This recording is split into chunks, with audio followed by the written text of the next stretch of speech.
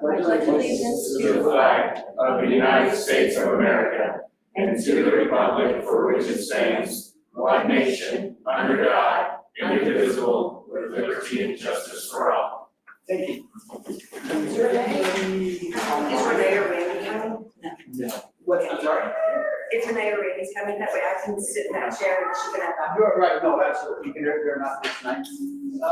Is there anybody, I can never remember how to figure out if anybody's viewing online. Shelley? She's not here. Mr. I Schneider, don't know either. do we know if, No one's online.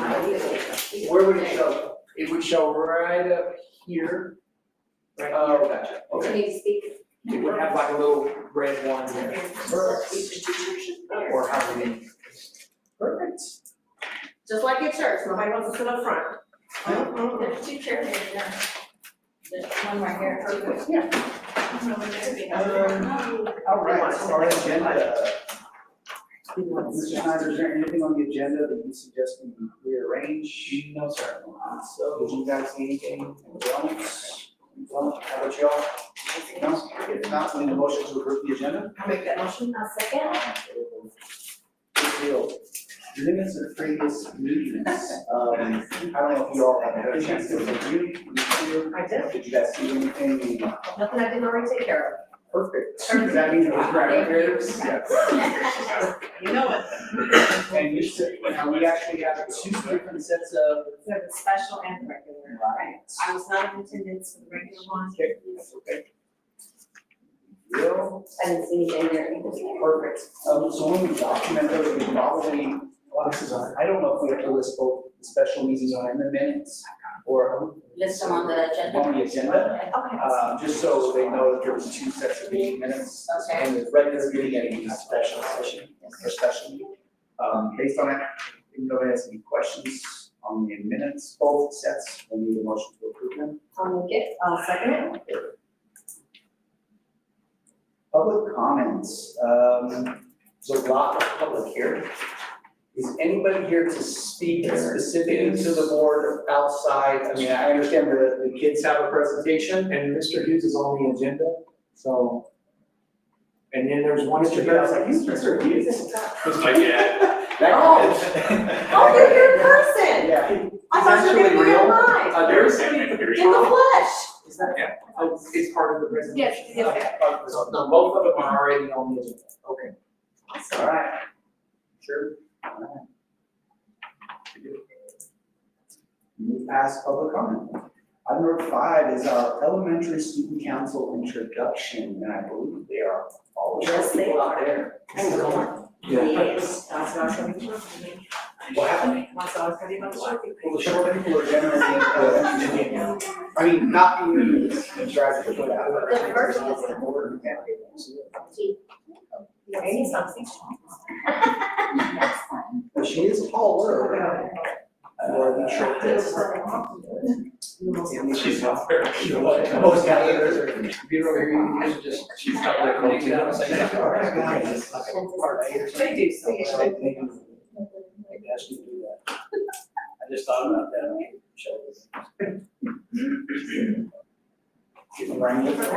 Yeah, I heard about that.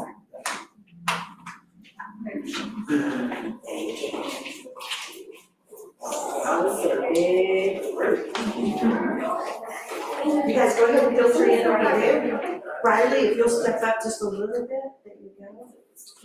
Grab a bag.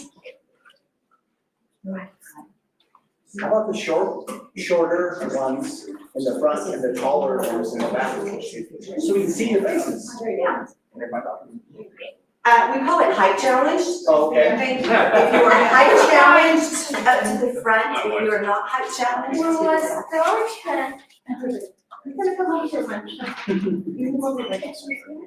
Awesome. How are you guys today? Yeah. So I guess you guys are here to give us a little bit of an introduction, excuse me, as far as the student council goes, right? Yes, thank you. Good afternoon. This is our 2025-26 Officers for Student Council. As you guys know, that this is our second year only, but we've been pretty busy already. I'm gonna let you guys, hear them and introduce themselves. Go ahead with our president first. Hi, my name's Barney and I'm the president of student council. Think of me like the captain of our team. I make sure our meetings run smoothly and that everyone gets a chance to speak. My most important job is to talk to the grown-ups at school, like the principal, and tell them what students need and think. If we have a vote and it's tied, my vote is the one that decides. And let me tell you, we've been super busy already this year. Thanks to Mr. B, we now have students who raise our flag every Monday morning and take it down on Thursday afternoons. We're also sharing positive messages on the morning announcements twice a week to start our days with a smile. Soon, we'll be making hygiene packs with Mr. and Mrs. Cole to help people who need them. And guess what? We're starting to plan a super fun Sadie Hawkins dance for November. Get ready.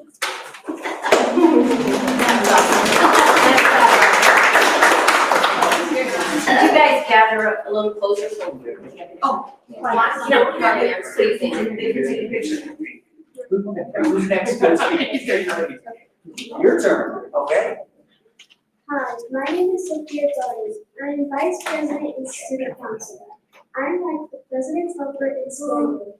If the President can't be there, I step up and lead the meeting or help out. I also get to lead some of our special projects and committees, helping everyone work together as a team.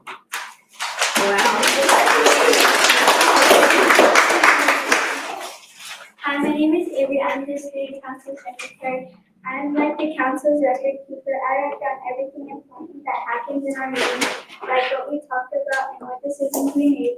This helps us remember everything. I also keep track of who comes to our meetings and make sure everybody knows what's going on and so by sending out important messages. Hi, I'm the treasurer.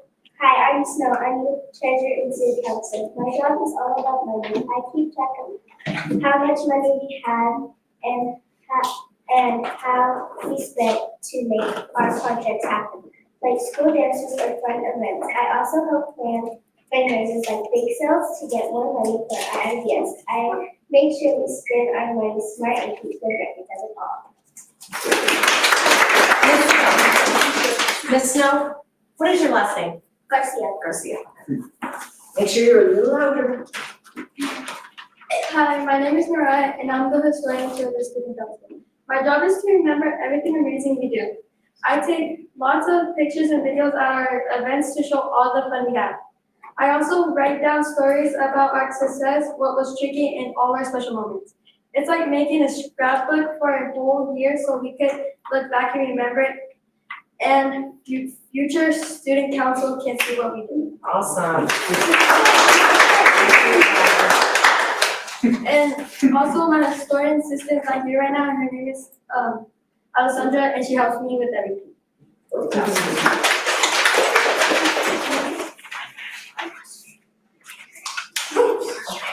Not finished with you.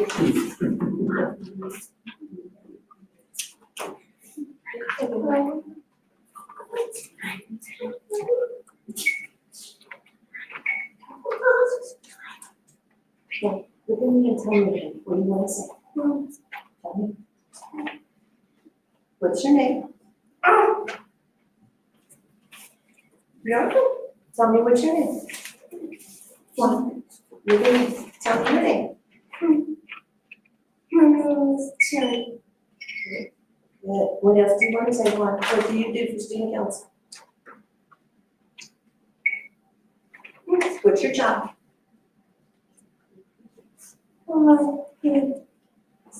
You're a greeter. Yes. Good job. Good job. Good job.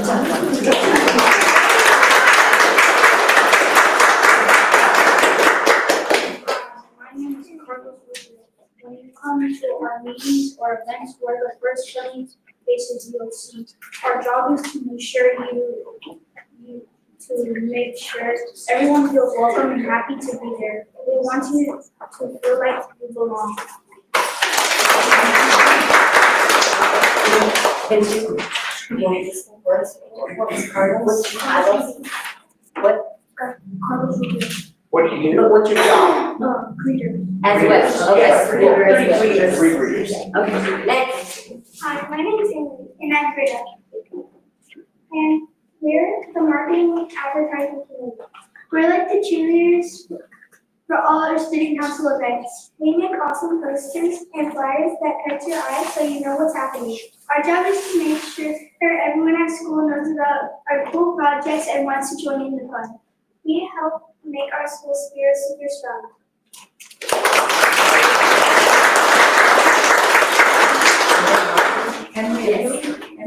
Emery Estrada and Britta Cook. Is it one or two? Two. That's right. Not five. Right, not five. Hi, my name is Elise, and I'm part of Buddy Crew. Okay.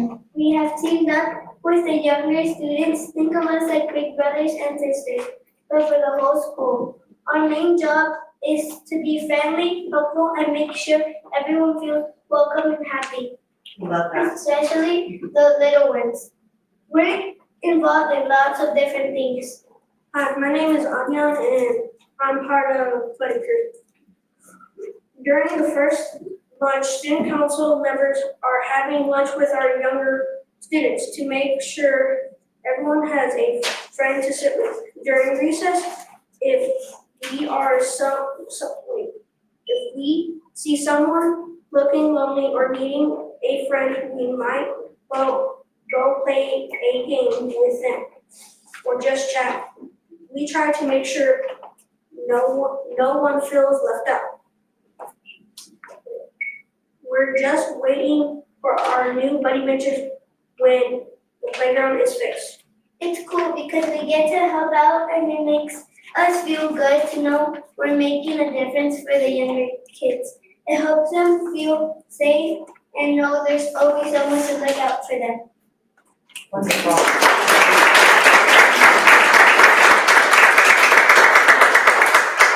I have a couple of questions, if it's okay. How, do you guys write your own little bio there that you've come up and tell us? Do you have help with it? Yes. Okay, all right, because you guys are doing a fantastic job. I'm very, very proud of each and every one of you. We need young leaders like y'all. I can tell just by what y'all had to say and the fact that you're here, that you are leaders and you're leading in a good way down in the prison gang. So I raised a few strong-willed children, so you know, like prison gang or like leader of a good group. So, now you said that you are a part of the Buddy Crew, and this whole group is student council, correct? Is the Buddy Crew and the student council now one cohesive group? Okay, and so what does that mean for you? Really, we're all part of it. You're all a part of it. Okay, and Ms. Comer, what was the reason for combining them? So last year, I don't know if you remember, the original 6 that were in the Buddy Crew were giving up their recess time to be able to go and help, and they were doing that every day. So when we started this year, didn't really want those 6 to give up every recess from now until the end of school. That's a lot. Was worried about them not getting a chance to play, not be a part of intramural sports. So we included it, and voted on it, we included it in student council, sorry, I'm having to make hard. And that way, the group was bigger, so that the original 6, it was started by Albion, and then 6 of the other ones, one did move away. And so we incorporated it into student council, so that the original 6 would get an opportunity to play, to do intramural sports, and not get burned out by next semester, because they really started a phenomenal program. If you guys ever get a chance, come over at lunchtime. They're the ones wearing the blue vest, and they help the little kids with their lunches, help them with milk. I've seen them without being prompted. If a kid drops their tray or drops food, they're over there helping them clean up, or if they drop a fork, they'll get them another one. So they help organize the little ones in the cafeteria, and then they go out with them, and they give up their recess time to do it. And they make sure that everybody is included. Somebody has if they're feeling lonely, frustrated, excluded, bullied, whatever, these guys step up and make sure that everybody has somebody to play. And so basically, they're all on rotation. Correct, Yes, they're that's on what- rotation, and we're going to do this until Christmas time, and if Buddy Crew and Student Council are just on different, the original 6-5 are ready to come back and just take it over, at least they've got this semester where they can be included in other activities. I love that. I think that's a very wise decision. That, like Ms. Kumar said, you don't have to risk getting burnt out. Like, I do this every single recess, and what started out as a passion and a desire to help others might become a burden to you. So I think that was really smart of you guys to do it that way. And again, I'm super proud of every one of you. Absolutely, super proud. How many are there altogether? These are just the officers. Right, there's 30. Wow. And this is all volunteer. That's the president. We have 51 fifth graders. So yes, we have that on it. Wow. Yeah, and it's amazing how much they help, and it's not just the cafeteria time or recess time, they're doing so many things. I don't know if you've heard that they'll start up that program where they help the Coles with the hygiene kits, where they put soaps and shampoos and that kind of stuff, put them in little baggies so that the Coles can deliver them to women's shelter, homeless people on the street. So the student council, yeah, they're the ones that, again, instead of going to PE, they give up their PE time to go and put their kits together, so, wow, very impressive. That is Can people impressive. donate to those kids? Pardon? Can people donate to those kids? Absolutely. Or do y'all you have a plan already? No, we accept donations, so anybody wanna donate? Do they have to come around the size? Yes. Okay. Yeah, something little bit in those baggies. Yes. I mean, And they're preparing, they're getting ready, they wanna do a dance. And so I'm telling you, these kids organize it. Now, you asked if they help write it, they don't type it because you see some of these kids like. So they do discuss with them what information they want included in their bios. And it's all student-led. Yeah. Let me tell you, I had during the first day of school, they were already wanting to start student council. And I'm like, can you wait, school just started, just give me a minute. And yes, but they are like absolutely passionate about it, and I'm so proud of them that they showed with their responsibility, leadership, these kids got it all. They do, and they come in, I don't know if you've noticed or you heard that, we brought the flag folding tradition back. So they put it up, the students, Mr. V is there to help them with the height challenge because our flag is a little bit higher, so he's there, I know, which is ironic, because you're on the height challenge. That tells you how high those flags are. But they help raise it on Monday, and then on Thursdays, we take down the flags, and they learn how to fold them. Very nice. And that is also on rotation, so everyone gets to do that. That's actually a question I was gonna ask, the folks that, you guys that are in charge of the flag, I challenge you to study a little bit about flag etiquette and what we do with the flag, why it's important, what we do, how we treat the flag, why we fold the flag, why we fold it like we do. And I think that's a very important thing to learn at your age, because I'll be honest, and as somebody that served in the military, and she has a son in the military, my son is in the military, we may have other veterans here as well. You'll be surprised at how many adults have no understanding of flag etiquette, right? Sorry? The patriotic curriculum was that. Oh, yeah, so I suggest, I recommend, I would challenge you to learn about the flag etiquette. And one thing I would also challenge you to do when it comes to the flag, is you might wanna put in a request through your chain of command that we'd like the flag at night. Because when we leave the flag up overnight, it's required to be lit. It is. It is yes. lit? Oh, I didn't see it lit. Is it, Put debates in each classroom. right, are they, One debates. okay, perfect.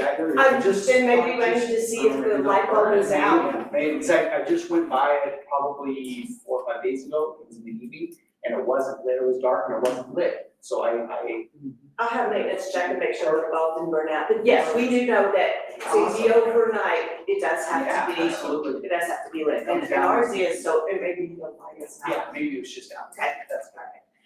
Awesome, perfect. The other thing I was going to say, and I don't know if you heard, is on Mondays and Wednesdays, the students sing the school song, and then on Tuesdays and Thursdays, the student council will come up to the stage and deliver a positive message to the students. Perfect. Very. So you guys have anything else for us?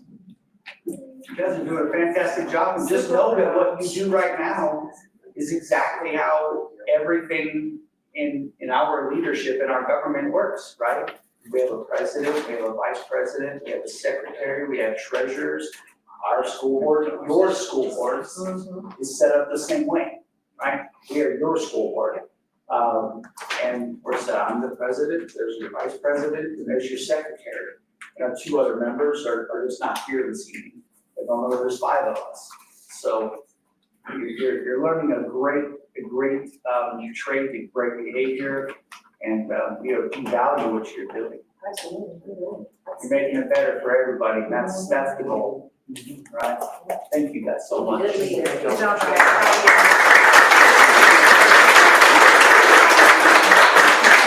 Thank you guys for being here.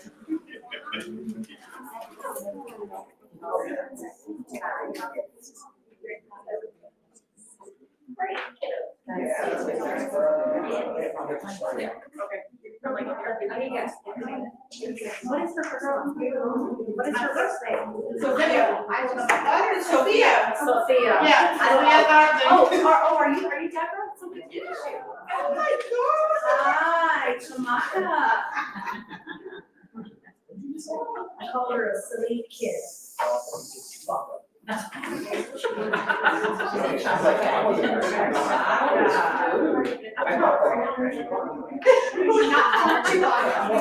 Frank. All right. I'm not very good at this. Lip reader, sorry. All right, next item is. I know, that's gonna be in the matrix curriculum of what I'm talking about. Item number 6 is our high school student council dress code presentation. Yes, sir. Real quick, before we get started on that, Mr. Snyder just reminded me, we did start, or not start, we are emphasizing the patriotic curriculum in all of our district classes this year because of the 250th anniversary. And so we're hitting the Constitution, Bill of Rights, all that stuff really hard. And they're already on it. We have a great group of teachers. Did you check our light bulb? I'm sorry, did you check our light bulb? I didn't, I just happened to be driving by here and I saw it and I was like, it's not lit. They're lit, so if it's not, yeah, they're supposed to be. Yeah, they're okay. I think it's probably just about blown out. They may just be, 4 lights. Okay, so, the reason our high school student council is here is because, as principal, you get complaints about dress code, it's kind of a constant thing. And so I explained to them that my job is to enforce policy, and that the school board is the board that writes policy. And so if you don't like the way it's written, then the way to do it democratically is to come up with changes that you would like to see, present them to me, then Mr. Schneider, and then work our way on it to the school board. So they are here at the school board talking about changes. And let me say, whenever they came with their changes, I was impressed because they, in some areas, were tougher than I thought they would be. In other areas, you'll see they probably moved into the age that we're in now. Okay, so I'm going to turn it over to the city council. You now have a copy of what they're requesting on the table right here, yes. The revisions are in red, How long have we all do that? or their proposed revisions are in red. Okay. We're gonna give Sure, it just one page, a short right? version. I hope so. Short version. I mean, I can sit here. Introduce who you are and what you are to student council. Good afternoon, I am president of student council. Your name is? Oh, sorry. Yeah, you guys, sorry. Hello, my name is Kate Richard and I am the vice president. Hello, my name is Emily Watson, I'm the secretary. Hello, my name is Annalise Mosqueda, and I'm the treasurer. Okay, say that one more time slower. Annalise Mosqueda. Okay, Yanita, okay. Oh, She's the nominee. and what was your job again? Treasurer. Treasurer. Money lady. Money lady. That's what you see. And so we came here today to, hopefully change our mind on setting on the dress code. I just hope y'all be open-minded, because some of like the styles have changed and times are different from back then and. Well, look back then, what does that mean? Uh-huh, yeah. Yeah, say your chest, Emily. Are you calling someone old? No,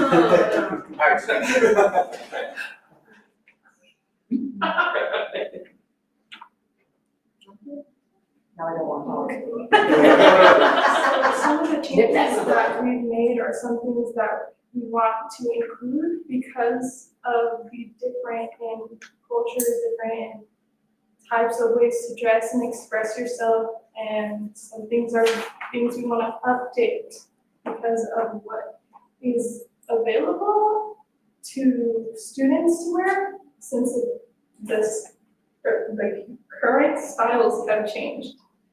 There are some things like the holes in our clothes, keychains, accessories that we want to go over and change. Awesome. So the first one I see read here is, you know, I always talk about the shorts or the skirts have to come down to typically your middle finger is what I make my kids do by, but y'all are suggesting their thumbs. So show us what that looks like. So it'd be right here. Okay. It'd be about. Look, Ebony, don't be, I saw you doing your shoulder No, like no, that. it's good thighs. A couple of inches different, and we're doing this because when you go to this store to buy jeans, there are not as many jeans except that don't have holes in them. And those holes can range from where the pockets are to right here to their knees, like mine and Ebony's are. And since they're the current style, there's mostly what's accessible, and we just want to add a little bit more leeway on that little. One thing that they had also discussed was, some people's wingspan is longer. Sure. So if they have to put their arms down, where their arms lie are gonna be like at their knee. with my monkey arms and go down to my ankles. So From here to finding here. things that would be more, I guess, equal for everybody. But what if it's in mid-thigh versus, if you're saying that someone has a 5-foot arm, which I know, I've coached basketball players, I could do this. Yeah. their 2 fingers dragged around. Right. That's what you want.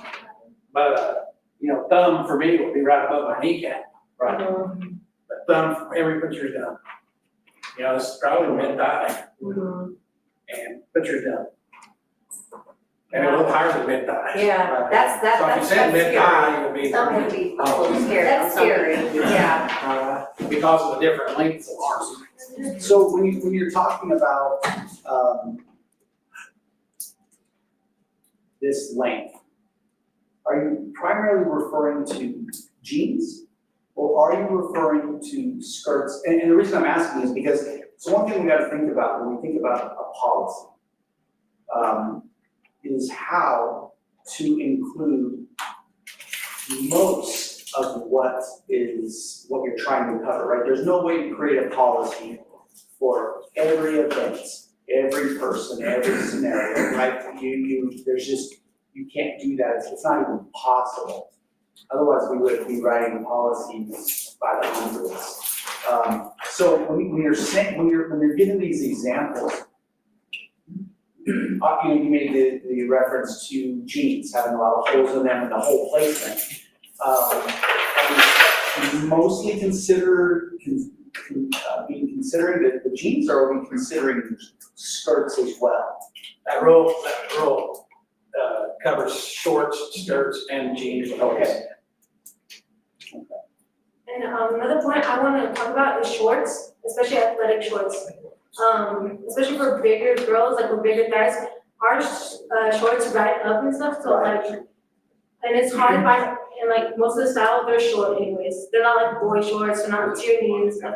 So it's just not fair when I'm walking and they ride up. I pull them down. I'm not gonna lift them up, but it's just hard to find like shorts, and it's hot here. No, I don't wanna be wearing jeans and all the time. Right.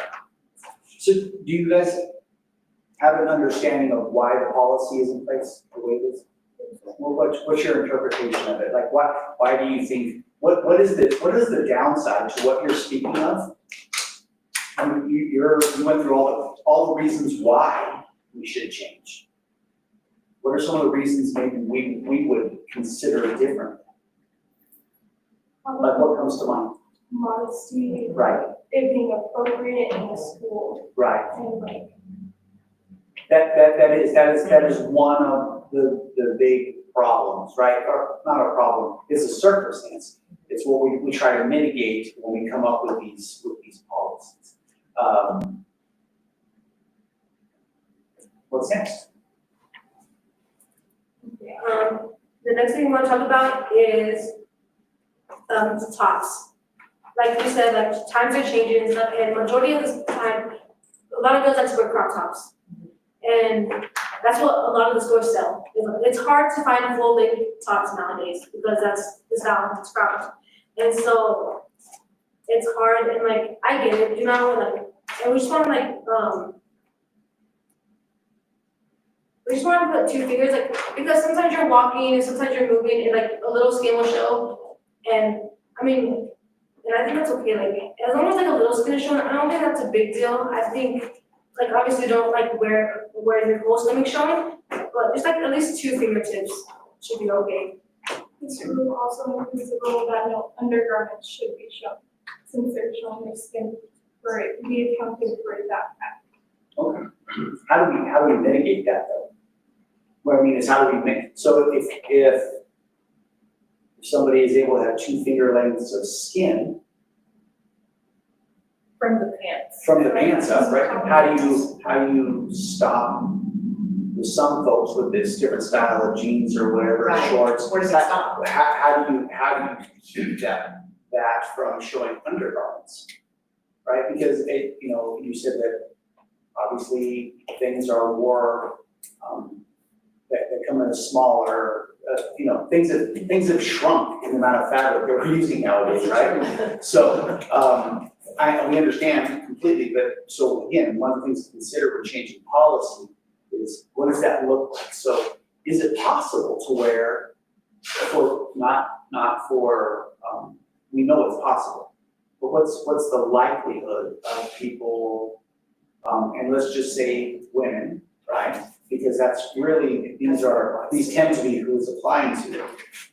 How are we gonna keep from where we can have this much skin, but we sit down, our shorts are gonna, or our jeans gap, right? Because belts really aren't great unless you're being, I don't know why.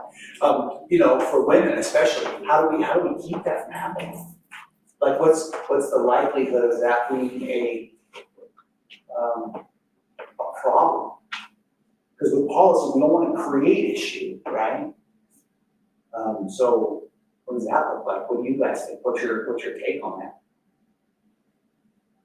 Enforcement.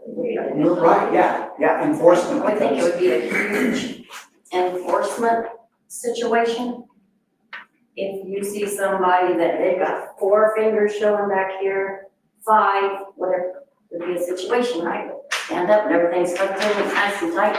Right. It's all good, right? Walking down the halls, all good, but And I want you to know that we're not, yeah, we're just we're not asking telling you questions. we're not gonna do this, but this is how policy's decided, right? Mhm. Because we hear the policy, or we hear a discussion about the topic of the policy, and then we beat it to death, right? With good and bad. Right. Because then that's the only way we can come up with a relatively effective policy. What's your take on that? How would that be managed? Because it would become a compliance issue. It would become something that your teachers or your principals, now they're gonna be going, well, So now, oh, you're showing what you gotta fix that, it becomes they have to manage it, and it takes away from teaching, learning. So what do you guys Well, think? one thing I will say is Coach Estrada is out front. Right. And he is watching. Mhm. And he will dress code you right away. Right. I have a little girl, her name rhymes with Macy, that got out of the house without me noticing that her belly was showing. Right. Coach got her right away. Right. And she come home, she's like, man, I don't, thank you, coach. Right. Well, the problem Thank is, you, Coach. once we sit down, that length of shirt changes substantially, right? Remember, it's not just the standing and walking component. We have to sit down. And when we do, we know what's gonna happen. The pants are gonna rise and fall and the shirt rises. That's just what it does. So you got So right now, when our students have their shirts over their pants like the code currently reads, Right. and they sit down, then you still see a little bit of a gap. Right. You see what he's trying to say? Yes. So if you got 2 fingers of skin showing, and you sit down, how are we gonna see 6 to 8? We're gonna see this much, right? And maybe it falls into the outside of the coat because it's more than 2 finger lengths. And then it also will impact whether or not you can see undergarments, right? Can I ask a question? Does that include shirts that they roll up? Because there was a high school student in my building last week, she rolled up her shirt and was showing her belly button, and I said, you need to unroll your shirt, absolutely. Sure, I mean, the current policy absolutely has to happen. So, what do you guys think about that? Is that something? They do that on a regular basis, they walk by you and it's all hunky-dory, and then they get down all the ways and their shorts go down and their shirts come up. Right, so have you guys thought about that part, like when you sit down, because again, we're talking same thing with shirts, with skirts and shorts, and I get where you're going with that, I can even understand it. But the moment you sit down, what does that look like? What happens to a skirt or shorts? They get, what's that? Yeah, right, right. Logistically, when you're sitting down, you're usually in a chair and like you can't really see. Okay. But even if you were the same way you're talking about this right now, Mr. Little talked about how even if you're wearing a shirt that covers it, it can still show. Right. And now we're going to address code that, it would also mean that this, we would move on to this one and this one would also be dress code. Right. We just want to create more dress codes, right?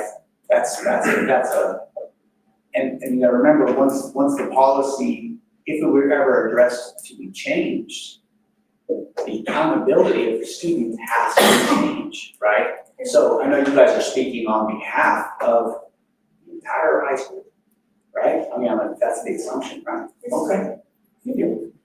I'd like to address number 6, if that's all right. Yeah, well, just, I think. Oh, they just were walk gonna through it. We're not doing number 6 Okay, because it was gonna be shut down. Yeah, yeah, We had 15 teachers in here last year talking about how difficult their job would be. That was overruled by the Supreme Court. The Supreme Court. Already ruled on that. Okay, good job. Tell us about number 5. That's what I told him, I said, I'm the state court going to the Supreme Court. Number 5 just go along with number, 3. So if the Except it's talking about extends to the thumb. Okay, yeah, that's a different material there.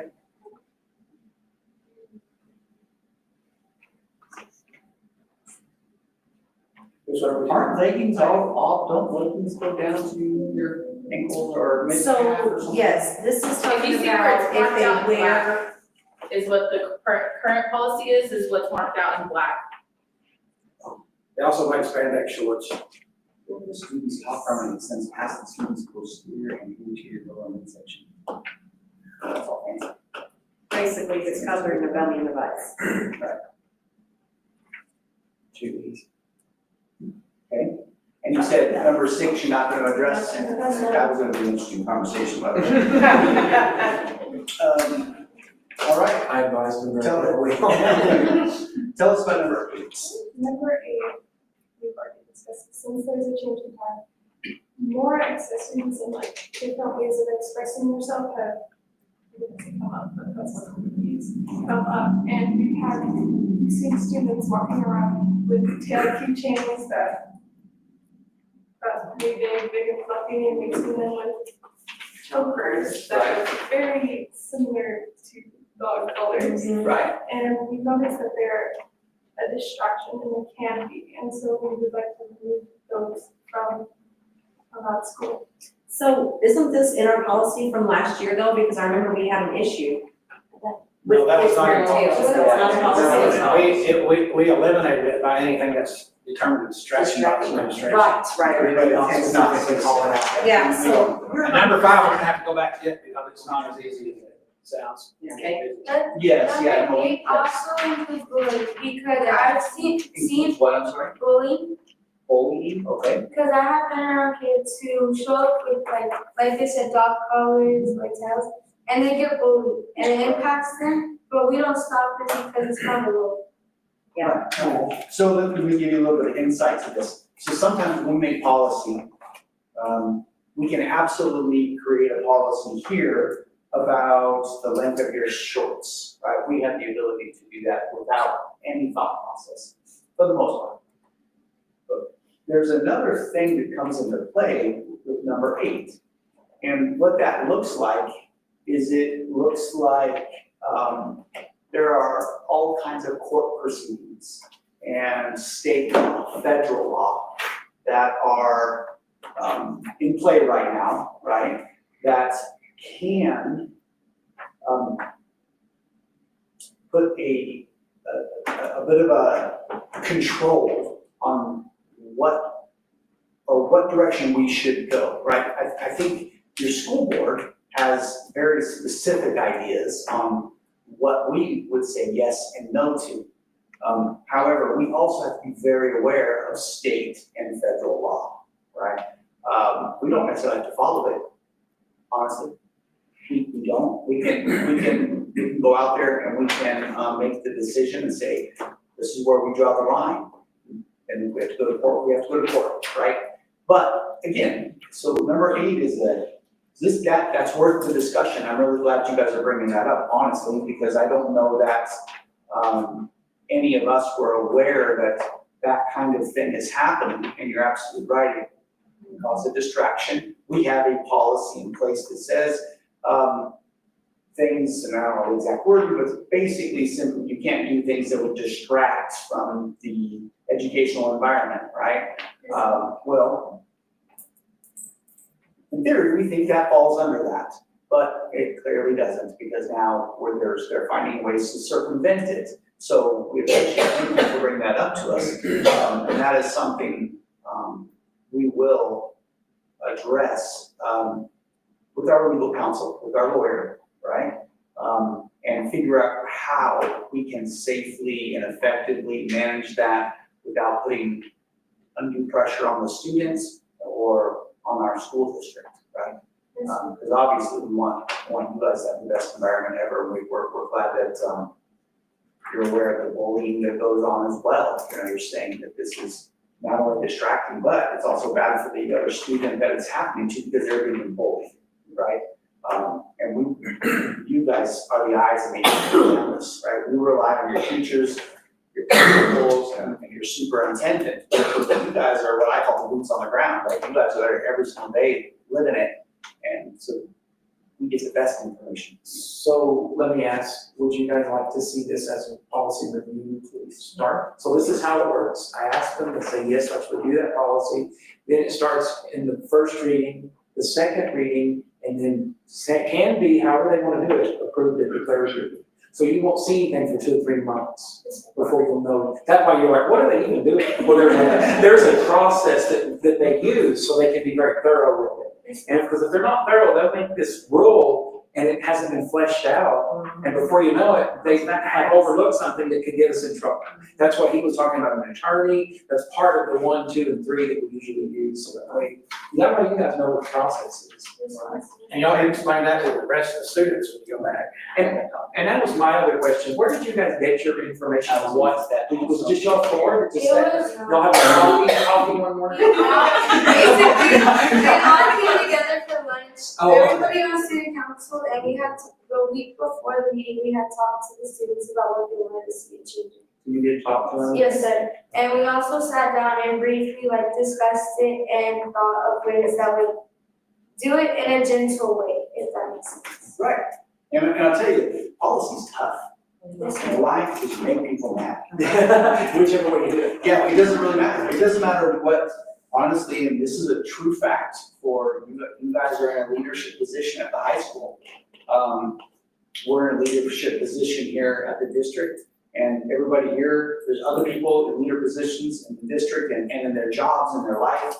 And it is impossible to create policy and not make somebody angry, right? So we have to do with what we believe is best within the collective, within the whole campus, because what we do at your campus, guess what? That's also gonna reflect at the elementary school. Different populations, different age groups, many times different problems. However, one policy for one group of students absolutely can pertain to the other group as well, right? So we gotta think about this, right? We have a lot of responsibility when it comes to this policy. That's why it doesn't work really fast.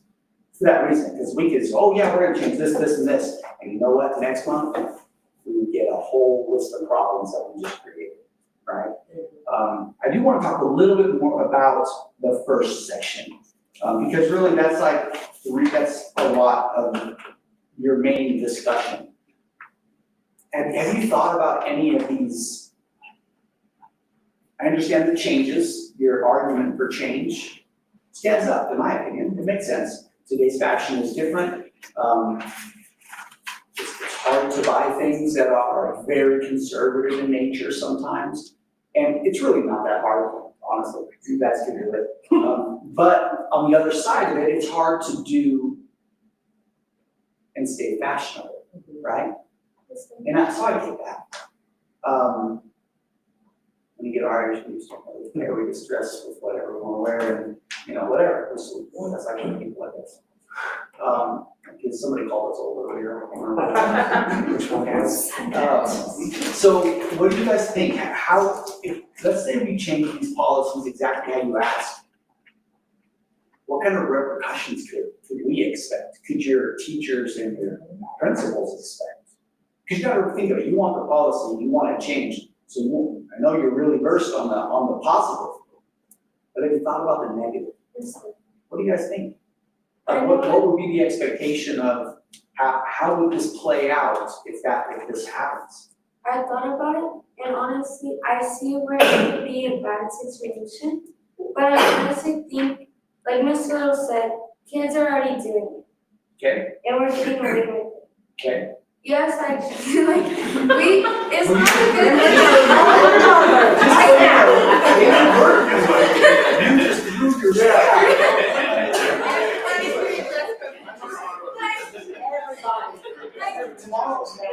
And guess what? We just went to uniform. Would you like big bang? No, Oh, okay. Kids are doing it, yes. I get it. Some are getting away with this, some are not. Right. But it's just hard because you're not gonna please everybody, I understand where you're coming from, but you're gonna have problems whichever way you're gonna look at it. But I honestly think that this is better than what it is now, because you're not breaking the rules when you change it, you're gonna be following them in your own manner, in what it is now. So, have you ever heard of the saying, when you give an inch, they take a mile? Exactly. So what does that look like? Because we know what's gonna happen, right? I mean, we're all adults and young adults. Literally. Right? We try not to listen, I don't say that to you guys. So, you know how that is, right? When you give somebody some slack, or you just said it in your own words, they're already getting away with it. So what does that look like if we actually shorten the dresses, shorten the shorts, and shorten the shirts? What is that gonna look like for the ones that are already getting away with it? Are they gonna take it further?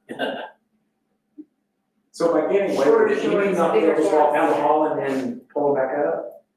Yeah, no, they don't walk down here. Yeah, that's what I'm saying. They're I not was gonna getting say, away with that. I they just just make crack sure. down on dress code. I just wanna make that clear, it's not anything It's you not. don't think they see. It's not like, oh, yeah, you're. We crack down, I'm gonna tell you the number one thing is number 5, that's what I y'all look at. Okay. And it's getting to where, you see adults wearing spandex Right. everywhere. Oh, yeah. We have a substitute teacher that walks in spandex. Huh. So I wanna make sure you understand what number 5 says. Number 5 says that they can wear spandex. They've eliminated the covering the interior and posterior. That's out. So we want them to be able to wear spandex without a shirt, something that covers their rear and the front. Like I said, I don't agree with everything that's in the handbook. And I don't necessarily agree with that because it's just, the spandex that they're wearing now are just like black tight pants. They wear pants that color. They wear jeans that are just as tight as the black pants that they're wearing. But I've got a dress code when I have the black pants on, they're not covered up. But I don't, you know what I'm saying? Right. They walk in and wear jeans that are just as tight. Right. And that was their argument whenever they were discussing it, was that this just, pants have pockets, my leggings just don't have pockets. Okay. That's, Some of them do. some of them do. And that's the number one thing I run into, and that's the number one thing they get by with, and she can probably tell you this, is that their butts are covered up when a staff member sees them. But as soon as they're not in front of the staff member, where does the shirt go? Yeah. And let me just ask too, while we're on that. Yeah. Does that put, so let's just look at this, what I'm seeing. Male dress code is not an issue. It seems like they don't have. Now, 100% of dress codes that come. It's female, right? Right. So does that put like an undue kind of thing on male staff members to have to always be noticing Yeah, you female? feel like you're looking at butts all. That's what I was trying to say that in a very professional, but so that does add a layer. No, you're not, Lonnie? I would just assume that that would be kind of awkward sometimes if it's. Well, I think even the belly button thing, you know, like, Right. but, you know, policy's policy, and, you know, we have to follow the rules, so, I mean, we have to make that call. Our job is to enforce what the policy Yeah. says. Right. Okay. Yeah. So. And I just want you guys to think about one thing. When you were saying, Emery, that people are already doing it. So I understand you wanted to change it, so maybe someone's not breaking the rules, but one side of that could be, they're breaking the rules anyway, and so let's go ahead and reward them for it.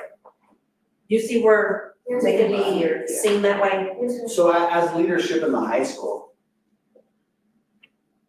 if you ladies were walking down the hall and you see one of your classmates, friends, clearly breaking the dress code right now, tying their shirts up, piling, whatever you guys were just talking about, you guys approach it?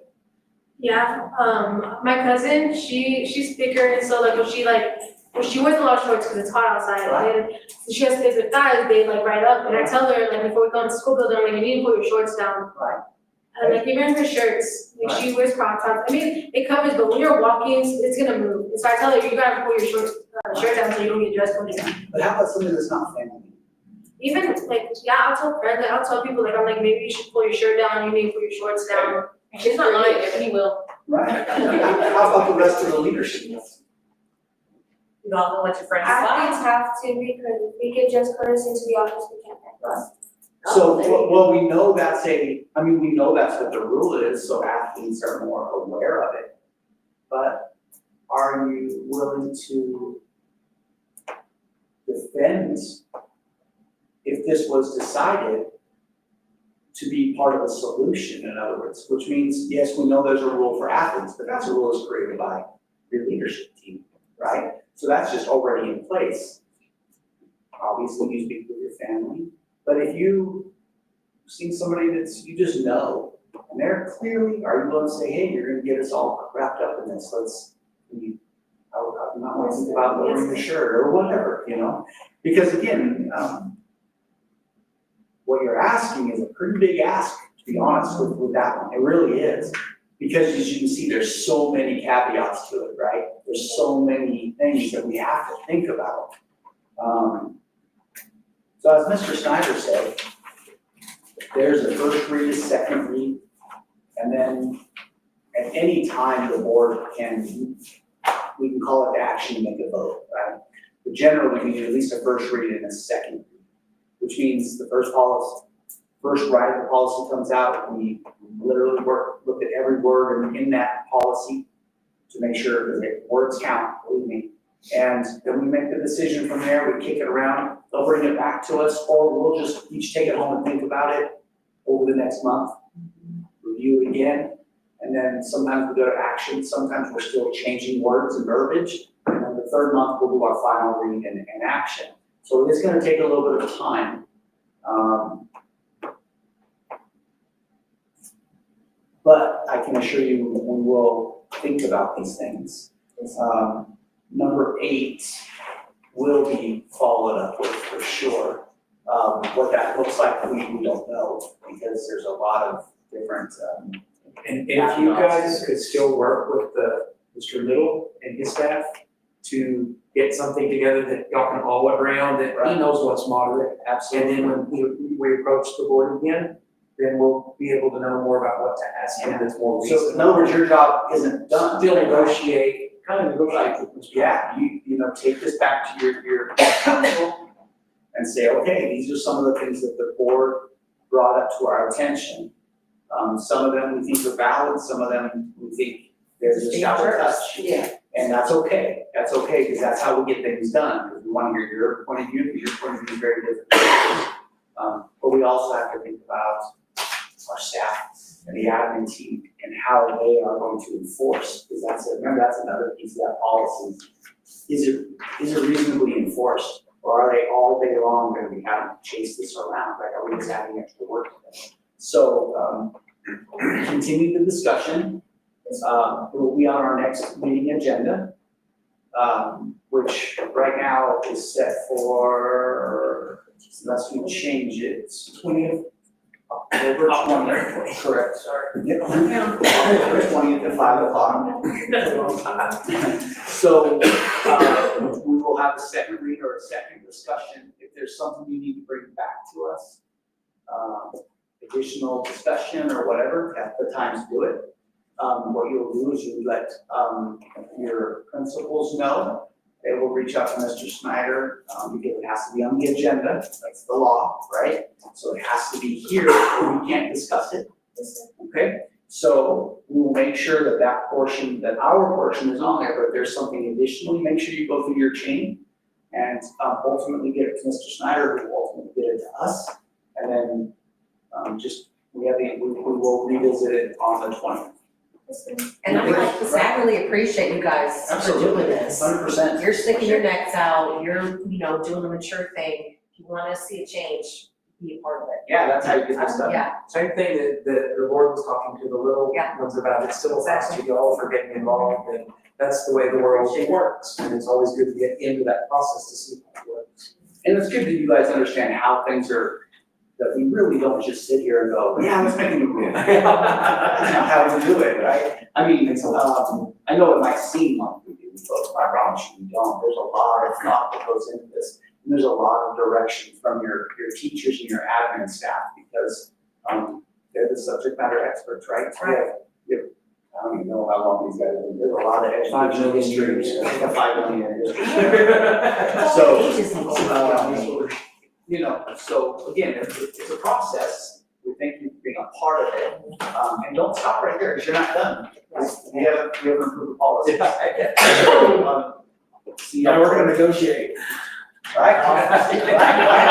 We'll see you on October 20th if you're interested. Thank you. Thank you, guys. Yeah. Thank you, ladies, appreciate y'all. Absolutely. Young men that kind of fit you. I only have one boy on How come all the women have to do all the work? Cause like everything else. Okay. All the ladies. Leave it to a man to go to woman. Thank you guys. Thank you, guys. Seeing some data from the school, what instances of how often and how many and who and what. Yeah. We got some stuff. We'll definitely get some data. We don't have time, but it's like they said, they walk by, you don't catch a lot of them. Right. But we did catch pretty much 100% food. Yeah. All right, perfect. Okay, number 7, thank you guys for your patience. Let's talk about our construction updates. And Mr. Little, thank you for encouraging them to come up. Oh, absolutely, yeah. I was just gonna say, whoever did, whoever. Yeah, I think it's important that that's the way you do things. Right, well, they just sort of understand that we're responsible. Instead of just pushing it Maybe they'll down. call later on, not. Yeah, and they'll do it the right way. Yeah. So How are you, sir? Good, how are you? Good. the PDF? Please. I sure will. So last time you were here, it's because you wanted money and RJ backed out. That's why I'm here today. Okay. Yeah, every time. Right? Familiar pattern, isn't it? Give them an inch, take a mile, right? I'm going for 2. Oh, That's come on. what I figured. Can I make that? Yeah, right there. We have this trouble all the time. What's that one in the bottom right corner, right where the picture? Oh, wait, see that little square right I there? think it's because you're in the That's us. Zoom. I don't move all around. I don't know, because if I do maximize. Where's it- What if you did the, I have this problem We every. need Shelley. hit down? Nope, not down. Abort. Yeah, right. Well, I you're just gonna sit here and watch this happen, aren't you? It seems like I always. Oh, yeah, what is all that? We did have there for stupid. No, I'll get yours later. I don't know if it can be really expanded that much. We've had this before. Is, I think it's because you're in the stream. Yeah, when it's stream, that's the, yeah. so we've been able to make it full screen before though, in the stream. Click that, what's that on the bottom left icon with a screen and the arrow up, no, to the right? Right there. There you go. No, that's share screen, never mind. Go to the 3 dots. I can invite someone. Go to the 3 dots. 3 dots, yes. Right there. See what that is? Presentations? No, it's. Where should Shelley go? She's not coming, she's here. I'll show her.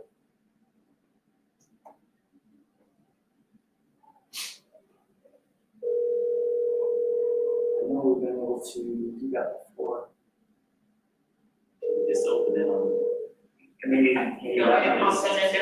Yeah, we need to make the screen bigger. How do we make this screen bigger? It's already on the presentation. How do we make his presentation bigger? And that one's all extra. Okay, she's gonna remote it. What did you click on? I just clicked on the first one that you told me to. Oh, all that, I don't even know what all I did there. Okay, yeah.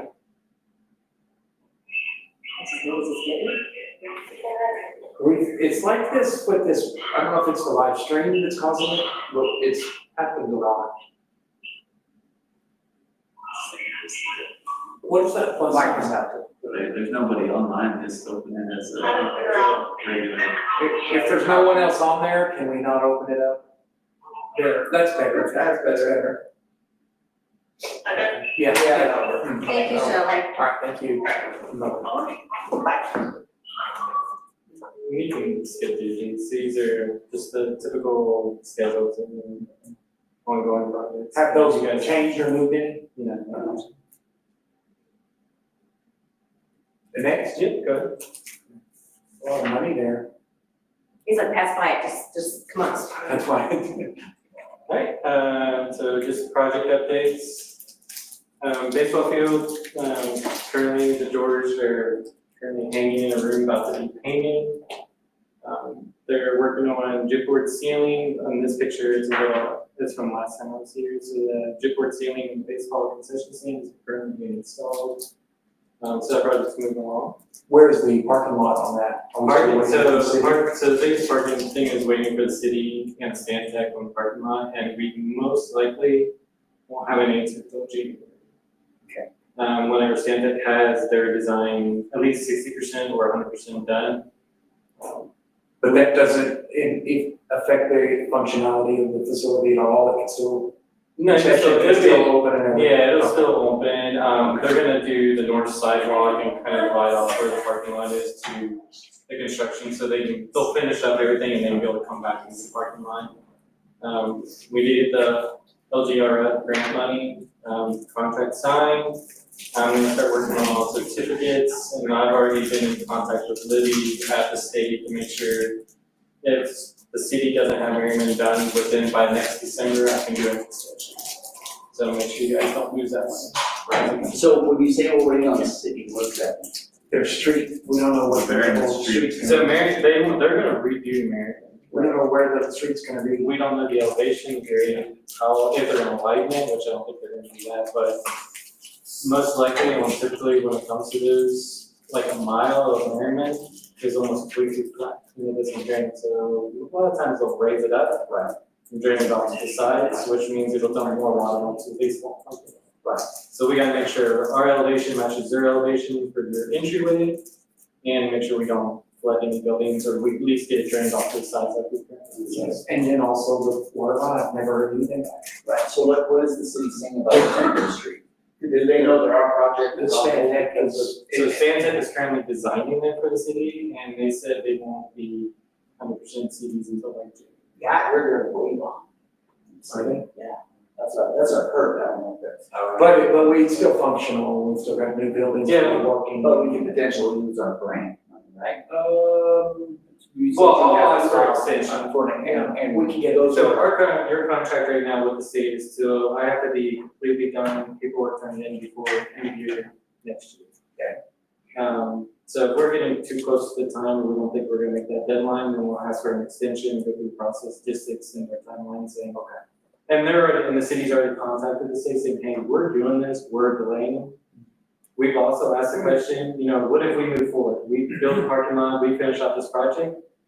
If the city damages your parking lot, you're gonna repair it, and they blatantly just said that to us. So we didn't wanna throw in a bunch of money into a parking lot, get it damaged, and then have to fix it again. Well, then we could have all that paved and they decide to do a water line right through there. Yeah, exactly. Because they do have a right of way on that, no matter what we do to it. So right now, we're just gonna hold off on the parking lot. We're just keeping with the state, make sure your extensions and deadlines are kept up to date. And we know Yeah, what's and they'll just keep us in the loop about that as well, because of course, we can always, council meetings or whatever we might need to do, we have to, at least make sure it's on the front of their minds. Yeah, and I've talked to JD, and I ask JD regularly if he's heard anything from Stantec, and Stantec just says, you know, we have 60%, and I think it was supposed to be October, and then which we assume by that timeline, they wouldn't have 100% till January, beginning of the year, and we don't really want to block 60%. We'd rather wait till the 100% design, and we know what they're gonna do. And that's all we need is their plans, they don't even have to have it finished, we just need to know what the final elevation is. And then we'll need to know their construction if they do move forward with it. How are we gonna proceed with you in school? Like, do we go ahead and do it and risk it, or do we wait till they completely redo Merriman? And then go to the state and ask them like, well, Merriman's gonna take 2 years to redo, can we extend our timeline, our deadline for that? And there's a chance they could back off of that or extend it. Cool. You can go to that, right there. Athletics move along, if you walk past here, you'll see the front of the press box being painted today. Dusty over here is super excited about the blue. It's the right. It's the right. So that's important. Thank goodness. Yeah, so that's all in there. Pedestrian lights around the track, you probably saw it the last game or recently or being installed. They were doing the wiring, but with the mishap at the elementary high school today, they got a little light. Yeah, what happened? What happened, Mr. Lesko? Oh, okay, well, they'll cover it here in a minute. Vasco said it was a Park Hill design. They don't. Honestly, for the amount that they were explaining to me, the amount that happened, they bumped the box that feeds lights. And some reason it arced and shot back and shut down to your high school and your elementary. But we also think it's something outside of the school district, because it happens during rainstorms, thunderstorms and stuff, so their assumption is there's a line somewhere that's not insulated properly and getting sparked and kicking back to your breakers, or there's high surges from Excel coming into the building, so they're already researching that. They've had electricians here today, already trying to fix everything and get everything back on. But all your schools up and running, did the lobby get fixed? So most all. Yes. So everything's back up and running right now. This happened, the bucket hit the little box. Other than that, we got the apron of the existing storage, it's all installed. They're currently just working on the press box and then we'll start paper soon, right? And then Brian asked me if I could give you a little update of what's happening outside the gymnasium in that parking lot. Kind of your west-south entry into the field. So this is the current design of actually redoing that parking lot just outside your gymnasium. So straight up from the gym, you have a striped off area, you don't allow parking, so we're gonna put pavers there with bollards, highlight that entry. And then repave all of that with drainage channels that help drive water that pools in that corner, try to drive it down that way more. Along with that, we kind of curved up here. As you can see, we kind of curved the road, and add pavers and more bollards and more of an entry into the field. So that's just kind of a highlight of what's going on there. So once they get the alleyway up to a certain point, you guys know when you're gonna kind of start on that west park. We're just waiting on the alley to be done, and then we'll start on that grading. So once the alleyway's done, then they'll start working on the next section of it. Any questions about that? Any kind of entry? The fence. Oh, your fence? On So- my property, yeah. Yeah, so back here, I mean, we're ripping out everything, and we're gonna redo the grading things, so we're gonna be replacing the fence along Brian's yard. Okay. To give that separation that's already there, between the private property and the school's property. Well, technically the city's, right, but we're the ones. And that's what I wanted to highlight that, off that part, because that fence is mine right now, but when they rebuild it, I'm not buying a wrought iron fence.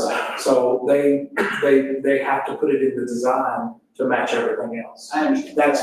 We're destroying it, we're gonna destroy it, so we're gonna replace it. And I want everybody to know that in full disclosure, so this is what I'm kind of getting at. I told Mr. Snyder that what we have to do is we have to make sure that it is in our meeting minutes, it's being discussed, and that the school board is the one that's directing this. Because of course, public perception is going to be that we're putting up new fences for our superintendent. We just want to make sure that that is, explained in our meeting minutes, that in the design will call for basically the removal of that fence. So we have to replace that fence, and that was something that we're doing. And it's the same thing we do with like at the bus barn, the property adjacent, the two properties that are just south of the new bus barn, actually, we're destroying that fence. Right. To do the proper connection sidewalks, and we're going back on the fence. Right, exactly. Just in Mr. Snyder's case, obviously, he's the superintendent. Yeah, make sure he's not getting paid. Right, exactly. Yeah, we want that to be clear, so. Y'all come on down to South Seventh. Which if it's too nice, it'll be nicer than my house, so. It'll be nicer than my house if you're not careful. Probably more expensive, so. We'll make it fancy. They need that property for parking. Yeah, that's what, it's for sale. There's this thing called the eminent domain. Right? Well, just let me know before. Sorry,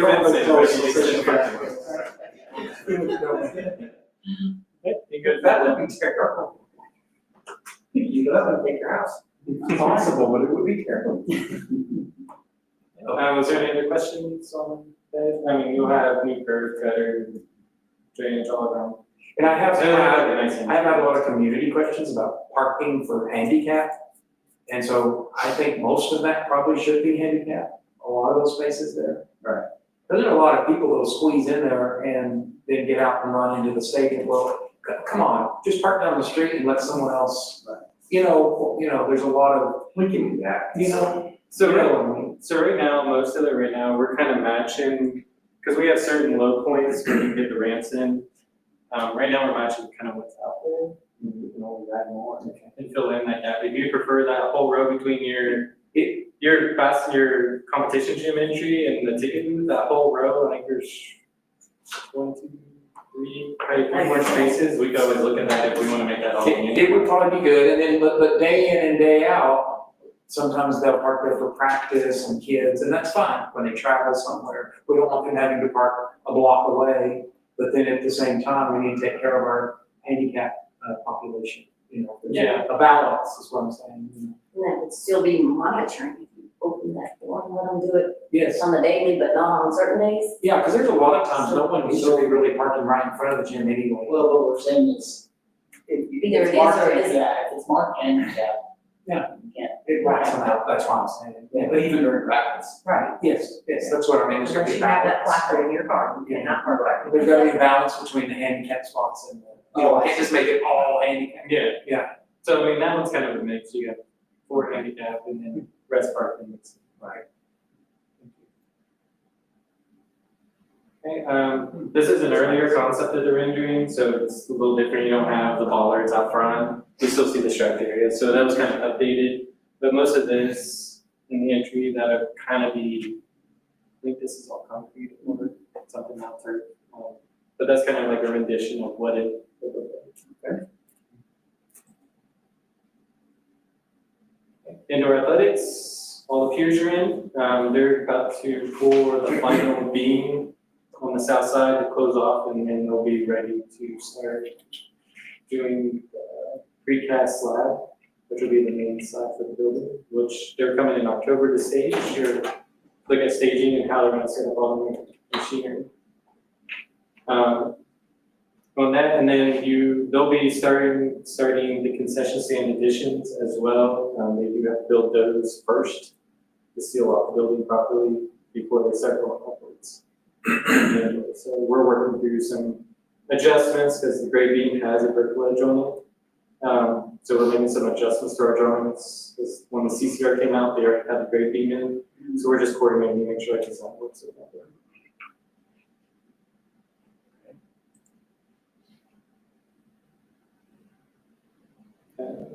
Elementary addition, inside's pretty well jigboard off. You see the big cranes over there, they have the elementary corridor roof completely ripped off. Columns in the main structure will be finished tomorrow, hopefully, right? Yeah, tomorrow. So the main structure of that corridor and the connection will hopefully be done tomorrow, so that the crane will have to be disappearing, and then they'll start enclosing the building and get the seal.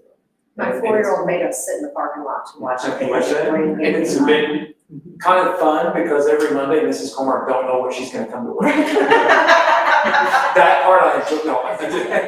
Not a treat to the table. Like the roof will be gone, or there'll be a big puddle or something. We can give her a skylight next time. Right. Just some additional photos of all the glass going in, throughout the building. That's on the south stairway, and that's gonna overlook the football field and the courtyard that's behind. Ductwork's in, cable trays are in. Once they get the building sealed off on the front side, and I think there's a little bit they're waiting on a door on the south side, they'll be able to turn on all the HVAC units and get the building acclimated so they can start doing all the interiors and kitchens. Bus barn, still building side. I was over there today, they do have trenches dug and they're on their 3rd footing. I believe they're running today. They're getting all the rebar to start pouring them, so hopefully soon you'll start seeing a building pad pretty soon and then the building site going.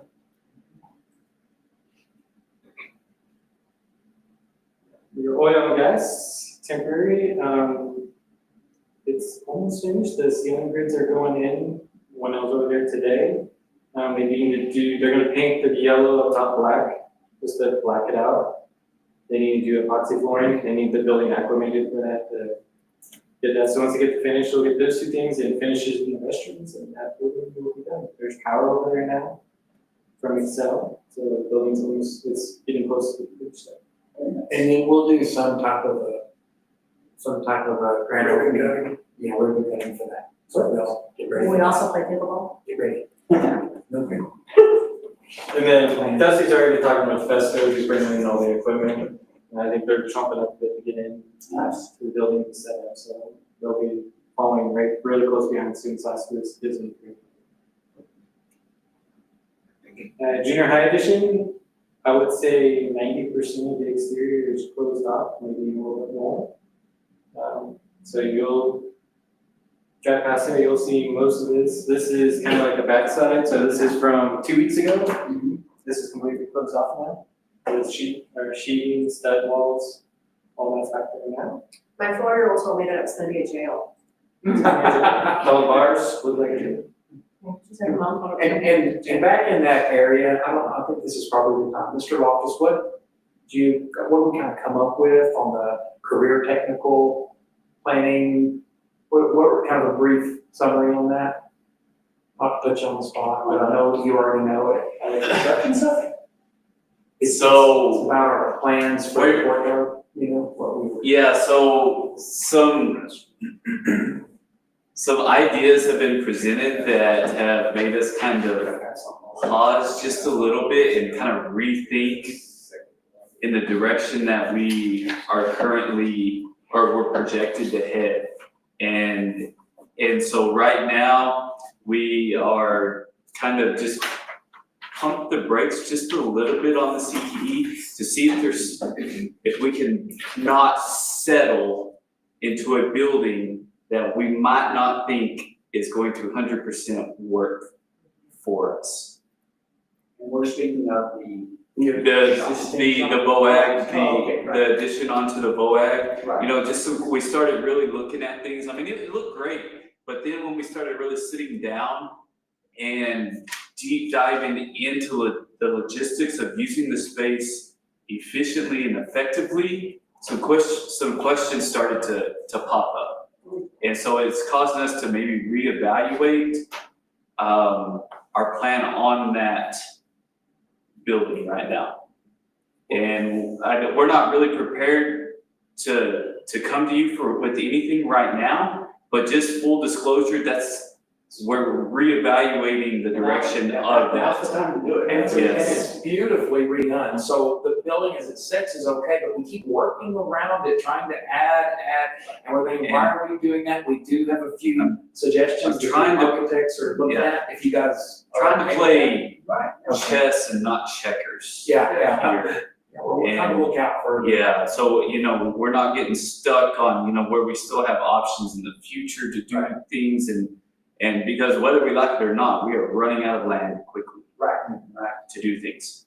And so that's causing us to reevaluate some things right now.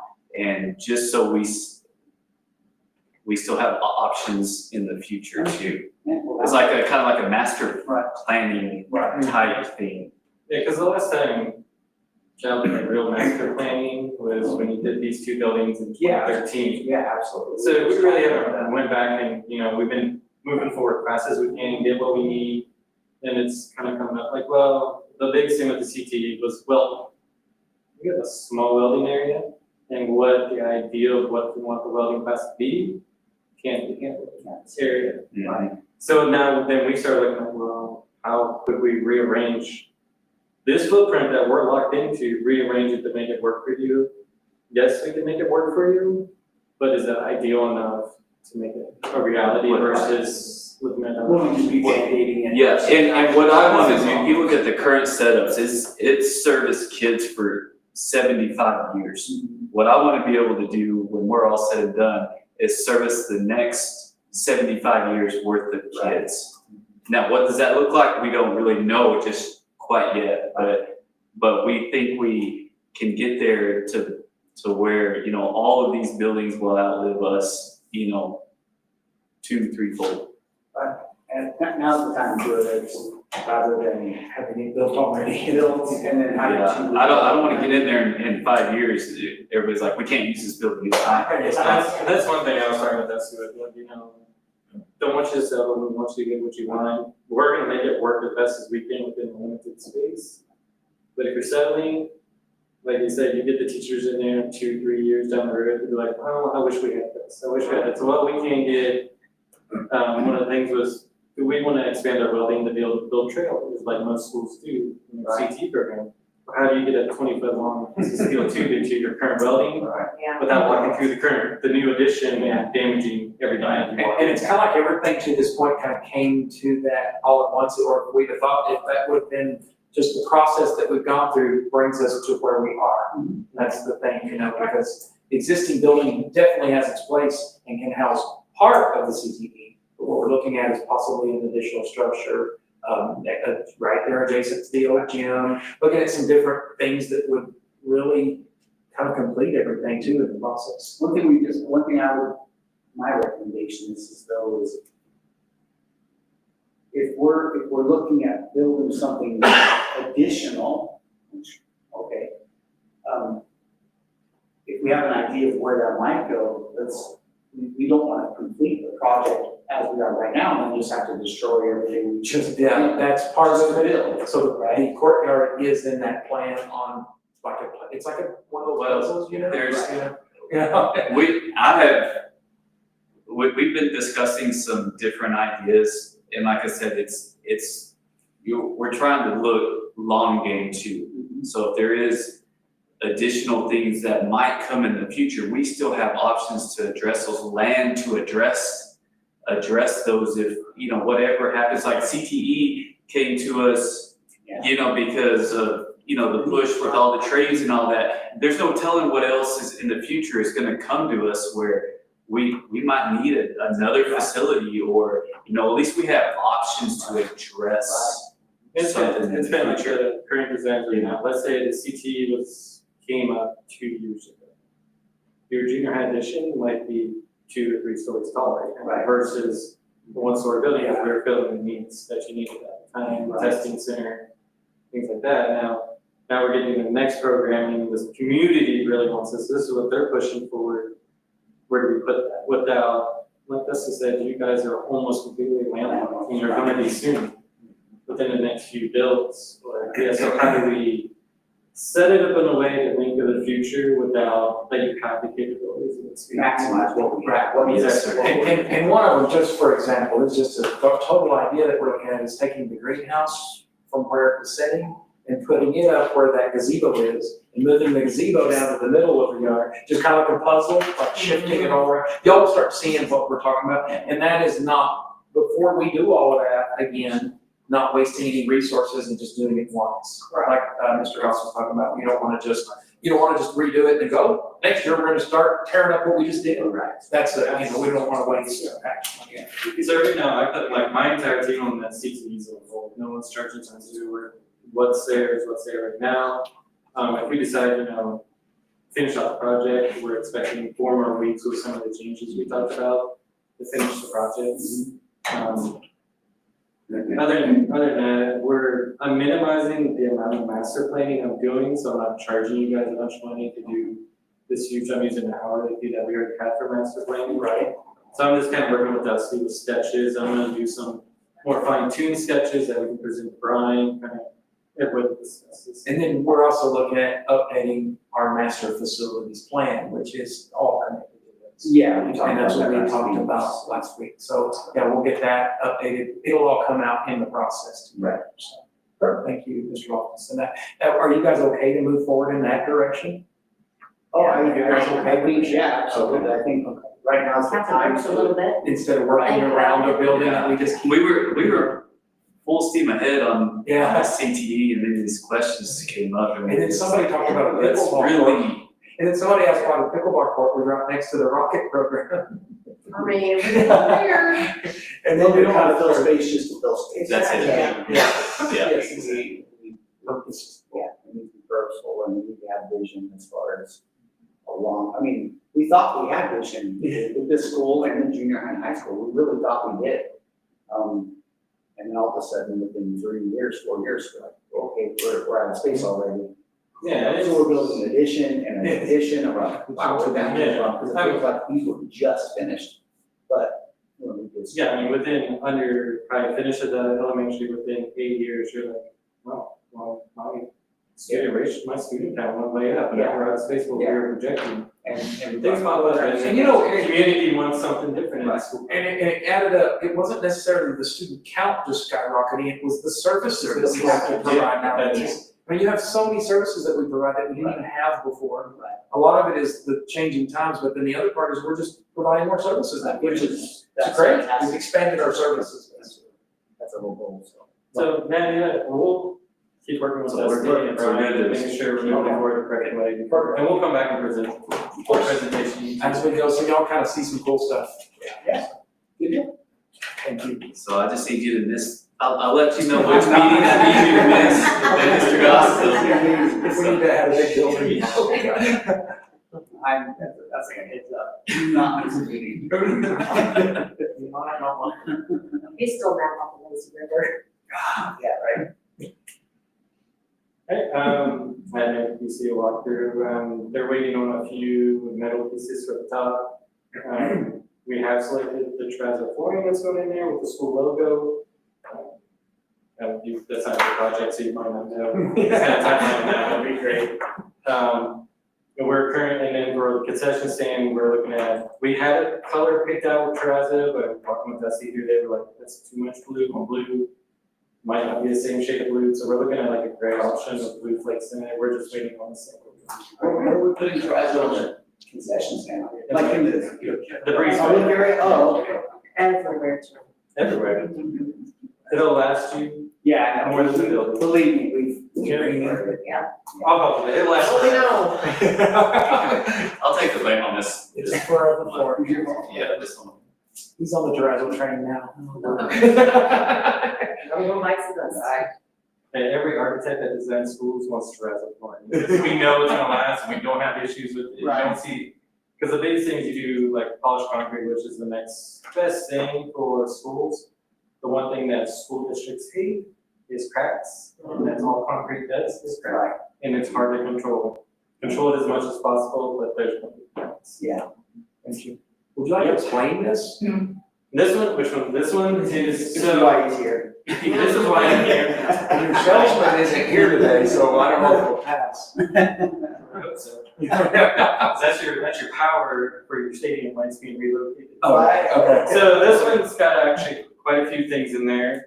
Main thing is the relocation of the transformer, all the power for your stadium lighting, get it off to the side northeast corner. Your original design had a cell across the street, going over there, they pretty much came to us, said no. So then we went back and said, okay, we'll put it underground and do a new transformer, because the line above is not up to code. So we talked about that, that was one of the CCRs and way you paid for Excel. Well, Excel wanted to put the transformer in the same spot that the pole is now, and no one likes that. And they were like, push it out to the parking lot, which was okay, we could make it work, but still right there from Center High School. Right. So we got the idea of pushing it out to the northeast corner outside. They ended up doing pole mount transformer versus going underground. City like that better anyways, not going to Utah Street. So this is us tearing up a whole bunch of concrete in the northeast corner, running all electrical, running all the power, new meters. Eventually we all new concrete in that right corner. The other thing was between your existing storage and your visitor bleachers. We tore up all that concrete because we had to run power over to the visitor press box that was added. Doing so, that tore up a lot more than we expected. So we were going back with what was there was concrete after discussions. And I actually brought it up to Dusty. I was like, you sure you want concrete back here? Because I was like, you have pavers everywhere, and then you're gonna just have slab concrete. And yeah, it's a visitor side, who cares? And then Dusty approached me and I was like, ew, no one wants just pavement. So we're like, do we do pavers match? I was like, you're spending all this money anyways, do we just go ahead and extend it? So we got a quote, it's a little bit more than what we thought it was gonna be. But we did change some retaining walls over at the elementary school. Did kind of more like a landscape pattern going into your locker rooms. There were some other changes that kind of went along with that, dealing with the concrete itself. So that's your main focus on that. One of the biggest ticket items for this, the electrical actually wasn't that bad. The concrete's expensive. Was along the north end of your field, you have that existing sidewalk. If you ever stay out there and look at it, actually waves. So last command goes, hey, this is gonna be really hard to put pavers up against you. We weren't touching it because it ties into your fence. And so to make it all look nice and clean, it was kind of decided like, yeah, let's get a price to rip it all out and do all new, which spending millions of dollars. Do all new. Now the problem is when you rip out that, you have to rip out your fence line. And there's brick columns out front because it's all tied together.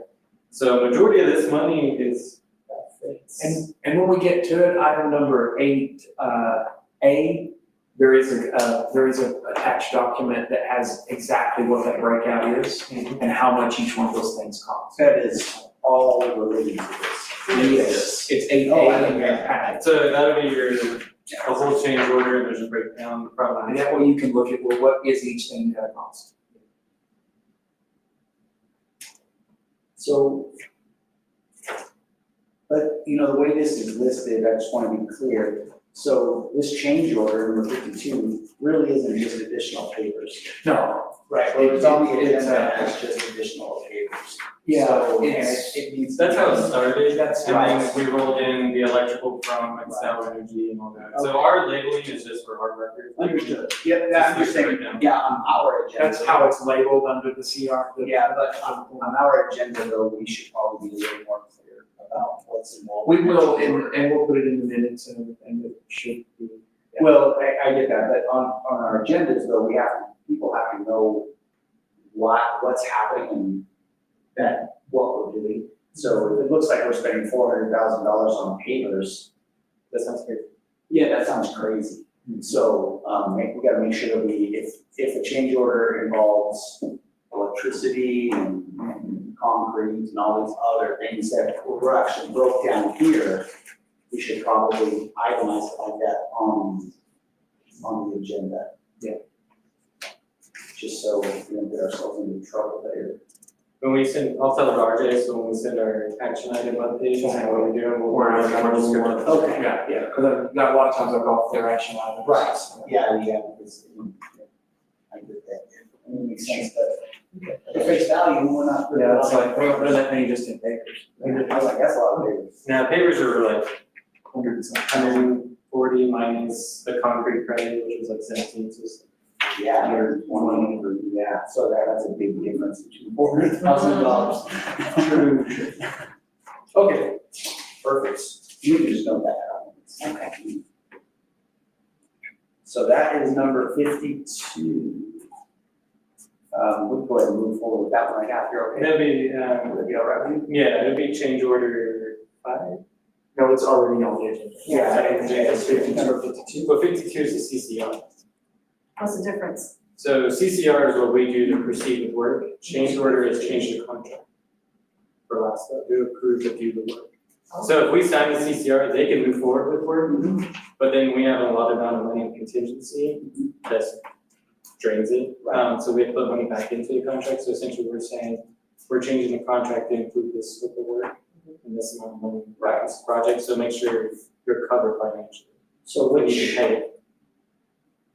so what number, so we should be using this change order, which is 005. Oh, okay. Or as a description on Yeah. the agenda as well. Which is also CCR 52, which Yeah, is. Because change orders can encompass more than one change order. Right. Be sure to get me those kind of things in the agenda items, so I know. Yeah. Just so we're, Yes. we're all correct. Awesome, so it's really gonna be change order 005. And for the amount of $401,469.34 and Darlene will, make those corrections noted in the minutes. But you guys are okay with that, on the motion to approve that. I'll make that motion. I'll second. All in favor? Good deal.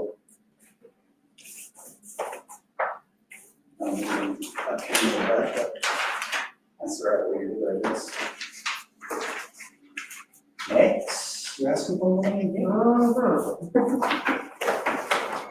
This one's not It's not your fault. So you're taking blame for the other one? That's it. So this one is actually for the storage facility next door. This change order includes to expand into one of the bays of the storage to include electrical, upgrade electrical, conditioning in the space, storage racks for drone storage, for future drone storage in this building. You say drone storage? Oh. Yeah. Okay. It's one of those things that we haven't, I don't know, it hasn't been on anywhere, have you guys seen that drone? Ever? I've heard talk. I've Yeah. heard talk, I haven't have, seen. I've heard talk. I just wondered. But if they don't have a house, we can't order all these hundreds of cases coming in. But $200,000 Free trucks. to change the house, what if we could do a drone program? Would we think we have a very well electrified home for anything else, like our electric fleet of cars? Wow. Do you see, Come on, Yeah, come on. do you see where we're going with this? Yes. The order, the processes? You Yes, hear yes, words yes. My thought is that the Yeah. junior high student council and elementary student council probably have a better understanding of how this should work.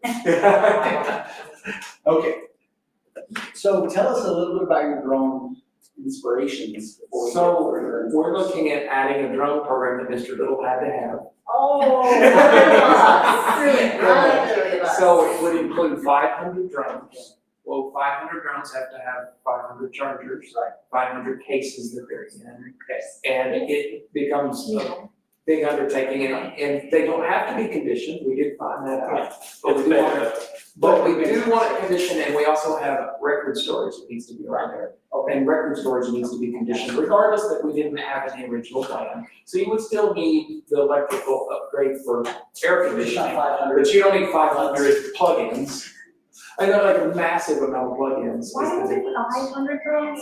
That's all we need. You don't want to do a program with 20. Yeah, Yeah. you don't want What's in it. there? You got that. Oh, okay. You want it 3D, three-dimensional, bracket. with the different kinds of drones, and you're looking at about $1 million of drones. So, Drones or a drone? of drones, so $1 million worth of drones for the entire system, which also comes with the programming and how students can program. We'll address that when When it when gets, it's on the agenda. yeah, but I don't know how to do that without having the facility capable of housing them, because Well, we have to, no, we have to do that though. But yeah, You know, when we're talking about it, when we're soon spend $200,000 and then go, oh, well, we really did need 500. if y'all don't wanna do the drones, then I wouldn't do this, is what I'm saying. So, and in order to do the drones, I have to, yeah, exactly. So I'd have to know how much they are in 2 years, and I don't know. I mean, that's my problem, I don't know how to put something on the agenda if I don't know the cost of it in the future. Well, I think the easiest thing would be to just have it on there just for discussion, say, hey, preliminary, what do you guys think about this So program? what do you think about the drones? It's not on the agenda. Oh, okay. There's this thing called the order. But yeah, so if y'all want to, because we still have buses stored right there, this can come back onto the agenda after the drone discussion, if y'all would like to do that. Y'all like to table it? I mean, So the reason I say that is because I do think that we should at least have the discussion regarding the potential costs of the program, and don't get me wrong, it sounds amazing. You know, but I just think we should probably have a discussion about the program before we decide. Because this price, I'm sure, would significantly change if we just went with air conditioning. Just air conditioning in a few outlets, right? I mean, it was. So right now, the design is based off of a specific drone type that they've been looking at and trying to discuss, so I work with the manufacturer. There's like 10 drones per case, the case is the same width. I see. How many chargers, so each charging box can charge up to 5 batteries.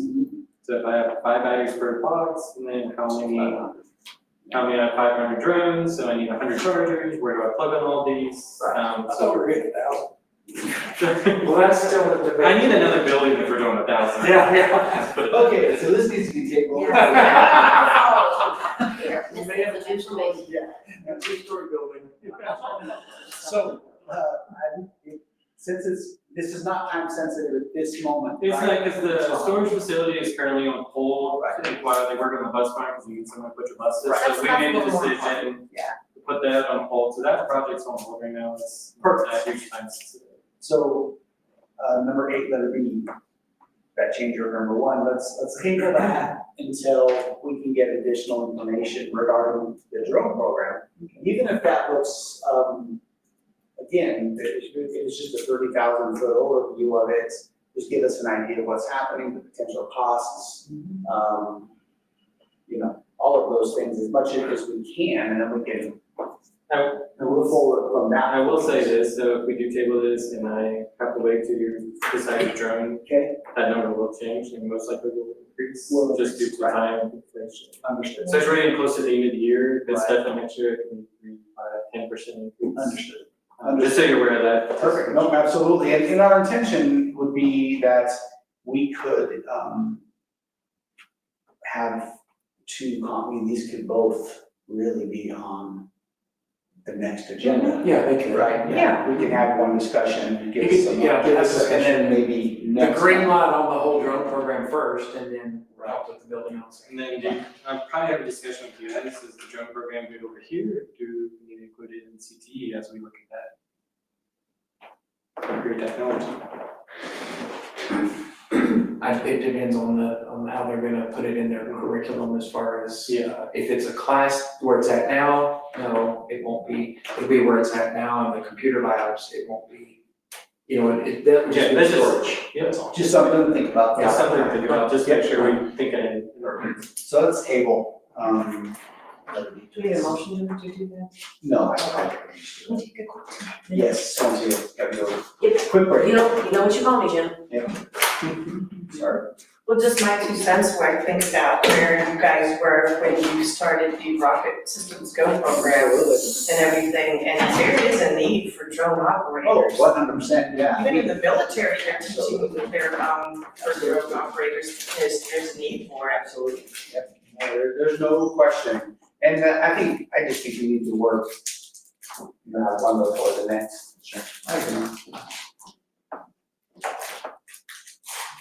Sorry, Kate, as you said.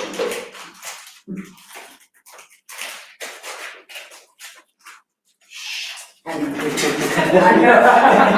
I was gonna open it. Is that all that you have here? Yeah, that's it, that was last page, just if you have any questions or discussion, I want to ask. Oh, I made that bigger, did you see that? You did. Pretty good. How'd you do it? Do it again, so you remember next I time. did what I did a while ago, but it didn't. Well, it's because now this is outside the presentation. How do I get back in there? So, go. Ooh, there, wow, that worked. That could have backfired. I could have, but it didn't. I saw her click that one. No. Thank you, sir. Yeah, Appreciate it. On that one, that's funny. Really, was that Say a giant? thank The bird? Go have more discussion with CTE. Mr. Who's Johnny had? Switch to. Oh, yeah. You know what? They're in Glasgow. Oh, no. Last said, yeah, no. Right. Hold on, I was like, what are you doing? No, we never got last time. Have a good day. Thank you. You too. Thank Okay, you. Omar, your turn. Presentation. Yeah, let's give it just a minute till, no, you guys, yeah, we're gonna. No, we're just messing with it. Oh. Yeah, we're just messing with Omar. You're good. Yeah, you're good, brother. See you tomorrow. Thank you. Now, apologize for all the nonsense. Hey, did you call your safety guy after that guy bumped into the thing with the, Yeah, he came, he was aware of it. Oh, I'm just wondering if he's my friend, not me. No, yeah, he was here. I did tell the safety guy to show up tonight, so him and I, we're gonna. He didn't show up? Or, I mean, he did not know. He said no, huh? Yeah. I'm gonna find out. All right, have a good night. See you. Bye, see you, thank you. Okay, so tabled. All right, Mr. Clarence Hughes, sorry, thank you for your patience. I don't be sorry. Mind if I have a seat? I don't want to have to stand up in front of you. Makes me feel like I need a cigarette. So you're running late. So in a perfect world, how much time do I have? 3 minutes. You want 3 minutes? That's fine with me. Don't ask me. I can do 3 minutes. You can have a little more than 3 minutes. All right. Go. Let me brief you. So I see that you have a statement. Let me take a look at what you're looking at. Otherwise, let me pass this out to you. It's a presentation I put together, basically it's what we've done. And all you really have to do is look at page 6 and page 9. And you're gonna take a look at about the same thing that we are on this. And I can go off this statement or I can go on presentation. But let's chat about, Mr. Snyder's gone. I'll wait till he comes back. And then I'll make this super quick. No worries. How was your drive home? It was good. I got home around 1 in the morning. You left Yes. and you went all the way We home? went all the way home. Why I was most home people were just yesterday. staying? I thought about that. If I had anything to do up in Hobbs for work, Yeah. I probably would have stayed.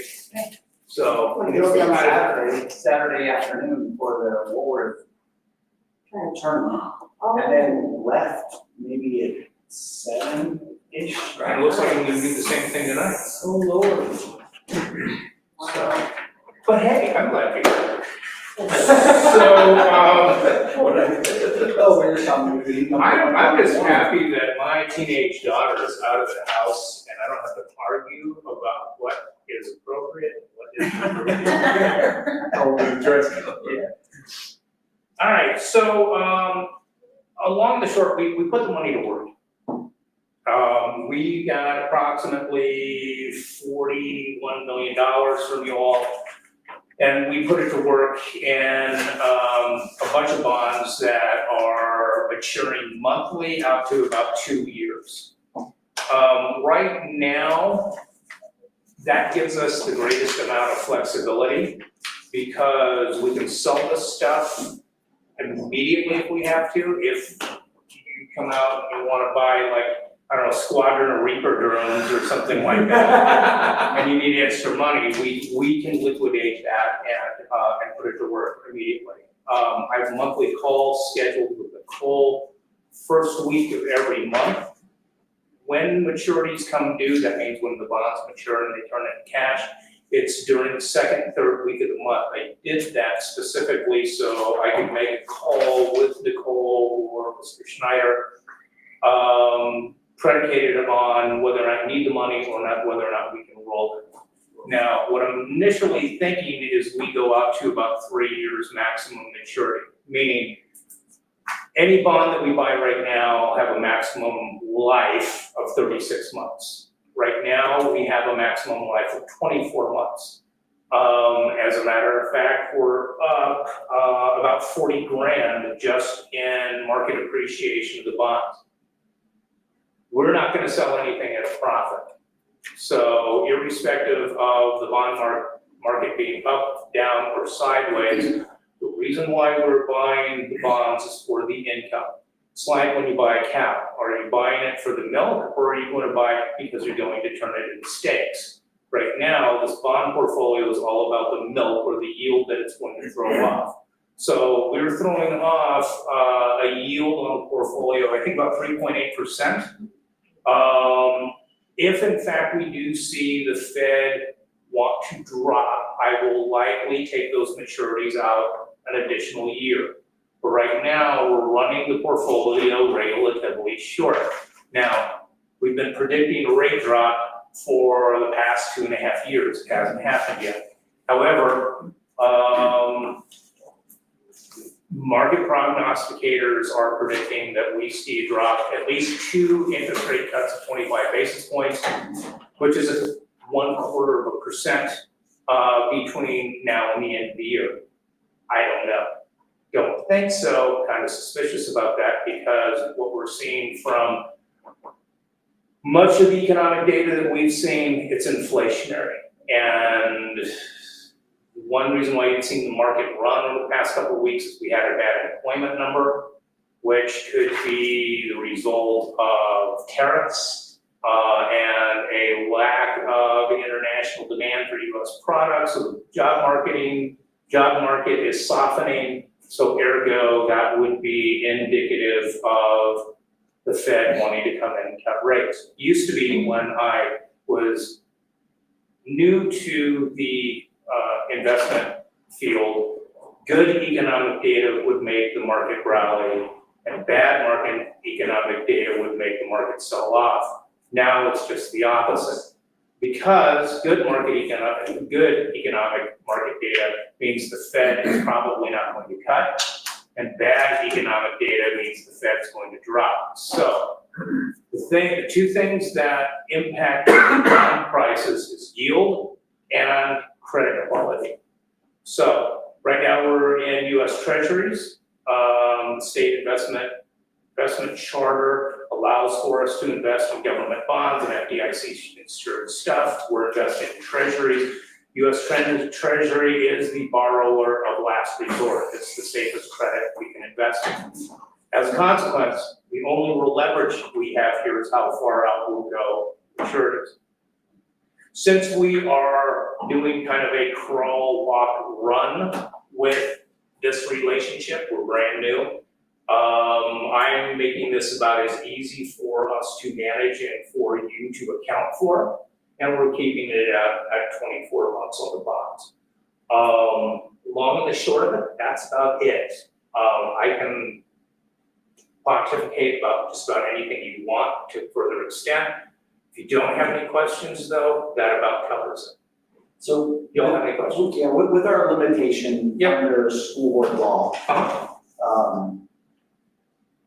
given, understanding that, what are our different opportunities to invest? Sure, well, you can invest in CDs, but the problem is with CDs, FDIC coverage only extends for $250,000, okay?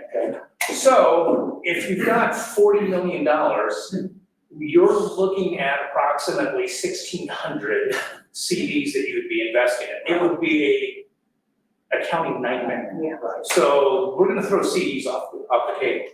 You could look at US government agencies, which are like Freddie Mac, Fannie Mae, Ginnie Mae, which will give you a moderate increase in yield, but not much. They're not as liquid as treasuries. So really, in my mind, US Treasuries is probably the highest and best use for your money.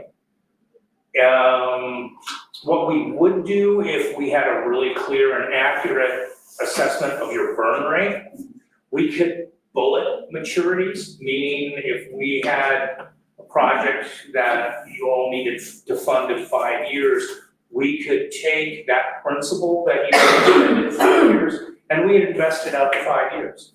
And by doing that, that completely cuts your reinvestment risk. It's called immunization. But if you really want simple and easy, what you do is you do a 2-year ladder and you roll things every month, and that's precisely what we're doing right now. So, yeah, it's really a pretty straightforward portfolio. There's not a lot of rocket science in that. Can you come in every meeting? Can I what? Come in every meeting? Sure. I'm just giving you a hard time. You got 41 million reasons to have me. I'm more than happy to do it, but we talked about quarterly, and I think it probably makes more sense for me to come in person rather than be on Zoom. I've got presentations if you want them, but your statements, it's not gonna tell you anything different when you say, yeah, this is an economic overview. Basically saying, buy low, sell high. And that's about it. But if y'all have any other questions, I'm more than happy to entertain them. And just as a side note, if 2 days from now, something catches in the back of your mind and you have a question about how we're running the money or something to do with the markets or the economy, call me. I work for you. I'm your employee. So any calls that you have, any questions, any concerns, it's not an interruption of my day. It's what you pay me for. So with that said, y'all have any other further questions? Are you having success? I know this is a new venture with Nicole. Yeah, I mean. It's new territory with her and us as well. We've had the account up and running now for, I think, 38 days. And everything's fine. Nicole has been very reachable, and I think having a monthly call with her, which I think I've CC'd you on that invite, I think is the right thing to do. So yeah, I think clear and frequent communication is probably the way to. And if we see anything between visits with Mr. Hughes, then I'll let y'all know immediately before, even though it won't be quarterly. Right. You'll know something right before he comes back. Right. Yeah, and if you want, if there's some extraordinary reason, and I don't mean extraordinary, but if you want me to come down on something outside of the quarters, all I have to do is just give me a couple of weeks, a couple of weeks notice, and I'm down there. Sure. I'm easy. Perfect. Well, we definitely appreciate you taking us on as a client, that's for sure. I know we've had other opportunities to work with, and some very, very easy to deal with and very clear in what we have happening, so, and you've been very successful with them, so. Well, thank you, Mr. John. Yeah, it's fantastic. Basically, it's just developing that relationship with you and our admin and just making sure that, I don't foresee any problems. perfect. Everything is running as smoothly as we could hope, Perfect. so. That's all I know about that. So I'll leave you with these, I'll take these home and shred them, because everything you really need is right here. Okay. And if you do run into the statement and you're going, what is this? I mean, it's all kind of gobbledygook to me, just give me a call. Perfect. We can go through line by line. Perfect. And that extends to everybody who has a need to know and discuss. Absolutely. So, by the way, I mean, outside of this room, I don't discuss anything with anybody about anything. So, all I'm going to is a public meeting here and everyone's entitled to hear what I have to say. That doesn't mean that outside of this meeting, it's anybody else's business what you do. So, just to let you know. Yeah, for sure. Okay. Appreciate it. Thank you, sir. You bet, I'm gonna take off. Absolutely. Travel safe. Thank you. Safe. Drive safe and Drive then. safe. It's gonna be a 2 Red Bull night, I can tell you that. Y'all take care. All right, Thanks. take care. Thank you. You can stay the night at Super's house if you want. I probably could. And in the front door. You know what you do, you make me mow his lawn. Right, So- so just so you know, we'll make some adjustments, when you're coming in, we will make some adjustments to our agenda, so we aren't getting too. You know what, that's kind of it, I'm not too proud of it. It's- I understand. I understand. Thank you, sir. Bye. Bye-bye. Good. So, is.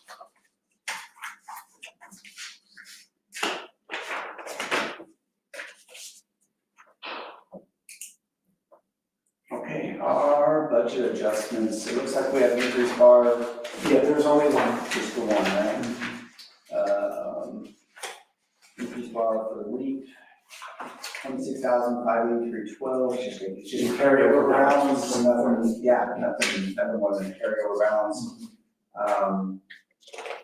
Based on it, do you guys have any questions on that bar? If not, we just need a motion to approve that single bar, and then of course approve any, transfer bars to eliminate negative balances. I'll make that motion. I'll second. All in favor? Mr. Schneider, so I'm always looking close on here, we have an idea, I mean, of course, we've looked at these a lot. Oh, okay, yeah, yeah. So, this is a different.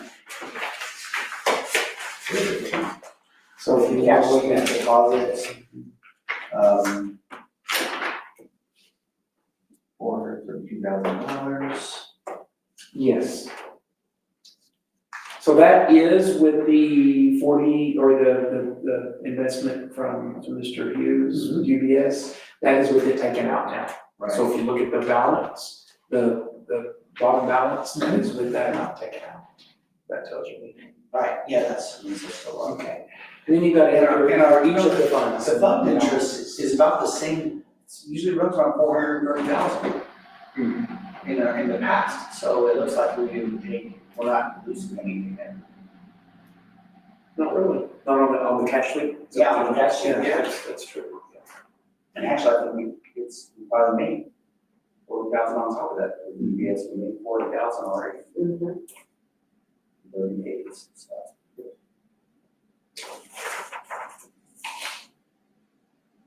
Nice.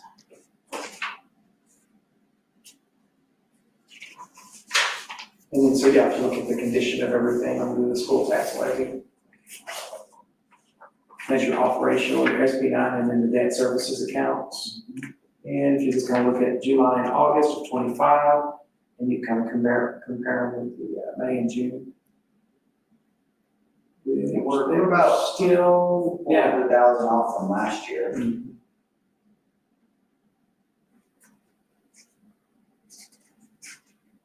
On the SB9. And I looked at, yeah, that is the last 3 months, yes. Even our oil and gas data is showing increased production, even though value has dropped. The value on natural gas went up. And with that, with the increased production, we haven't really seen a decline as far as, that's why you're not really seeing much of a decline.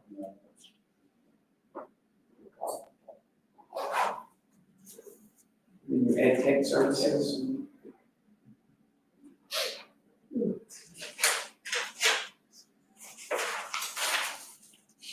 The status of the SB9, 31701. Status of the bond, so that way you can see what the balances are, what is not encumbered.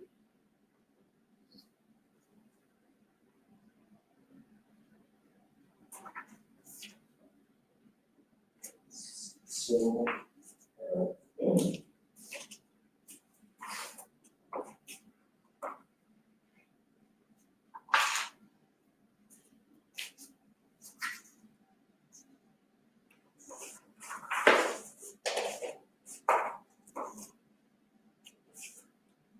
out of this, you guys can do address.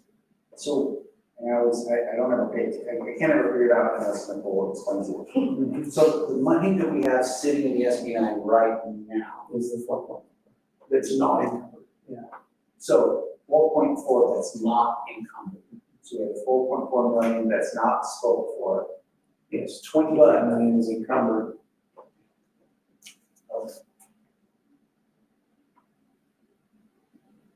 And year-to-date spent is 40.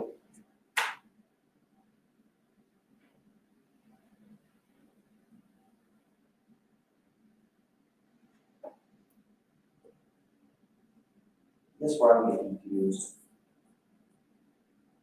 Is when we get down to the cash ending balance, but that's for the bond itself.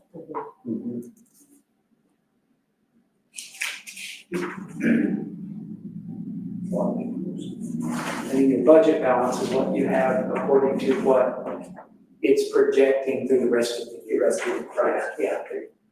Which is a lot higher number because we're only in September. So that's, if you notice, that's why it's 4.4, but according to the budget, 36. That would be what's been projected through June 30, through June 30, 26, yes. Yeah, that's right, it's only collected on a month. Right. I see. If that makes sense. It does. I have to, Not as good as you can I have to explain it. review it every single time. I know it, but it's I not know it's fine, I'm like, knowing and explaining is two different things, like math. and that's why I want that.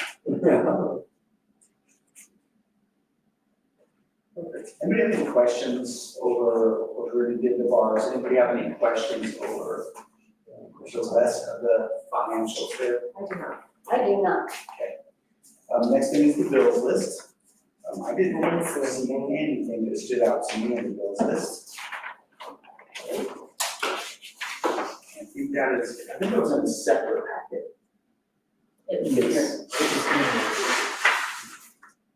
Yes. When I Was see it? this. Yes. Yep. What's that? That was another. Yeah.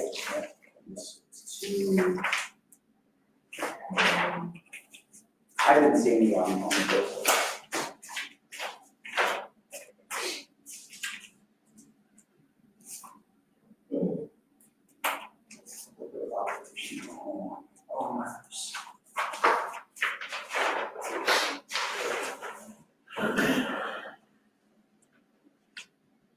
Jill, ready? I just need a motion to approve the bills list. I'll make that motion. I'll second. 25-26 bus route salary schedule, which is going to be. Did you already vote on it? The bills list? No, you already voted? No, we just did the bills list. Oh, okay, I didn't know it was, okay. You got copy time warps. All right, so on the transportation salary, What had happened is we picked up another ranch, so it's making one route extraordinarily big. And we really can't distribute it much or redistribute because the other bus has a handicap access with a wheelchair lift that we're actually using every day for a student with needs. So it's hard to really redistribute them. So I asked Mr. Little, I said, what do y'all do? Because they're such a rural district. I knew they have, y'all have a bus route, the longest one is, how long was it? 35 miles one way. One way, 35 miles, like, surely the ones around Tatum that are getting picked up aren't getting paid the same thing. There's gotta be a better way to pay them, because we just gave them 2 hours standard. It didn't matter how long it took them, and now we also have a bus attendant on there beside the driver. And so I started looking at their system, so we took their system, and then the daily route and miles, and the average time that it takes, and so they get an adjustment. So when they have to pick up at 2 different branches, it's gonna be longer and take longer mile-wise. And so the way we had to redistribute it, one of the bus drivers goes to Hobbs every day on another route, so he can't very well take a really long route anyway, even if we could redistribute and make them both even if it was possible. So what this does is it just distributes it and puts it out even, which is not in the initial budget. The initial budget only called for a standard 2 hours for each driver. This puts it into a pay scale that can be adjusted based on the participation. So basically, so what happens is the kids will get their driver's license, or one branch will stop, well, it shortens the route. When it shortens the route, it automatically adjusts this, which is so nice, because you don't have to, it's hourly and more fair rather than by the route, which was hourly, but it gave them a 2-hour minimum. This is still in place, but this is the above and beyond if it goes beyond that. Right, this kicks in. Where do most of our route drivers fall? Our bus Like as far as the average out, like the miles. Okay, well, the in-town is actually 0 to 35, and then the other one is a little bit longer, but then the hourly will kick in too. So we're somewhere around the 2 to 2.5 mark.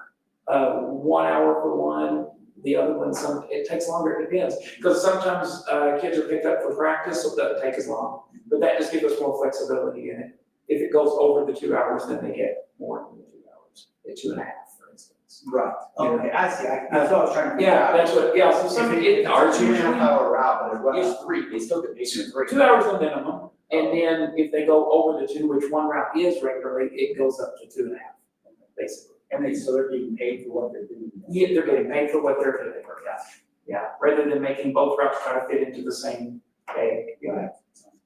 And it makes a financial difference of about $3,500 a year that it could add, we don't know, estimated that it could add $3,500 to the existing budget.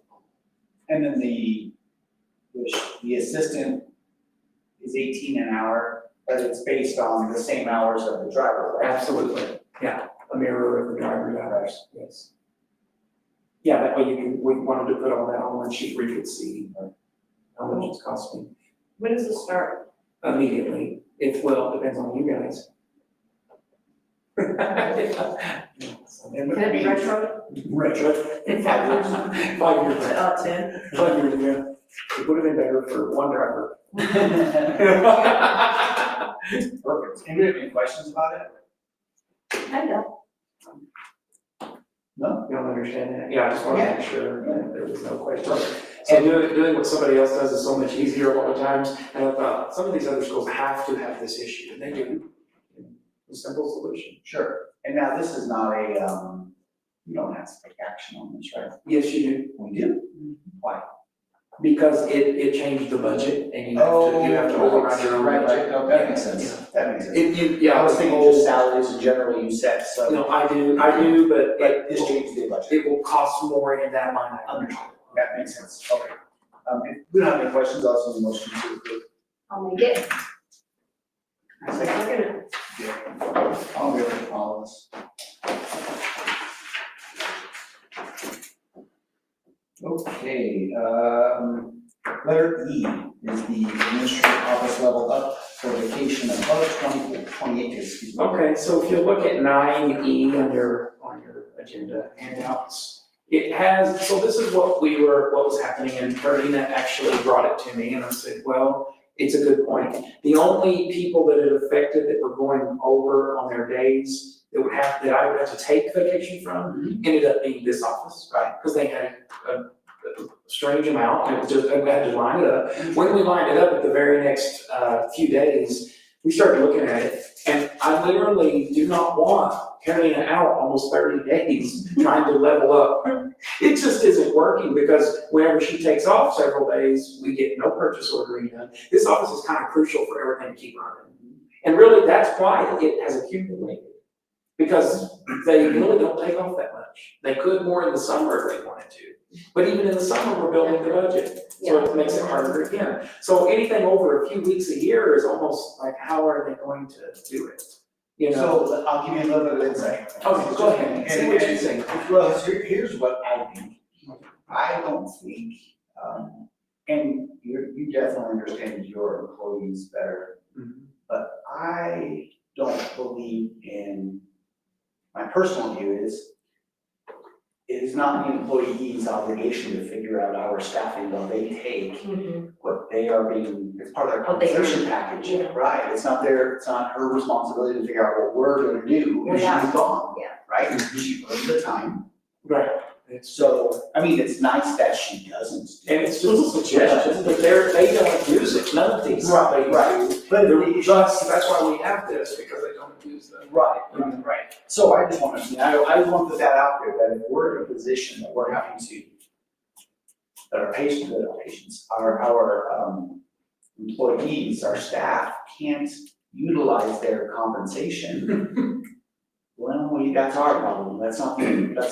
Yeah, but you need to take off more, I can't really. Well, or not that, well, we can't let you go because we don't know what the purchase order will be, well, that's not her fault. It is her fault. No, but what I want to do is give them the flexibility. I want to give them the flexibility, because I always tell them to take off, and none of them abuse it. In fact, I can't get them to take off. Right, as long as we as the administrators of this whole thing know that. So we'll figure it out. Yeah, exactly, we have to, it's a part of their compensation, every day off they get, so. But if I expect them to take off all those days, it really does make it hard, just in this instance. Right. It's not a long term. Oh, I Once we get down to the normal days, it's I fine. just need the fact that, Right, I don't want them to not, or to think that, they can't take time off because no one's gonna be able to do the job, that's true, but that's our problem. not- it is true, but we'll cover it. It's not nothing that a few weeks won't wait. Perfect. Yeah.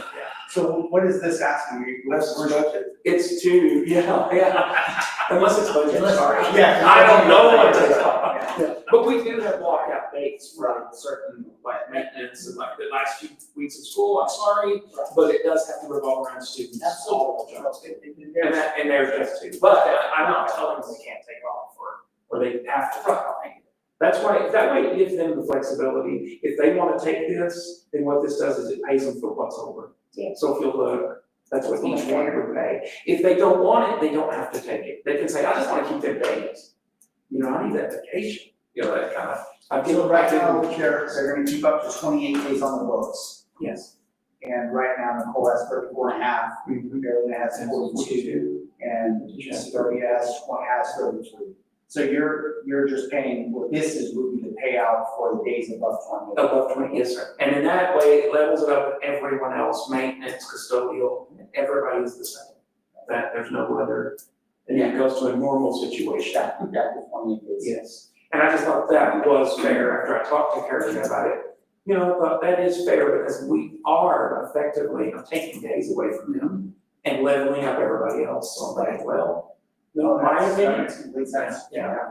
Give them that. I don't know what y'all are. Oh, yeah. I mean, it's the right thing to do. That being said, letter E, the admin vacation payout amounts, that total, whatever that total is, need a motion to approve that. I'll make it, I'll second it. All in favor?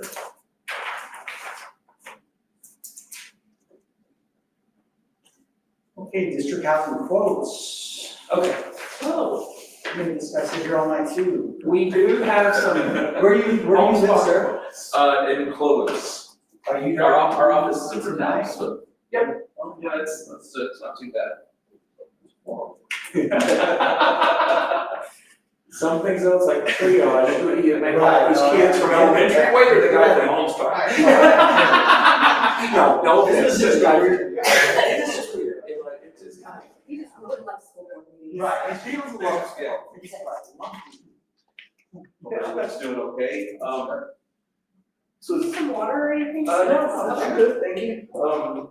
So is everyone familiar with HomeSpot by chance? Oh, yeah, see one. Right, okay. They've only spent a fortune on it. Yeah, Okay, so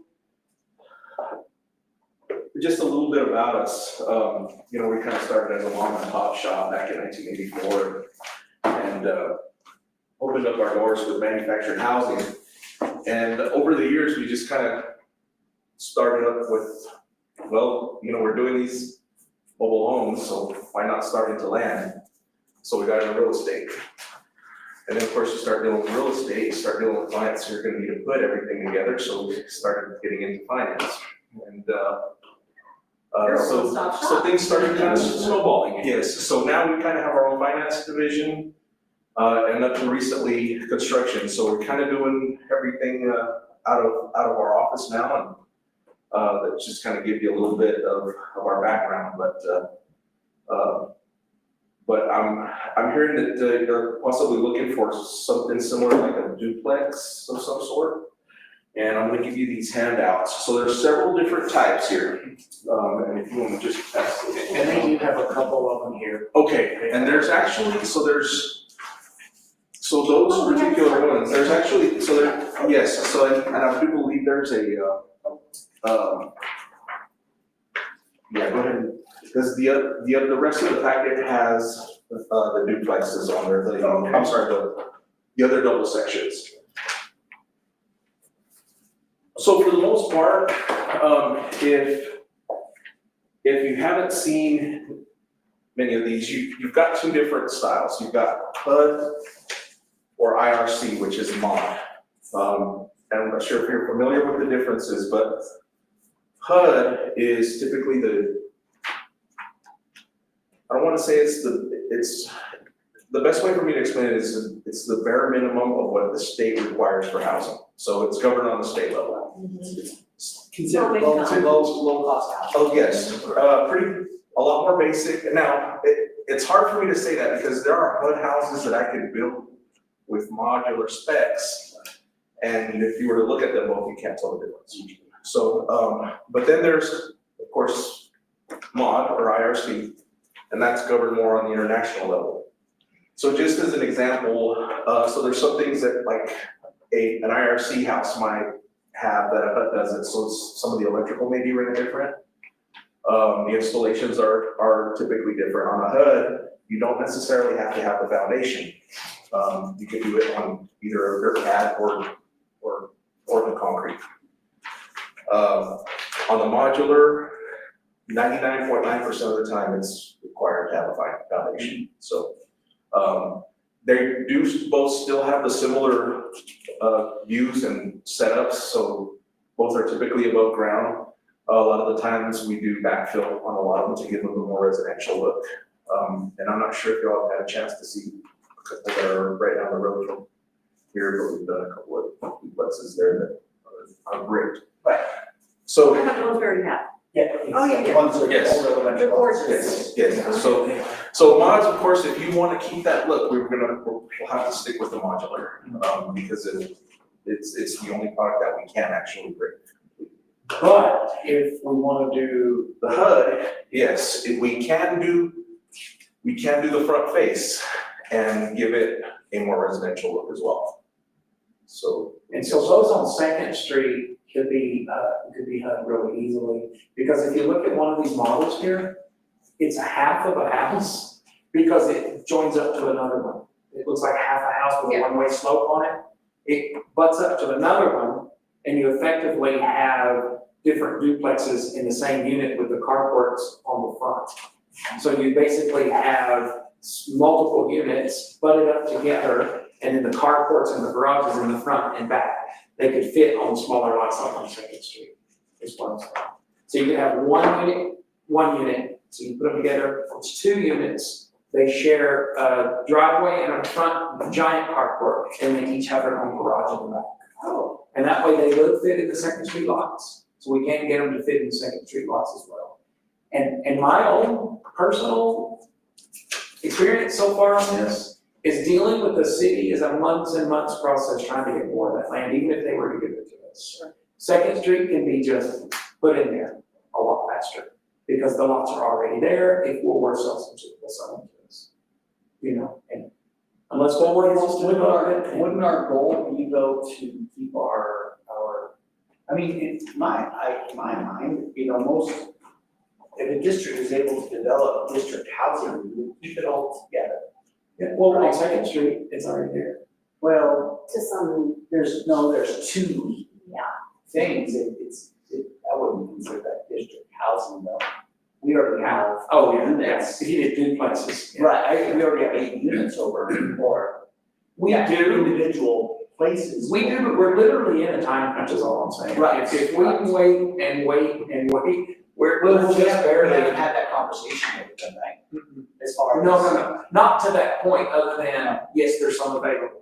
The only thing I've asked the city manager so far, and he said, yes, we have some available on that. Because I didn't know if they had them all, because they're building houses on the front walls. He said houses look there. He said there is some availability on that back there, just to let you know.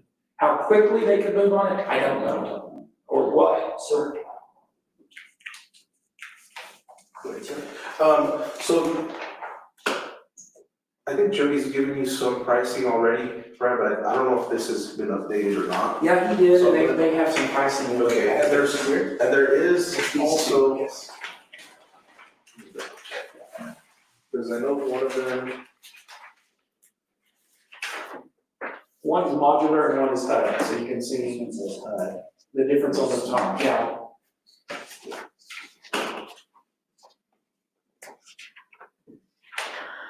okay, yes, okay, so you see the differences in the cost as well Yes, versus. because they're fully versus- braced and everything. Yeah, okay. $130,000. Yes, per, and that's why I asked him to be here, because on the pricing, sometimes it gets confusing, right? And then we're all sitting here trying to figure it out. So the duplex house is not the HUD homes right now. That is bricked all the way around, that's basically exactly what we have, correct? When HUD is bricked just the front, right? So it's just the front facing, and then the rest of the home is just Typically, a modular home. yes, right? Okay. exterior will be smart panel. This is what typically, there is a hardy panel available, we just don't do a ton of it. Okay. How long is the paint, like upkeep, how long is the paint lasting on those? It's, with the hardy, with the smart panel, typically, they do recommend that you sand it and paint it every 3 to 5 years. So, typical life. Mr. Little, how's the paint on yours? Good. It is, and it's a lot older than that. Okay. We've been at 4, I think. Yeah, I think we had a couple of years before that, so, they're about 5 or 6 years old. And are the HUD homes based on concrete as well here in this? Oh, yes, they are, right. Rains a lot, rain bonus that does it. What's that? Oh, yeah, Washington. Right. No kidding. We have some sun, so pretty much. Everything is the same except for those pieces. Yeah, the modular or brick, they can be bricked, and modular house is better for resale. So if you wanna do a resale, modular is the way to go, cause it doesn't have to get financed like a mobile home. Right. A HUD basically would have to be financed as a mobile home when you go to resell it. Am I correct? Yes, I mean, and you can still, so HUD, if we're building the foundation on a HUD home, you can actually still sell it as a HUD, depends on that product. Yeah, it's usually always based on the foundation, right? Yes, but it would have to be, it would have to have the foundation to do that, which I think you guys would probably To the do. finance. Yes, okay. Depends if we ever wanted to dispose of them or sell them or lease them out or. Makes sense. long-term.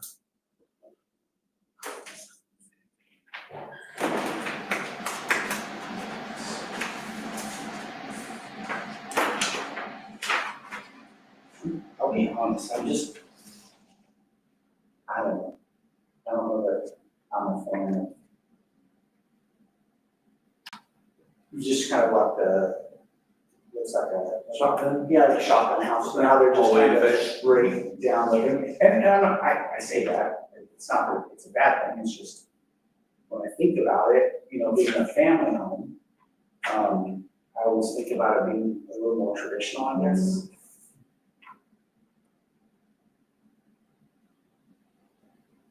And so you have triple here also, right? There are some other options, just to kind of give you some ideas.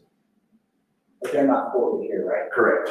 If there's something that you guys can look at and say, hey, maybe we can look at something like this, and we can definitely get that price tag.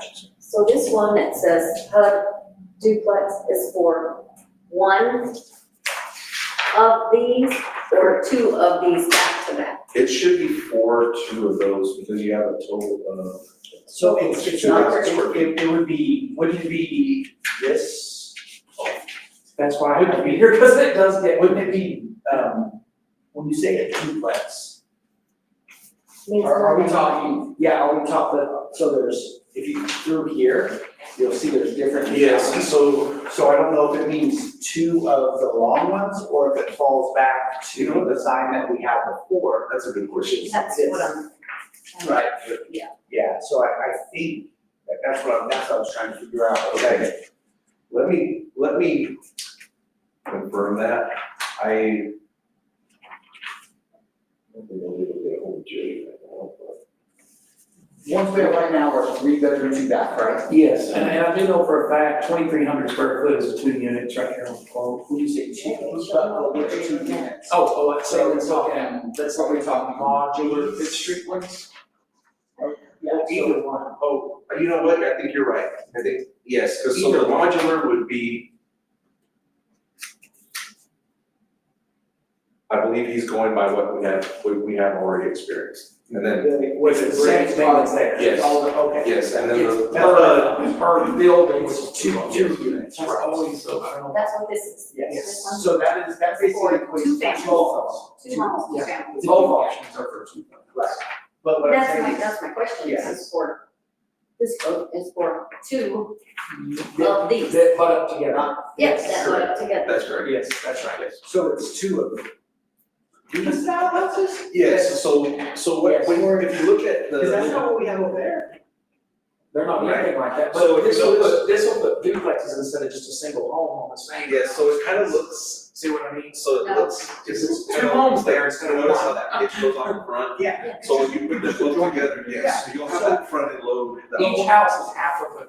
Right, so this price, which is $432, is for two families. Yes. That's correct, And this style, that's, okay, and that's the HUD version.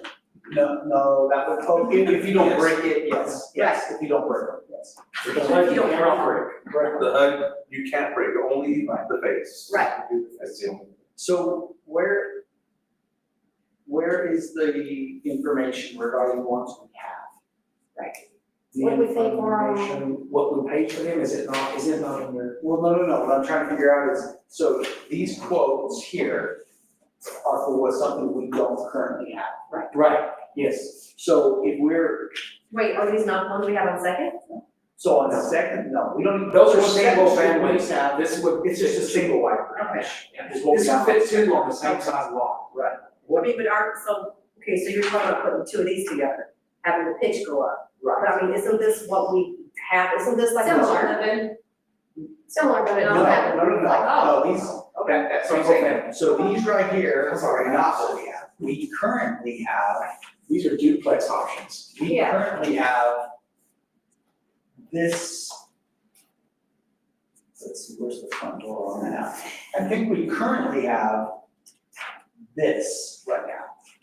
On Second Street? Yeah. No. Yeah, no. okay, We you're talking have- about Second Street. Yeah, I was talking about Second Street. Second Street's just like a house. They're single family Bedroom homes. house, yeah. Let's Aren't they, So they're it's shot. No. No? It's like a double wide trailer kind of. Oh, gotcha, right, that's, yes. We don't currently have anything like this, no. We have two double wides pretty much on Second Street. That's what we have. Well, what we already have are the modular Fifth Streets. These are what we already have. They're these modular Fifth Street homes. Right. These are identical brick and all to what we already have. Right, exactly. So these are the ones on the elementary, The comparables, yeah.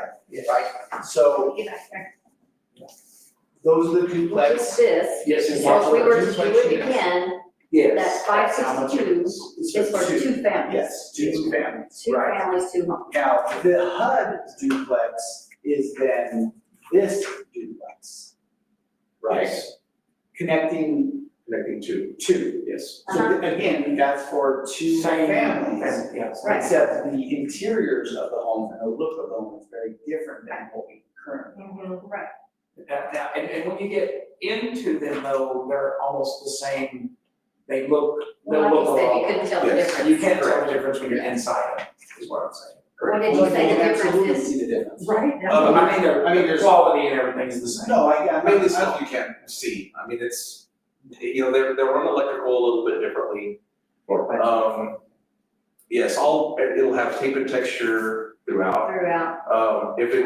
If it's Karsten, which or Clayton, which or Solitaire, they all have the residential feel interior, so a lot of crown moldings, But Jim, are So you it's- saying like, so you look in the front, you've got the entrance, the living room, the dining area, the kitchen, Yes. then you got bedrooms all the way in the back, you're thinking like, there'd be a hallway, it'd be like a bedroom here and a bedroom here. Right, so these Yeah, are that's like what you a, mean. yes, It's so, not- yeah, these are, and then if you look, we're looking at the 3-bedroom option. Mhm. The bedrooms are 7 by 10. And those are, Except for one. well, except for the master, it's 11 by 10. And the 2-bedroom, they're 10 by 12, or 11, or basically 12 by 13. So, but a 7 by 10 room is very, very small. I mean, I mean, And we need more of some of the larger bedrooms with 2 bedrooms. We do need more 2 bedrooms in there. you know, I just don't know why, this is just, again, just me, I don't know why we would change from what we already have and just add to our community. Yeah. Really, they've been successful, they're very nice, the community was very upset, when we first started building them, they were like, what are you doing? And now they're like, oh, these are very nice homes, right, so I don't know why we would divert from that. What's the thought process? If the speed of which we can do it on Second Street is it'll be a lot faster than. We just don't know, so we'll work owns a lot on Second Street, so we can sell them, right? We can sell them more readily than the city. Faster. and the mod does have a little bit of, there's a little bit of leeway on when you've got to get the drawings for it, because we've got to ask the state, you know, it takes a few weeks, but we're usually ahead of the game on that. Once we kind of know it's coming, we just put it in there and get over this, right? Is this, do you by any chance know the floor plan layout of what we have over there? The Fifth Street. Okay, so this one? I should be in your packet. The Fifth Street? Yeah. Well, okay, which one it is, I don't know. It This one? should be this one. So this is what we currently have, right? That Fifth Street model with 3 bedrooms, they're pretty small bedrooms. Well, and so we have 3 different drawings. Okay, well, I'm looking at it. Yeah, these are all triples, so we don't have those. So we don't have any triples, so but we have 3 drawings of what of the duplex opportunities, but I don't know which one we currently have. The currently would be So this one. Yes. Yeah. No, it's this one. That one, yeah, that one goes. Yes, that's 3 units right there. That's not. Oh, that is. Yeah.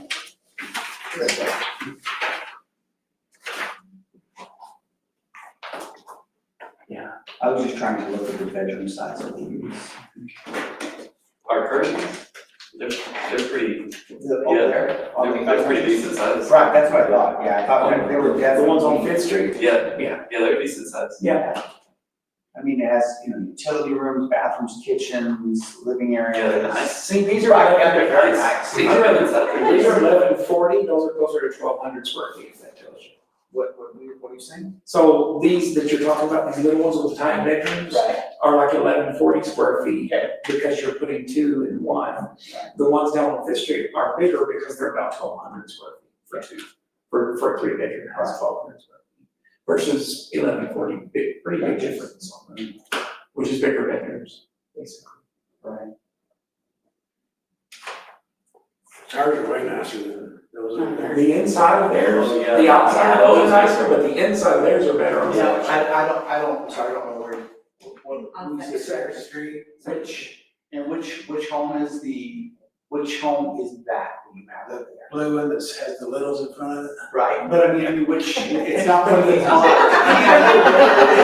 I know, but it's not trying to think of, but you don't have any of these models, you have what's basically a double wide modular, right, that was. Well, it wasn't really manufactured, it was like built and brought in there. Right, no, it's not really, it's not trailer home, it's a pre-manufactured home that can be set in there. But it's 3 bedrooms that are all pretty big. right, and it's considered a double wide size, right? If you look at the land, that's how they'll do them, double, triple. Theirs are about 14. 14 square foot. Right. Yeah, I know what you're talking about. It's just not what we have. And theirs is like you walk into the living room, the kitchen, Right. and then the bedrooms are on the right, on theirs. Yes, it's like The interior is way nicer than the ones you're. Right. Fifth. Right, yeah, well, those kind of homes, more manufactured homes, well, they're definitely more expensive. Right, sure, yeah. For sure, and they're definitely harder to get in any time sense, I don't know. My take is, I like the duplex, I like the idea of duplexes over where we already have them, because we're developing. What I can try to do is get in really heavy with the city, trying to get them to Right. make a decision. And then if we know that, and if they've made a decision and voted for whatever, even before the paperwork's finished, if they've already voted yes, we can order, is what I'm saying, to kind of get the process going. So, and there's a whole other piece that, I mean, I know you guys, we all talked about previously, was where are we at with, well, The necessity. yeah, before we get there though, we don't want to sit here and have you guys sit here during that conversation. What is your lead time? Let's just say that we went with what we have over on the far side versus what we have over here. Is there a lead time? So the hood is a little bit faster. Typically I can have a HUD house built within, right now, probably about 6 weeks. Okay. So a lot of that can get, a lot of the foundation stuff can get done ahead of time. I've never seen it, but maybe y'all do it. Yeah. The past. Well, and that's, I'm just saying. you're right, and I apologize, because I forgot, we're doing sidewalks, we're doing all this other stuff, so and a lot of that stuff, we gotta have the house here before we can start, so that's just getting the house built, of course, but, I would say we're probably looking somewhere around the February timeline. Okay, If we're having, so 5 months? yes, Okay. and then I would probably add an extra month on the mod. Just saying, maybe, yeah. Maybe, but, it just depends on what we got going on. So let's just say just simply this, if we put the modular over there, and we were to order 2 more units, what's our time frame? Let's see. The time frame on the ones that are there, they're still getting built. Right, I mean, and so this is important, the reason we ask is this, the potential, or what's being presented to us is that we're gonna be in a potential housing crisis for our staff. Right, well, this school year ends in May, so our next school year starts, or, contract year would start let's just call it July 1, 26. So, the expectation or the hope would be that we would be 100% livable for sure, and preferably 90% completed. What's that look like for you? You're saying by July 1 By this July. year? we would be done on that. I would say I'd be closer to the March, April timeline. And I say that because I'm, there's dealers out there who, no problem, I'll have this done in 4 months, no problem. And, at least this way, if I told you March, the March, April timeline, I think I could be a hero and have it done. Yeah. Just say you're saying, we've been building now for 8 years. 10 years. And everybody's been And on. we've like $150 million worth, Sure. and not a single person is coming on time. Yeah. Okay. Just put that out there. Sure, So- no, it is a little tricky, I'll There's tell a you lot right of now. unforeseen. Yes, I've got a project right now on Mascaro, for the school there, and, I had everything ready, and they got hit with the rain for about 2.5 weeks straight. And so it just kind of threw everything off, and so, yeah, we're planning from behind. Right, and that's, we're used to that, but our biggest thing is, if we have to have a whole discussion regarding necessity, but, and really, it's just have a good idea on lead time. Sure. And we don't want you to, we just want you to overpromise. Sure. We just want straight facts. You bet. If you say, Jim, there's no chance I can be done by July 1st, okay, so when could you be done? Sure, no, I That's think, really what we're looking at. I do think March, April's a good timeline.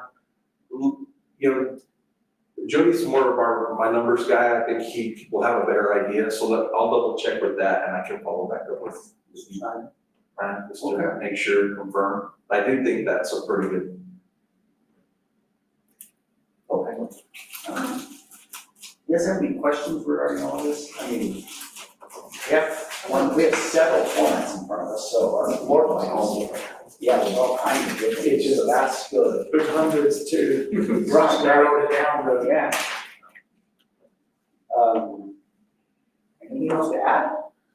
I don't think so, I appreciate you guys giving us the opportunity again, and, I'll get some questions answered.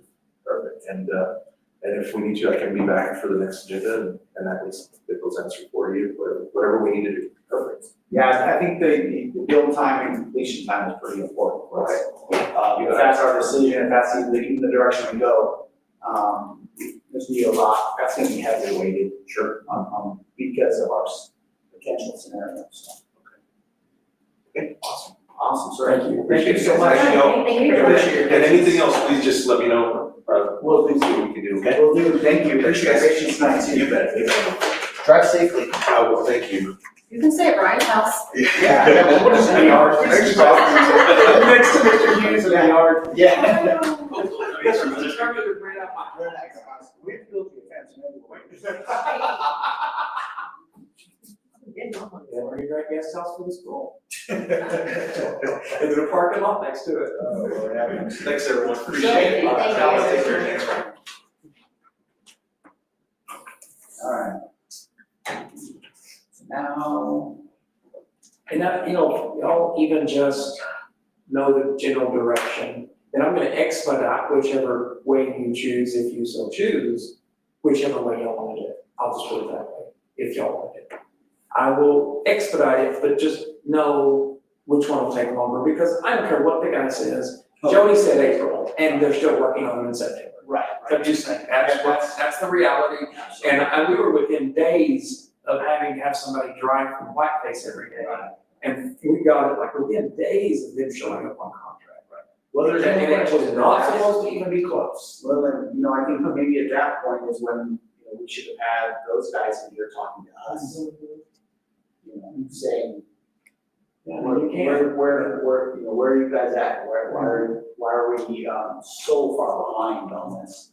You know, what's the, if we want to run our business, that's not the way to do it, that's for sure. You know? And let me ask you this, why specifically HomeSpot? Because they are CCS and we don't have to RFP it and put out a bunch of specs. Look how complicated this is. Right. You'd have to put out all the specs on that. I understand that, right? I just didn't know. And if then there was- find a contractor. Is there any other CES vendor? Not on these. That's why there's one. When you say these? A modular and mobile homes. Oh, okay. And move them in real quick. There may be a CES contractor, which there is a lot of. No, I don't, yeah, I mean, No, another, not another those. CES provider that does this work. Not in New Mexico, but on their own. Not in their, not in the book, in the catalog. Oh, I see.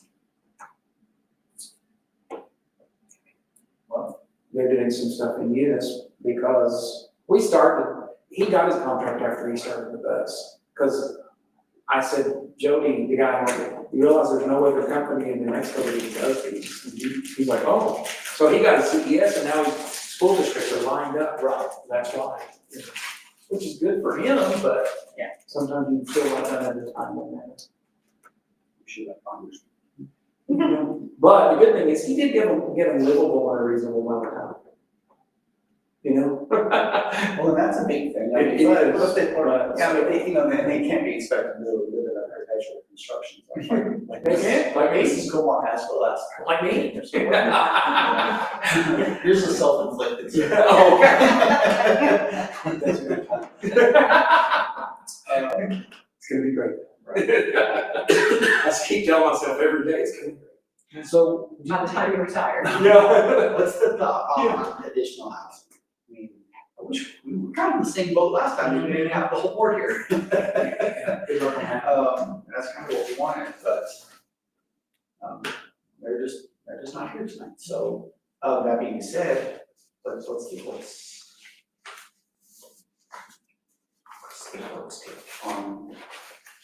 on that piece. It's all good information. Still doesn't tell us, remember we wanted to see what we ended up paying for the ones we've already built? The Woolworth ones? Right. Yeah, which ones? The ones we already built? It's about the same as this. I think those were in, weren't those in our last, when we had the first discussion, the prices weren't in there? Oh, I thought That's what we paid for then? Was it for the HomeSpot ones or? No. Every other house? The other, the duplexes. The duplexes down there are almost the same as this, just. I know, but we need to see that. Right, I thought they were gonna have that. I'm sure we did, we would have a contract. Can you go look? Just to kind of compare, Right. see what we spent and. Can't you find it through the? Yeah. We got it. That's something really quick. Yes. She'll find. How long ago was that? It would have been in July, it would have been July's meeting. Oh, The PO for, The purchase we order? would have done the PO. Shoot. Last fiscal year? Yeah, we've been last fiscal year. He's like, go over to the records department and just look at it. Yeah. That's fine, yeah. They're not far off on these prices, but yeah, we get the exact. So, and then what about, if y'all wouldn't mind just kind of reinforcing or putting out there the potential need, like where we're at, what's your expectation, or sorry, I'm just looking at, while I'm talking. What's your take on this? Where we are with housing? So last meeting, Not, it was in July. are you sure that had the list of who was in what and how long they've been? That's also in your packets here. Yeah, That- but the Who's there, I how thought long the they cost was in that one. But yeah, right here. I thought the cost of the HomeSpot homes, what we did to use them on Fifth Street, I thought was. I could be completely wrong, I might be doing this whole thing up. Yeah, it's not in this, what we purchased, the existing houses is what I have here. I'm sorry, I'm going through the packet right now just to see.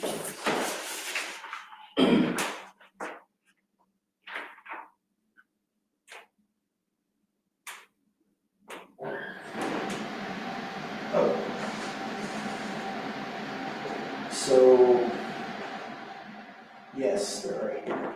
So, oh no, I don't know what date that is. So there was a homes, 3 schools, 3 home project on Second Street. What was that? And That's where- was that the estimate? Because it says there's 1 million, but it's for 3 homes, 344, 355, and 341. Sorry. That was Texans just lost. Oh. So, yeah, anyways, that's what I was thinking, that was the proposed for Second Street is what it was. Well, it was for 3 homes, but those were on the Second Street, those weren't the duplexes. Right, those are, that one was what, Mr. Little's house. Yeah, he doesn't have homes bottom. No, he has, Yeah, they're almost one. oh, you have homes bottom? Yeah. Oh, okay. Second and Fifth Street. Oh, my apologies. So this was the quote for new homes like yours then. And it was each, one home was 344, another was Yes. 355, and the other one was 341. And the total was 1,041,000 Okay, for those 3 homes. That's right. Yeah, they were all 350 basically. yeah, my question was, what did we pay for these duplexes? The one on Fifth Street. Yeah, Yes. we'll get That's that what I one thought out, was but there. it's almost just like this. Yeah. It's a little It's cheaper been than a this. while. Yeah. I mean, it's been a little while. Yeah, that's Just what, wondering. that was what I thought those numbers were. I was thinking those were the Fifth Street numbers, but they're the Second Street. It was something like, it was like $1 million for 2 sets of them or something like that. Oh, well, she has it. It was close to that. I see that's 562,000, put it together, it's 1.1, a little over.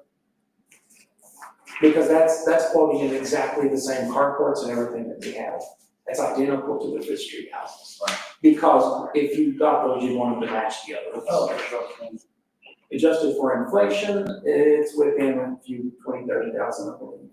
So she'll find it. So your position is that we're in need of housing. Yeah. Yeah, we are to keep up. Now, this is the thing, as of today, we don't need a house. As of right now, today, we don't need one. We don't really, I don't see needing 2 sets of the duplexes, but 2 more units, yes. You know how we have like double, and that was just a rapid expansion of the staff for all of our improvements that we want to do with reading and math, and curriculum, all that stuff. And then career tech and all that stuff, when you expand all that, we had to expand a lot of staff members. And that's why we built so many at one time on Fifth Street. And we were able to meet the demand. However, right now, we have a lot of people at elementary just on the cusp of getting where they could retire. I don't know if they're going to, I'm not trying to tell them to, but if we don't plan for that, I'm just scared we won't be able to recruit more staff if we have 2 or 3 people retire. And that's where I'm at with it. And it would be nice to have an extra one. Just one awaiting where we don't have to try and build something and put somebody in it. So kind of like, trying to plan a little bit ahead with them. Even if there were 4 of them sitting there with no one in it, that would be so much better to have that capacity. We have 0 capacity is what I'm getting at. So right now, what you're suggesting is that if we were to move forward, we would do 8 duplex, which would be 2 homes. Not necessarily. We could 2 that would go forward. Right. We could just do That would keep us up with a few positions just to make sure. And then chances are, if somebody leaves, it's getting to where they're probably gonna leave out of the house, not out of their own house and here at jail. It's getting to where, that if they leave, they're probably gonna be in one of our houses and we could just put somebody else back in it. Right. That's good, But it's the new ones, or the ones that have their own homes, like Mrs. Komar has her own house. If she retires and we recruit a principal, we'll need a house. Or there's several at the elementary, and I'm not gonna say they're retired, I don't wanna mention their names, but there's a few, they could just retire anytime. I mean, I think that's, Mr. V, get ones that are very short time in it, that we know they are. and they're in their just own because they homes. retired, it's not mean they're gonna leave their home. Yeah. No, exactly.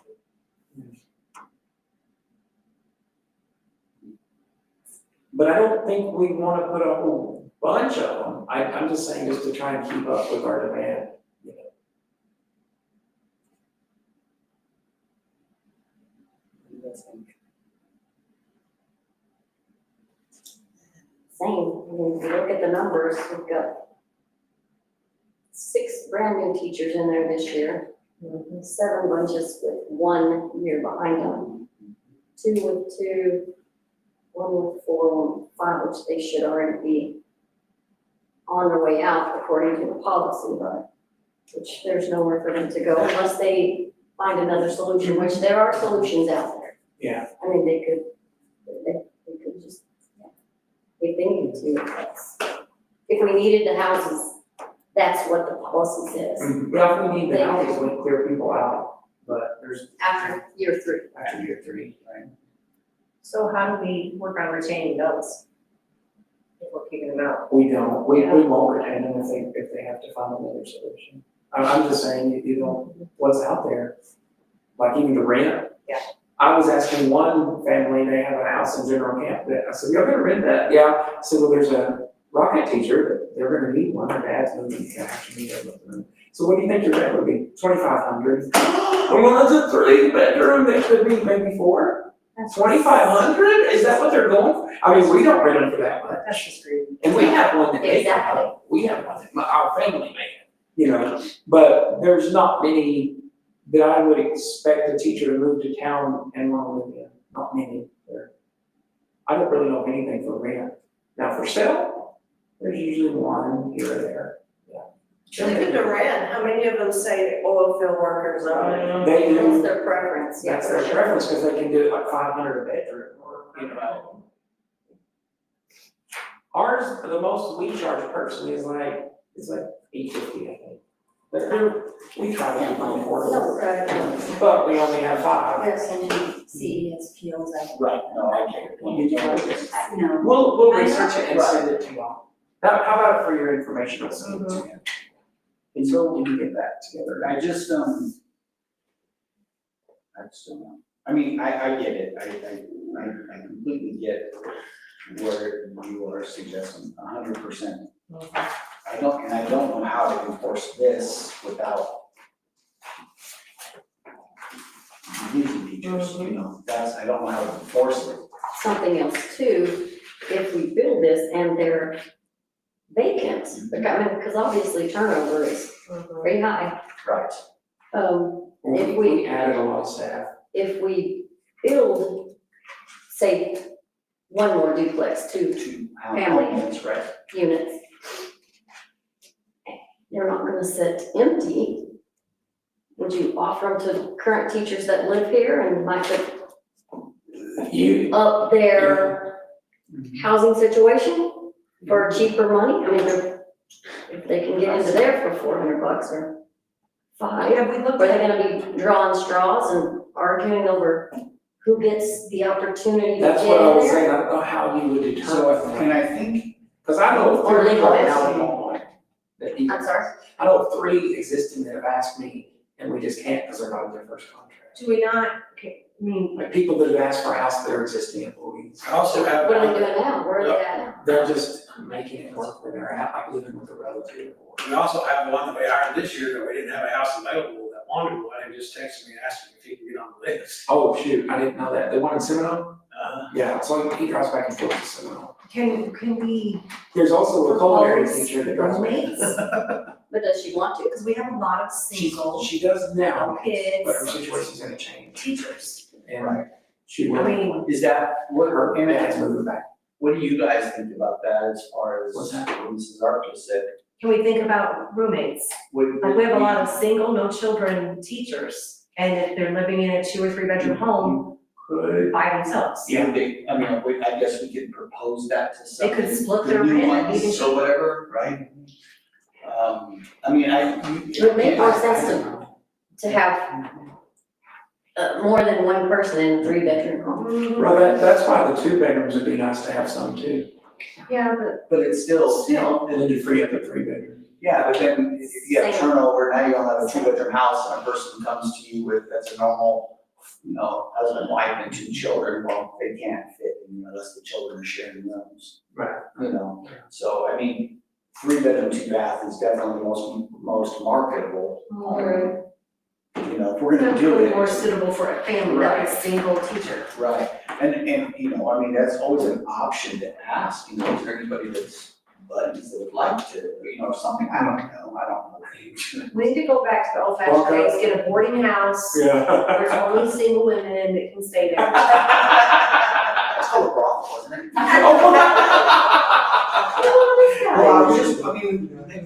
In Nevada, that's what we call it. Well, I know, it's a conundrum, because it's a conundrum.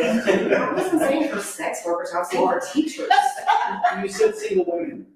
Yes. It Don't you remember back in the movies, back in the. was a non-filter thing, that's what happened. It came out before I could really. Don't tell your daughter and you. Sorry, an accident. It's okay, it's being recorded, right? Yeah, this is all. That was Jen Fox. Oh. So, I don't know if that's. I get the need, I truly do, and I get where Mr. Snyder's coming from.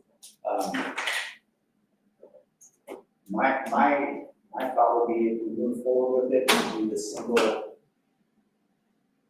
option where there's 2 homes, and then we have to dig into our policy. We have to dig into our process and figure out, we gotta think outside the box and figure out how we can continue to maintain our staff and our programs without becoming the largest real estate owner in the state of New Mexico. True, we're already there. We're really close. And we probably are the largest employer in town, but the housing, it comes along with that, with a number of people. It's just, but it does become something we have to. But it comes down to, you want certified teachers in the classrooms. That's what it comes down to right now, as of 2025. Now, it may change if the city was So to do we have, break open a do we big have housing. any uncertified teachers living in housing? Nope. Nobody right now.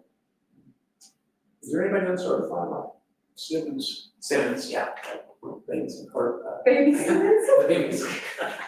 Hey, and he's in one of the houses, right? Yes. Papa Simmons? Maintenance. Yeah, he's amazing, yeah. So let me ask you this. I thought that our, New staff members. but this is teachers, admin, licensed employees, and other employees. See, I think we're kind of, and I don't mean, again, I'm not knocking anybody, but I don't believe offering admin staff, when I say admin, I mean, a receptionist or aides and maintenance and housing, because that's not eliminating, I mean, our problem is teachers, not maintenance, Yeah. right? I mean, we can hire a maintenance person. Well, is it harder to hire maintenance or teachers? Right now, because it's almost hard to find that. Well, those Texas people, thank goodness, but anyway. No, I mean, really. We have to figure out what our staffing need is and who it needs to be, needs to be focused towards, because if we're gonna put every employee period that we hire in a house, we may as well stop building houses. We need to build a giant apartment block. Yeah. But I just think, you know what I mean, how many people that aren't in teachers or, what do you call it? You call it licensed? Non-certified. So non-certified and certified or licensed? Support staff or So if we just go down support the list, staff. I mean, Right, I mean, so, Everybody is there. Well, no, yeah, but I wouldn't know who was what. Oh, y'all can tell us real quick. Sure. Or you can, right after. Certified. Some are certifiable. So 2 of them are police officers. Yeah. Which we know for sure, Cortez and Lee. Forest Or officers. Flores, yes. they're all Cortez certified, Forest. except Eight. So, Okay. so which one is that one? that is Simmons. on Second Street. Oh, right. And like I said, I don't mean to. Sixth one down. I don't mean to be, I'm not trying to be that guy that does that, So we have but to figure it out. we're gonna figure it out. But, yeah. Certified staff is the most important. Because that's education driven, right? That's student based. Yeah. So I think that's an important thing we would have to address. And for some reason, I thought it was only for licensed personnel. I mean, looking at the policy, obviously it says other employees. And sometimes they fill a multiple need, and the secondary in our, is athletic to, secondary to academic. Who in here is athletic, there's Mr. not a Simmons. teacher? H. Simmons, he's also a coach. But his primary job is, Is maintenance. right, yeah, I mean, But a district need is not necessarily always just academic, even though that's the we most have we're gonna policy have to make it, that- we're gonna have to make a decision because but our policy does not say, it says other. it says other employees right now, right? I mean, we're gonna have to tighten that up. because Yeah, that's what I'm saying. If we have, and I'm not trying to single anybody out specifically by name, or I honestly, I don't know. Wilson's so good one. Babies. Wilson's. I don't know, I guess, but that being said, I mean, I think that position is probably much easier to fill than a math teacher. Or something like that. But not baseball coach. What's that? You need a baseball coach on that too. A maintenance baseball coach has like a uniform. Well, how long have we been able to fill our baseball up to this point without that? Fill it or fill it effectively? No, just Okay, okay. yeah, I know it's not effective. But I'm just saying, and we haven't. Yeah, but all I'm saying is you want quality or not. Yeah. No, I get that. I mean, on anything, it doesn't, you have to be proven too, But do we, again, do we fill that with that staff? What, we have to have a focus on our policies. Literally, it says, basically, teachers haven't licensed, and also other employees. Yeah, literally, It just so says, other means it anyway. can just literally be all employees. We'll get ourselves into a bind. So what do you guys think about the need for a facility, or need for a home? Not convinced, No? still, Ms. Jamie? I just really don't know. So my only suggestion is, I know we were trying to do this where we have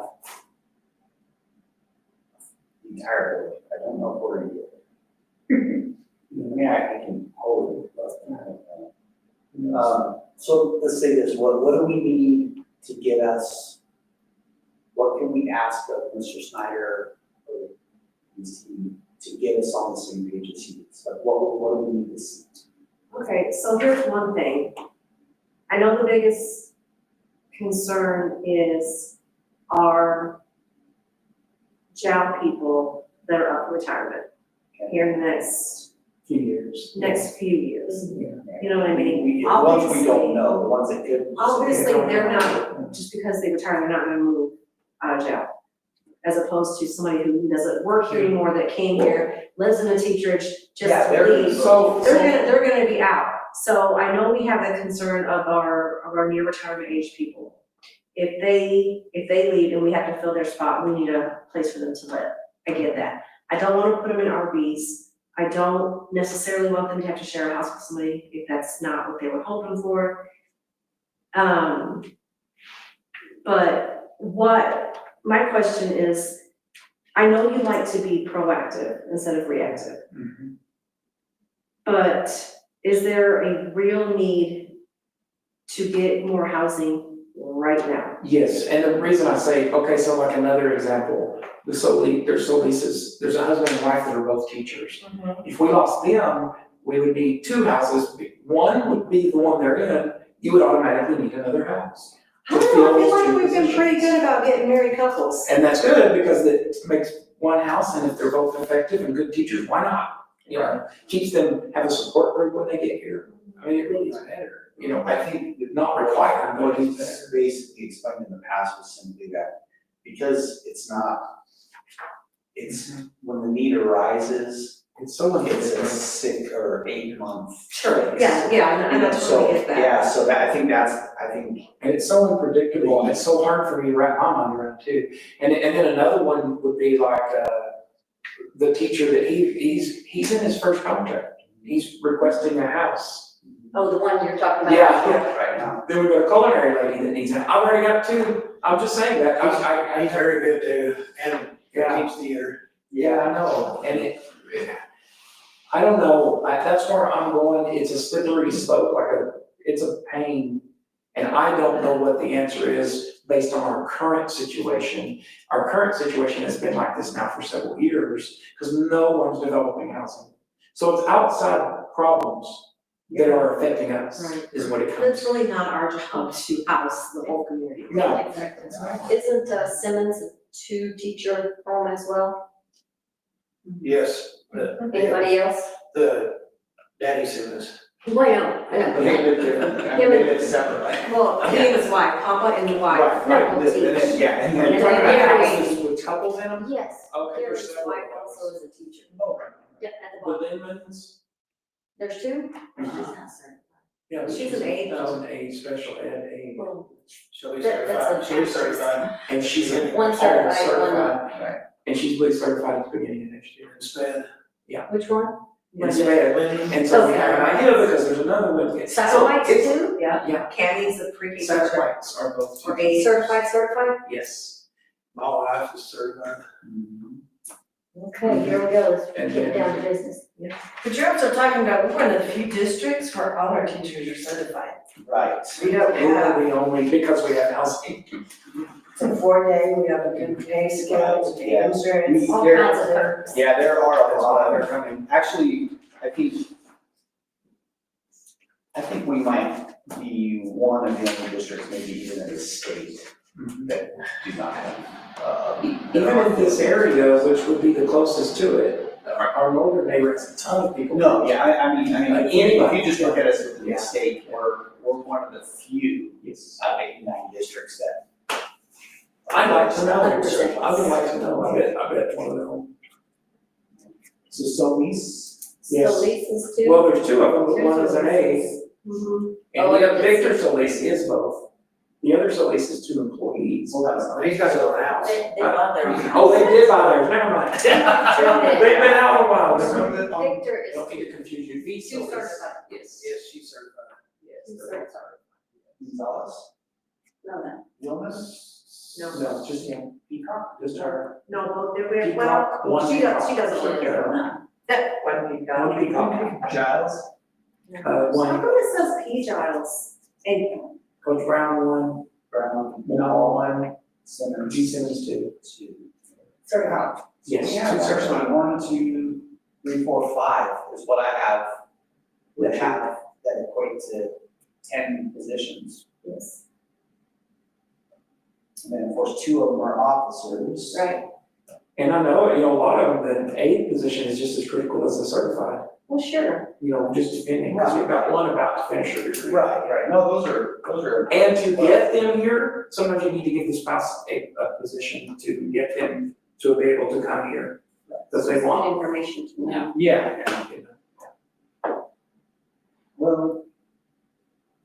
I'm a little more convinced. Well, you have to have all the information. That's what I'm saying. Yes. I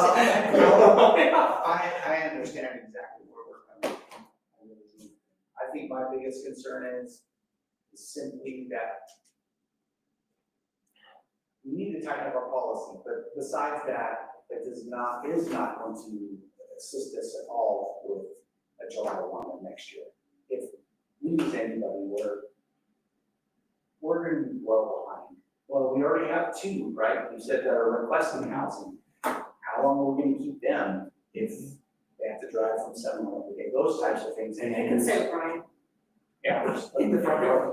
I want to have a busy front yard. Hey, how many bedrooms do you have? I don't know. He's not like 3 bedrooms. Well, got 4, but there's Yeah, he's just being. just being single teachers right there, but we solve that problem. Yeah.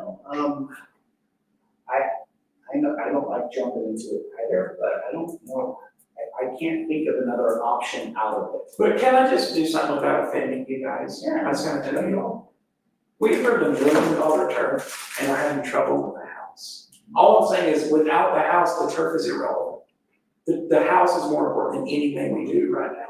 Because it brings in the certified people. Because I would rather have a certified math teacher if I had a child or grandchild. That's what it comes down to me. There's nothing else to it. And I don't wanna offend anybody, because I know you guys, because I don't want y'all to be going, well, we're not gonna approve anything else. No, that's not what I'm saying.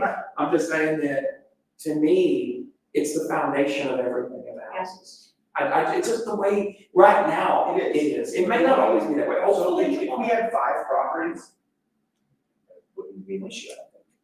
no, But when we look at the It's number getting of properties we ridiculous. have, I know we have to start thinking, okay, what else can we do besides keep buying houses? yeah, I it's don't a know what that snowball. I don't know. And I don't know what it looks like, y'all put your heads in it, because we all need help, you know? Yeah. You know, because you have to have all the information, and My problem is really just the lead time. I mean, lead time is March or April, that's not cool short. corn, yeah. Hopefully it would be July, maybe. You ever have somebody sell you a car, they tell you a lot of things before you buy that car, and then you can't even get an appointment in the service department the day after the military. That's what I feel like sometimes, when you buy something. Yeah. We're gonna have to just work on that policy then. I agree, 100%. I'm comfortable, and I'm not trying to sway anybody. You guys, we're all in the boat here. I wish to be in 5. I'm comfortable with moving forward with the duplex. We'll have it in the works, in case we end up needing it. And then we tighten up our policy, we tighten up everything else around it, so we don't hopefully have to keep doing this. But again, that's just my take on it right now.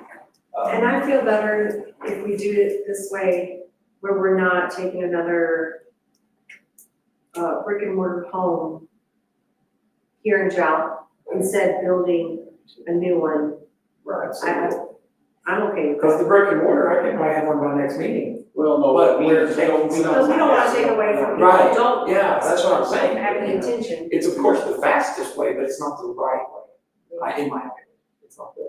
Thank goodness we made that turn. Exactly. Right. That's a good one. Right. But yeah, Are you I'm okay with that? And I know this is, I mean, it's not contentious. however, we still have to secure the property, the land. Yeah, we have to secure the land, but at the very least, we can, at least get one way or the other on the books, whether we're willing to go towards another house, purchase another house.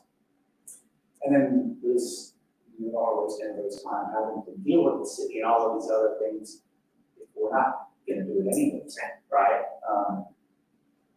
So, you guys think about that house on the agenda, so. It's very, Yeah. housing paperwork. But I still didn't get everything you needed, so I could get over. So It's like every time, we're like, I think, so right now, it's just quotes, there's nothing on the, well, we don't have to discuss, an action item, and an action item here. So, but I think, are we all three suggesting that we can at least work in the same mindset as far as moving forward? Nothing's approved, but we have to move forward with the city, and figure out if we can get that lot to place a duplex. Okay. Can I put a suggestion there? If you get one duplex, it's just 2 houses, right? Right. If you could do one of those on Second Street and just get it going, then that would give you time to plan another. But we're assuming there, we're assuming, right? We're assuming because we don't wanna deal with the city. That's what we're assuming. No, I'll deal with the city, but what I'm saying is just to get something going now, where it doesn't take 6 months to get the land, before you even. But let's make sure that that's the true story. Obviously, if they can't push the process and get it done, right, then we'll have to figure out an alternative, right? I mean, we have other alternatives, but are we all on the same page with, I know it's my opinion, but I don't know what's your opinion, to keep them over there? It's my opinion. Yeah, I mean, I like it over there. Yeah. right, so It's just I, been so I nice. mean, y'all know my Right. opinion, I wish we could just knock everything off on Second Street and start over with like a couple except of for teacher Little's houses. house, we don't know. No, not the new ones, All the other all the old Seems old like- dilapidated. Yeah, cars are nicer than those over there. Right, I mean, and again, yeah, they're just a lot more expensive for a single house. Yeah. That would cost That's that, crazy, 300,000. yeah, and that was months ago. And that was months Yeah, ago, it's and when we built them, they were like 220. Yeah, it was That's like how much 350,000. Right, yeah, so, and you know, that was. They're making a lot of money. And that was pre-COVID, Right. when the Lord purchased them, and now they've gone up, exponential, yeah. So let's just get working on the city. I mean, we're not above, if we have to have a special meeting to get housing approved, we can do that, right? It wouldn't take much It's time. more on them, y'all are gonna get a lot faster, Yeah, but we can see. Well, I guess our suggestion, our recommendation is, Okay. we wouldn't mind doing the duplex. I'll pursue whichever way you want. Over there, and let's get working on that and see. And then once we can get that secured, and we can be in our meeting next minutes, or excuse me, next meeting, we'll be moving forward. Okay. And then if there's something that would require y'all, I will let you know if that's okay. Only. No, I agree, that as far as long-term, what looks the best and what is best for the community, go down there, hands down.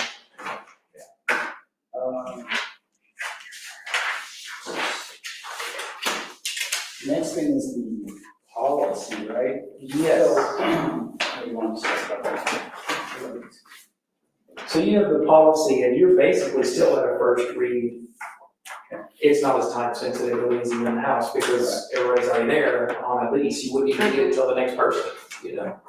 So, you know, we had that discussion as far as our, how we're gonna escalate the prices and such. And that is also in the bottom now on the real rates. Right. It's been inserted. Yeah, it just never made it into the actual policy. So let's, everybody review this, and it's mainly the whole lease, is primarily the majority of the page, the first page is the policy. Everything else is the actual lease. Right. Yes. So, you guys want to review it? Highlight any changes that we think, this is gonna be a big one, I think. I think this we really have to pay attention to, because we're gonna have to try to outthink where we're at right now. I don't know how much room we have, but it's definitely, and You know, if they were building a 50-house development outside of town, you'd be like, okay, well, it's coming. right, No, I don't know, it's neat, it's bad, because you don't see anything coming, right. as far as development. You know, and it, you can list also your admin to come up with ideas too, that would be. Yeah, I will. And we'll. We've already kind of going, we're hitting our heads going, I don't know what else we can do, given our environment. We can't change the community that we probably want to. Right. No, that sounds the mayor. No, but what I'm saying is, I don't even know then. I don't know. Right. I don't know if you could just get a developer in.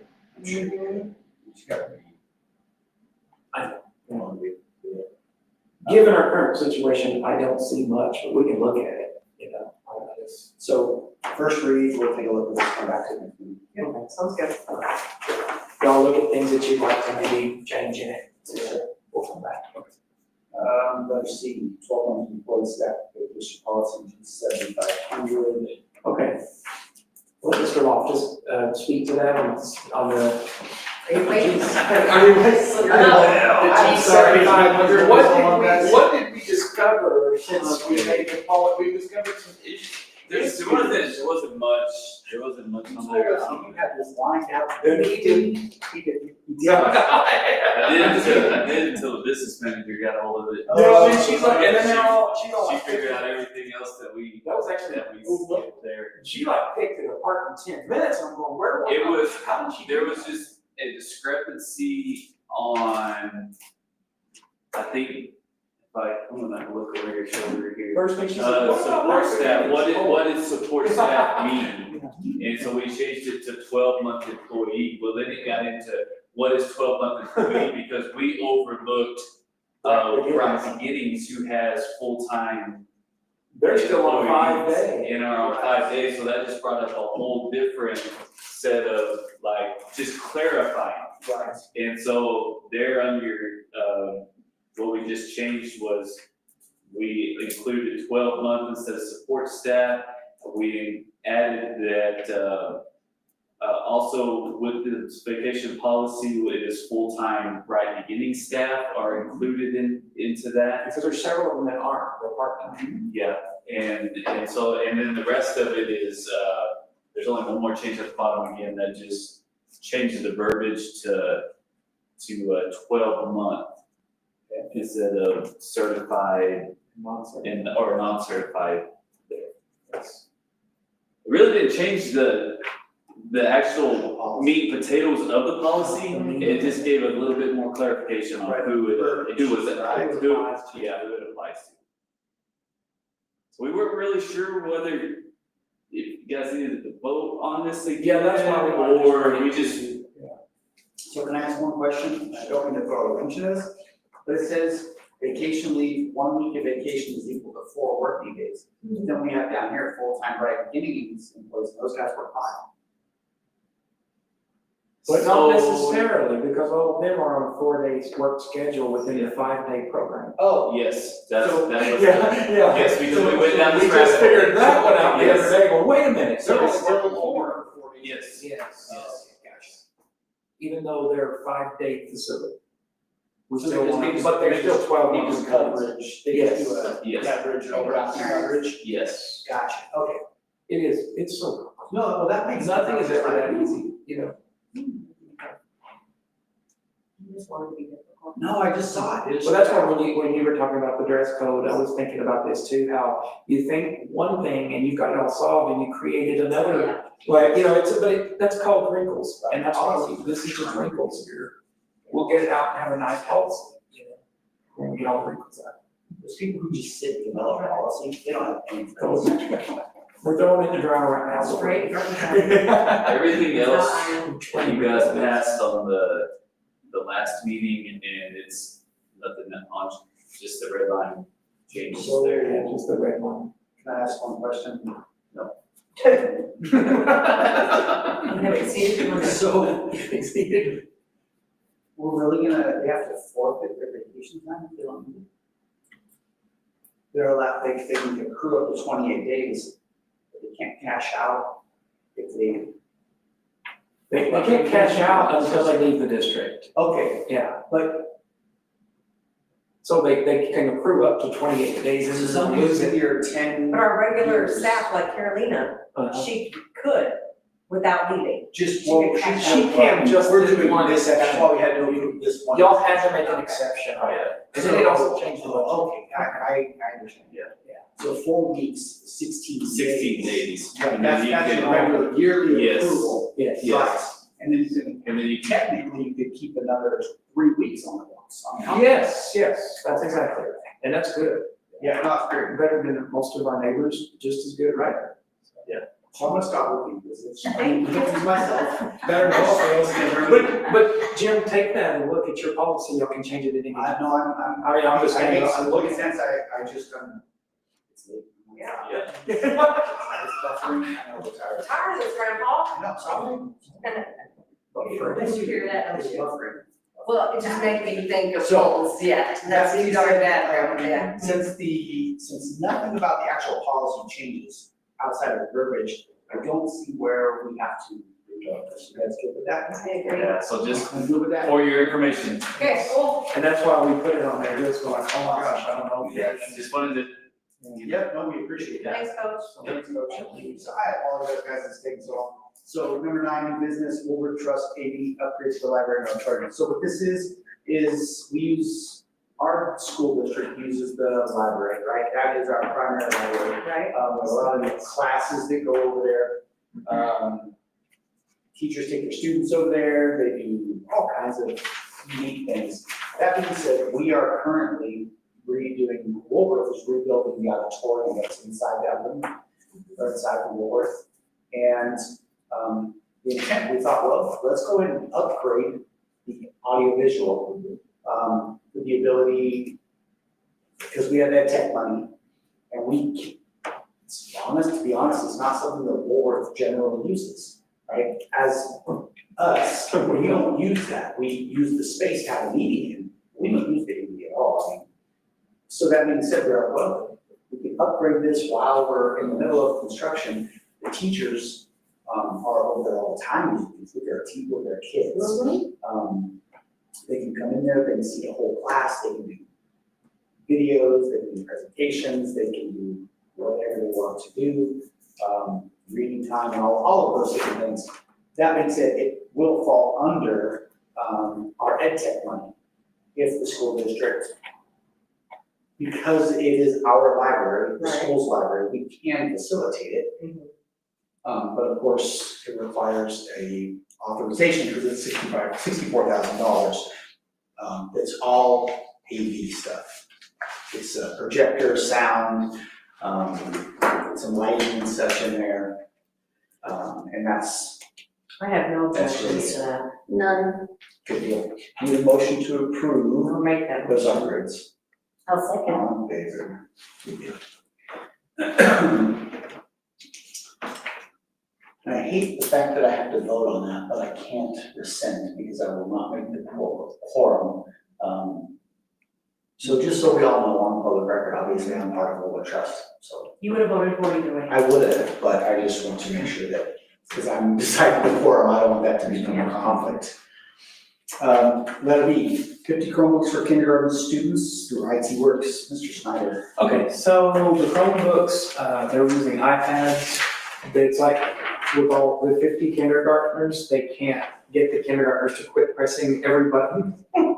Imagine that. I was like, are you serious? It's coming down to that, yeah, where they got all the kindergartners trying to test them, because now we're testing even our kindergartners, and they'll put something out. And they'd be like me, basically. It's like if you had a bunch of buttons and you're supposed to pick A, B, C, or D, ain't happening, so we can lock them out with these and make it where they can only do the test and not push another button on the side.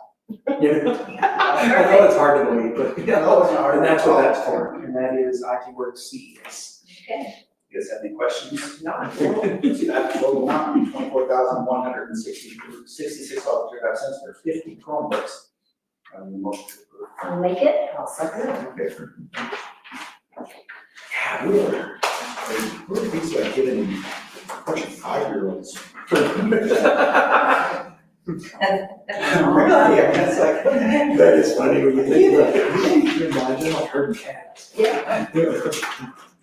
I call them super clickers. I have all of my, so every provider in the clinic, right? So these aren't even kindergartners, they're very educated people. They come to me all, my computer's not working. And they do this. Yeah. Slow Just give it a minute. Give it a minute. Kindergartners are. But the only thing is, kindergartners actually know how to. Stop touching me, you're just making The only thing is kindergartners can work with better than the adults, and they were already on another thing, and the adults didn't even realize that.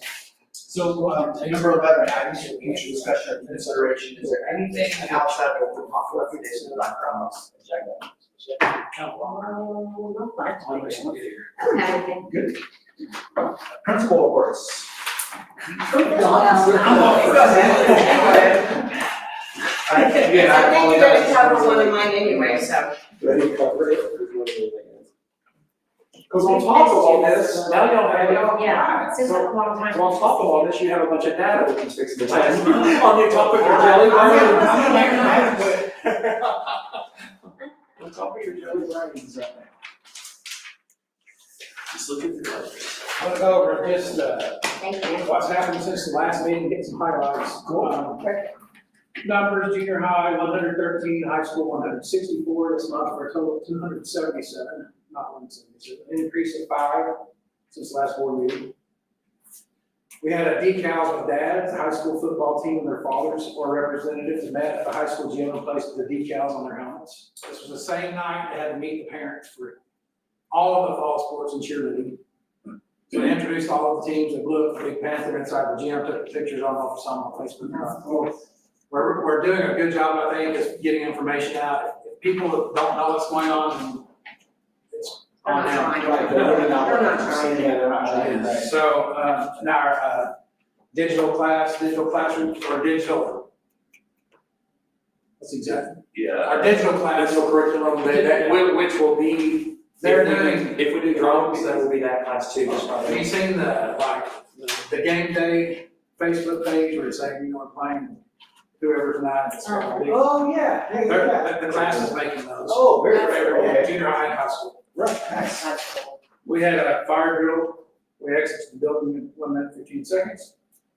Teacher got set on fire because kids don't ever. How did they ever know that quick? That's crazy. It's, I did that since they're in kindergarten. Right, that's true story. That's true. Chamber of Commerce meeting, culinary students provided breakfast enchiladas, fruit, a grit bar, first one that was my favorite part of it. It's not great. I heard that It was awesome, and there were more people in that meeting than there was any other meeting I've been at. Yes, that's what I've heard. That was a. Because I did the wrong areas, but And they had to rent food all year. Yeah. sports highlights, I probably didn't hit all of them, I just kind of hit, I don't know what I was thinking. Junior high football 3-1, junior high volleyball 2-2, high school football 2-2. They won pretty big this last week. 41. Yeah. Yeah. High school volleyball, I was in Cloudcroft for that tournament this weekend. They are 6-4, and they beat both Cloudcroft and Eunice. And they lost to Rosa, or they won the tournament. Nice. And, okay, we know to that. Cross country held a meet here in Jal, our girls were first, second, and third. Wow. Yes, and we really have a lot of cross country kids out there. It's all called a sudden from like 3 to 20. And they're actual cross country. They're actual cross country kids. Really? Last year we had some that probably shouldn't have been cross country. I mean, it's good they were out there. Kind of like me running cross country. Yeah. I'm not walking. Yeah, I can't see it.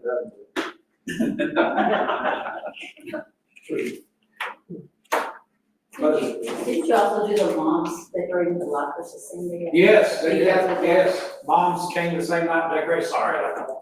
Let them out, children. Decorated. I'm not gonna go over this, this is for you to look at and for the next month. And then, Just so you know, I go back to this often. oh, good. Yeah, it really And does. if you look at that weekly bulletin, I meet with the athletic director every Wednesday, cover our mouths. Yes, I meet with the athletic director every Wednesday, along with my secretary, his secretary, and Mr. Richards. We go over everything on the calendar, make sure it's on that weekly bulletin, so the weekly bulletin, if there are any changes, it will be on that. And then just quickly on some data stuff, I want to show you some stuff. I'm gonna skip over a few. How did we make that bigger last time? Oh gosh, I think I'll show you. Do we? How did she do that long ago? She put in a remote again, so I didn't have to repeat what she. What about that arrow thing again? Will I do it up there on the top of that white page? Right down, right there, left, right there, left, oh, no, left, right, left. Do it now, go down. No. Other way. Oops, no, it's gone. Darn it, okay. All right, well, just. Hit the arrows again, what will happen if you? This, Let's just all go right there. Yeah, what is this, what I'm gonna present right now is what we have looked at in terms of state testing. Remember last year we went through and we built a curriculum for mathematics. So we really had no foundation here for mathematics. We were just teaching whatever, in whatever grade. Whatever the book had in it. Right. And some teachers were only getting to 2 or 3 chapters of the whole book. Oh, wow. So we went and wrote a curriculum last year that said, this is what's expected to be taught in first kindergarten, first grade, second grade, third grade, fourth grade, fifth grade, sixth grade, and they even mapped it. So that they know, I can walk into a 7th grade classroom and I can ask them for the curriculum mapping. They pull out a calendar and it's got exactly what they're supposed to be teaching within a few days. They should be on that subject. And then we're making sure that everything they're tested on at the end of the year, the students have actually seen. So last year we did that. After Christmas, we started implementing. 6-year study? Yes, that's part of the 6-year study.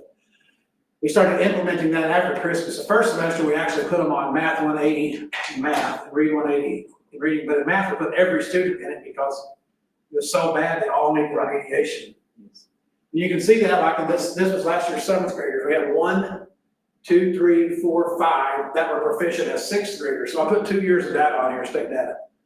This is last year's seventh graders, this year's eighth graders. This data shows their sixth grade testing and their seventh grade testing. The green means they were proficient. That means they're at grade level or above. Okay. Advanced in the white means they're above proficient. That means they're performing better than expected. In the sixth grade, that class had 1, 2, 3, 4, 5 kids proficient. Now, in the seventh grade last year, that's not acceptable. Right. There's so many novice and nearing proficiency. But if you count the kids compared to the previous year, we have 1 advanced, 1, 2, 3, 4, 5, 6, 7, 8, 9, 10 kids either proficient or advanced. So they doubled. So from the sixth grade to the seventh grade, we doubled the number of kids that were proficient or above. Okay. And that was just in the semester. That's what we're looking at trying to do. We're gonna try to get another double this year. If we can do that, now our reading scores across the district. You can look at third grade, fourth grade, fifth grade, they all look like this. Almost every kid. I mean, we make some of the highest in the state. Wow. And really, the most important thing there is the colors, because if you can see it, it'd just be a bunch of numbers, like 672. Oh, no, just green is good. Yeah, green is good. And- Light's even better. Yeah, in math, we're not the only ones that look like this, every district, because prior to COVID, we had a lot, probably 5 to 10 years before COVID, everybody was required to have curriculums in place written, I mean, like we did mappings. Well, up till COVID, we became kind of liberal Complacent. and Right. kind of let that fade away, and then COVID, it really went away. Right. And so now nobody's got it. Texas stuck to it through the whole deal. And there you go, I mean, their stuff is rigorous. Right. And so we're getting back to that model, and it's coming for the whole state, but, and they started this here, probably in reading prior to me coming, I'm sure, because. of Correct, scores. prior Yeah. reading there, Yeah. yeah. This is Robinson, actually. So you're saying that the column on the right, the reading, is not just high school, That's across, I can show you all here, but but I'm saying that's from the it's third through third through. eighth is where the state puts. Because they start testing at third grade. Right. But now, short cycle though, Jim, we. Yeah, I'm gonna show you some other stuff here. Yeah, that one you'll see, that we do test everybody. So if I back up to, let's say this, let's go back to fifth grade, last year's fifth graders. All right, I'm gonna look at the first column of math, I'm a math guy, so that's what I really look at. These are all reading teachers. We did a better job. Yeah, they are. So last year's fifth graders, this year's sixth graders, again, they only, so last year's fifth, so this is fourth and third, right? So as third graders, they only had 1, 2, sorry, this is their fifth grade, this is their fourth grade. As fourth graders, they only had 1, 2, 3 kids proficient in math. It's absolutely terrible. And then, but the following year, they had 1, 2, 3, 4, 5, 6, 7, 8, 9, 10. Went from 3 to 10, so we're seeing that across the district, doubles or triples even in this case. Right. And then what we're also doing, so when we go from 3 to 10, we're going, where did those 7 come from? Why did 7 of them do better? We know what we were doing, but we also go in and analyze it. By teacher, by class. Students, by class, by And teacher. you gotta be real careful because Yeah. what happens a lot of times is, I'll tell you myself, in the junior high, I put my lower kids with one particular teacher. Yes. Because So I know she's yes. exceptional, I want her with those kids. Right. And the other kids can practically learn on their own. Right. So kind of, and so it's all, I mean, there's a lot to it, a lot more to it, but we're looking at every single factor, and if you just look across grades, this year's ninth graders, last year's eighth graders, it's probably our worst testing class. And if you look at the eighth grade, and you look statewide at the testing and the average in the state, the third grade and the eighth grade are the lowest in the state. In math, it's like the state's like 16% kids are proficient. I think we were 13, I'm not sure, but now I added science because in the eighth grade, they also take science. They only take that in the 5th, 8th, and 11th.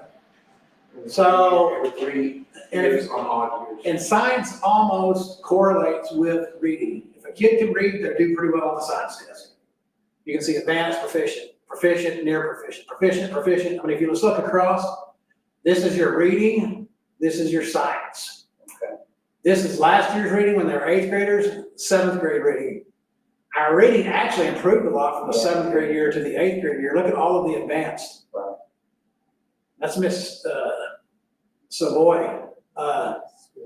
She's pretty confident and good teacher for reading. And what year is that right there? Mouse is on, those 2 years. This is math. Right? Now, this is that same grade. This was last year's 8th graders, current year 9th graders. But again, if you look, when they were 7th graders, there was only how many kids proficient? Right. 2. Right. Now, as bad as this class tested in the 8th grade, and it's normed to the state because it's pretty similar to what the state's testing, because they started algebra in the 8th grade, they started doing algebra as tests a lot more.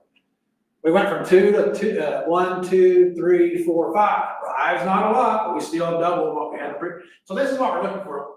I'm thinking next year, that now that we have a curriculum of math, we're gonna see that exponentially increase. Like it better, we're gonna have to start looking at something else. I agree, right, yes.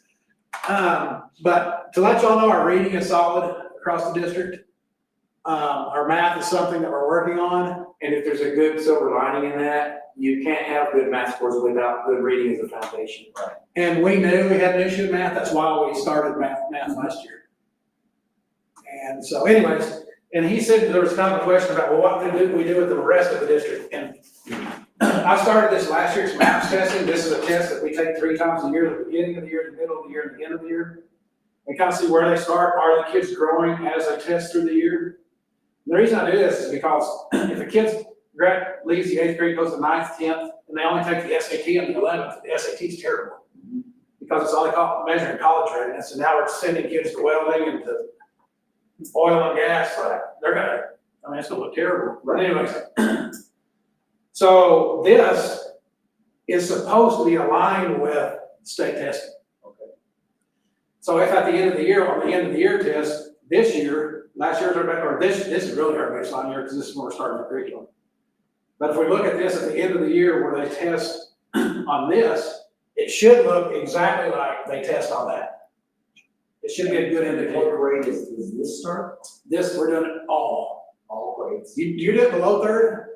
Yes, for MAPS testing, we just started, so we've been doing reading kindergarten through 5th grade, but this beginning of the year is the first time we went ahead and included can't really call kindergarten at the beginning of the year in reading, that's kind of mean. That's why we're getting all these buttons pushed.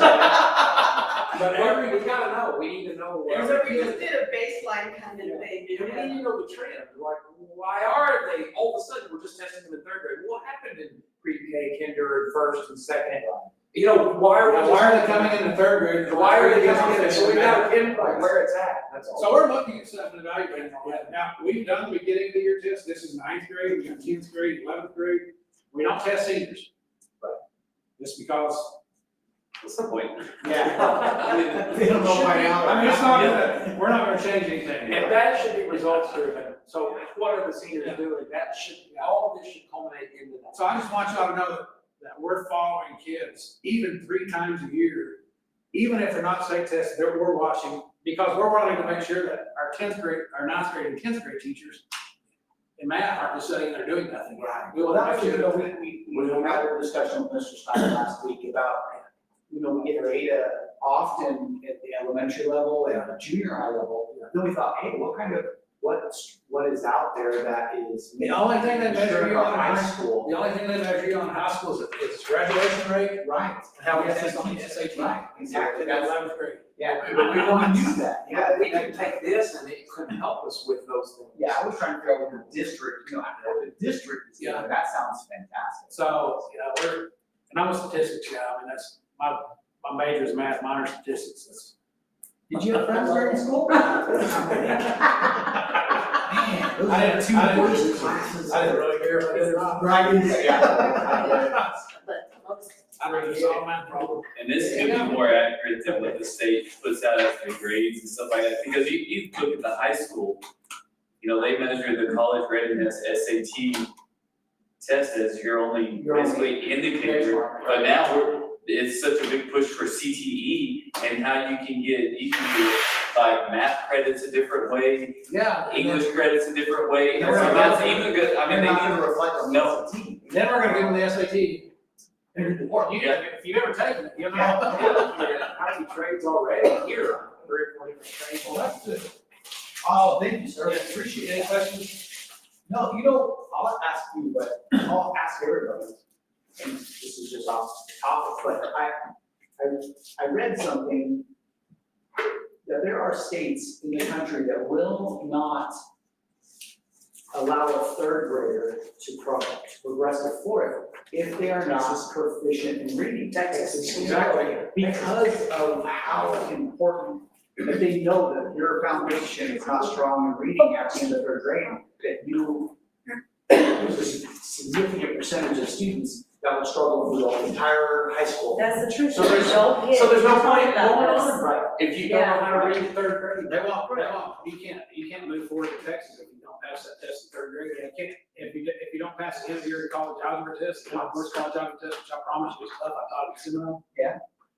It's not a joke, you gotta know some algebra 1, you don't graduate. Really? Yes. So what, have you ever considered that third grade deal? I mean, And don't know if we can legally do it. well, I don't know if we can. I don't know that we could either because in New Mexico, the law is Yeah. you can, Parents can say no. one time.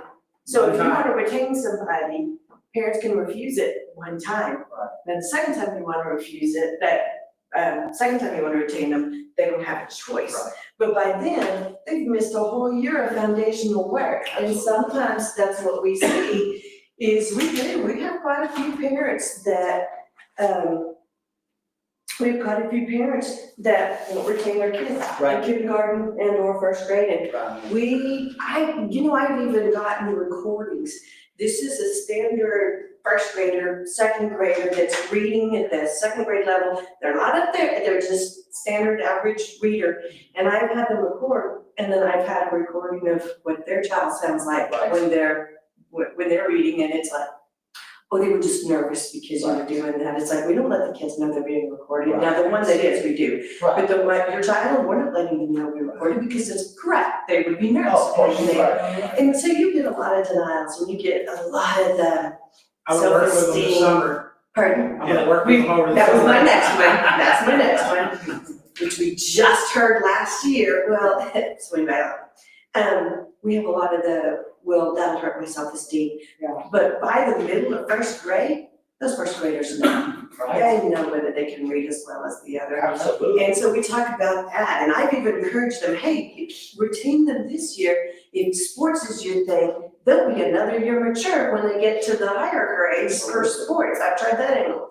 And I heard one last year, kindergarten, we tried to retain the student, and dad said, I'm gonna get a tutor, I'm gonna get somebody from Woolworth, or I'll work with them over the summer, and it's like, Miss Albright, I've been teaching for 20-something years, and you don't, and what I can get done in 9 months, you think somebody else is gonna get done in 2.5. Yeah.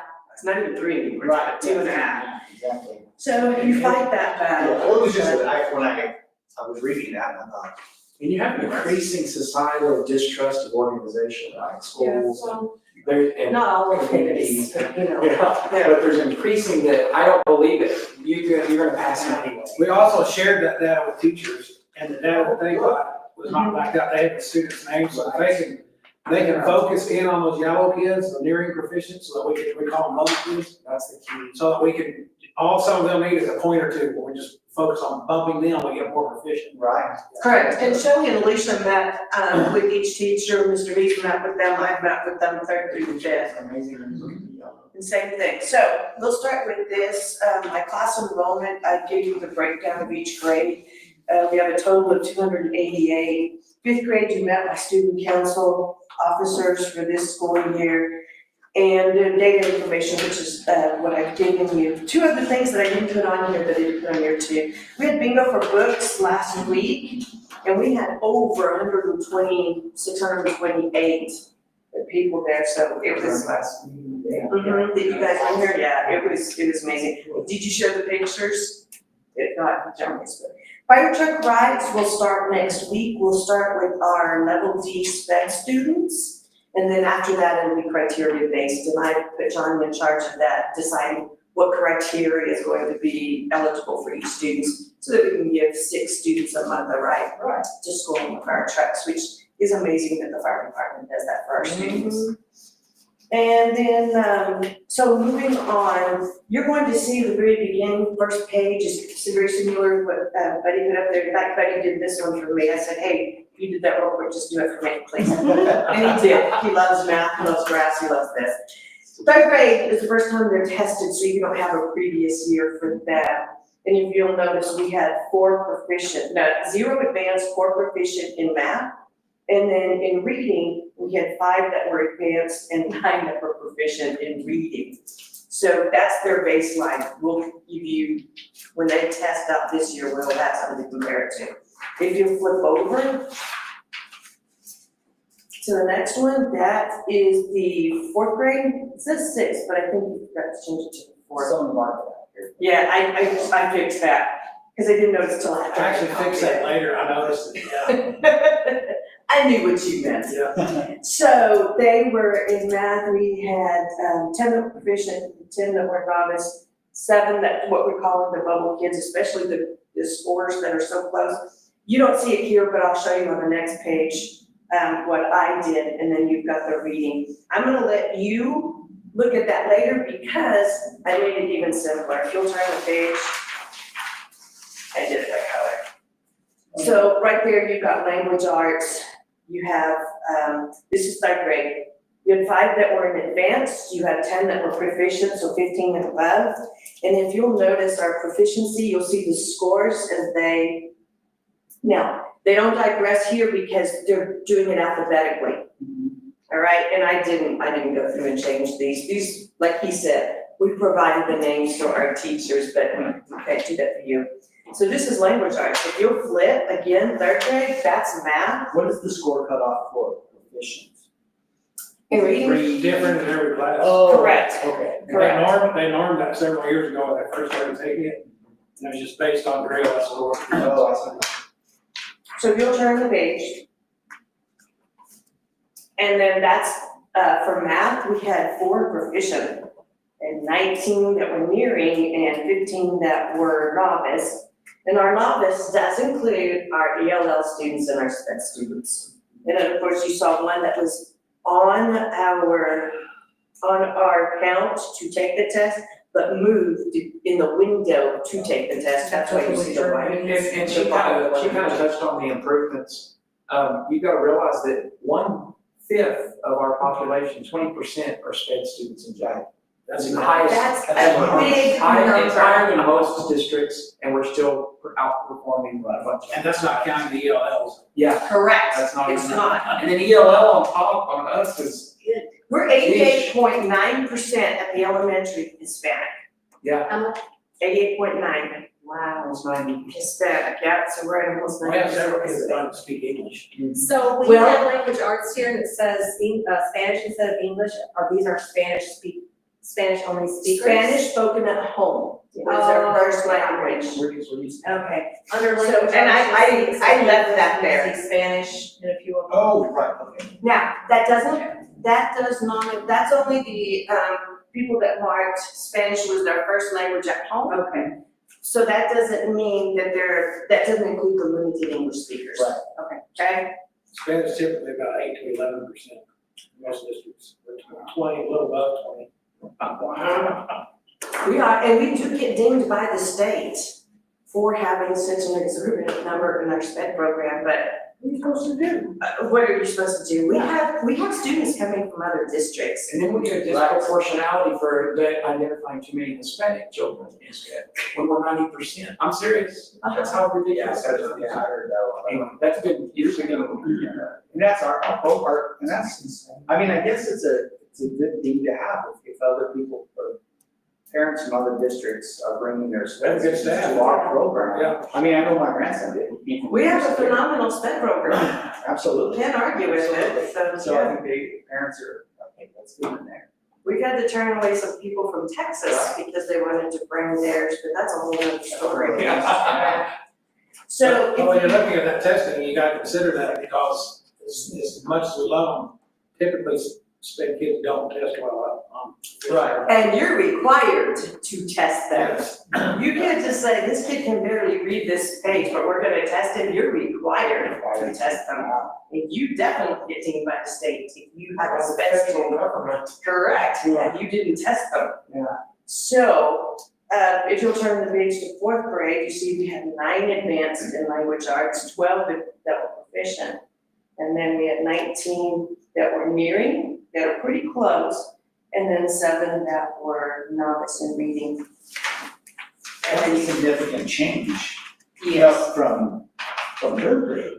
I mean, there's only 7 in novice compared to this, right? So obviously in that third grade year, at least in this study, they're really getting caught up, Correct. right? We Is were that- making strides, correct, we were making strides in reading, like Mr. Little said, we are doing very well in reading, still not where we wanna be, but Way above the state average. way above, yes. And the other thing is that we are now, the things that we did in reading, we're applying to math.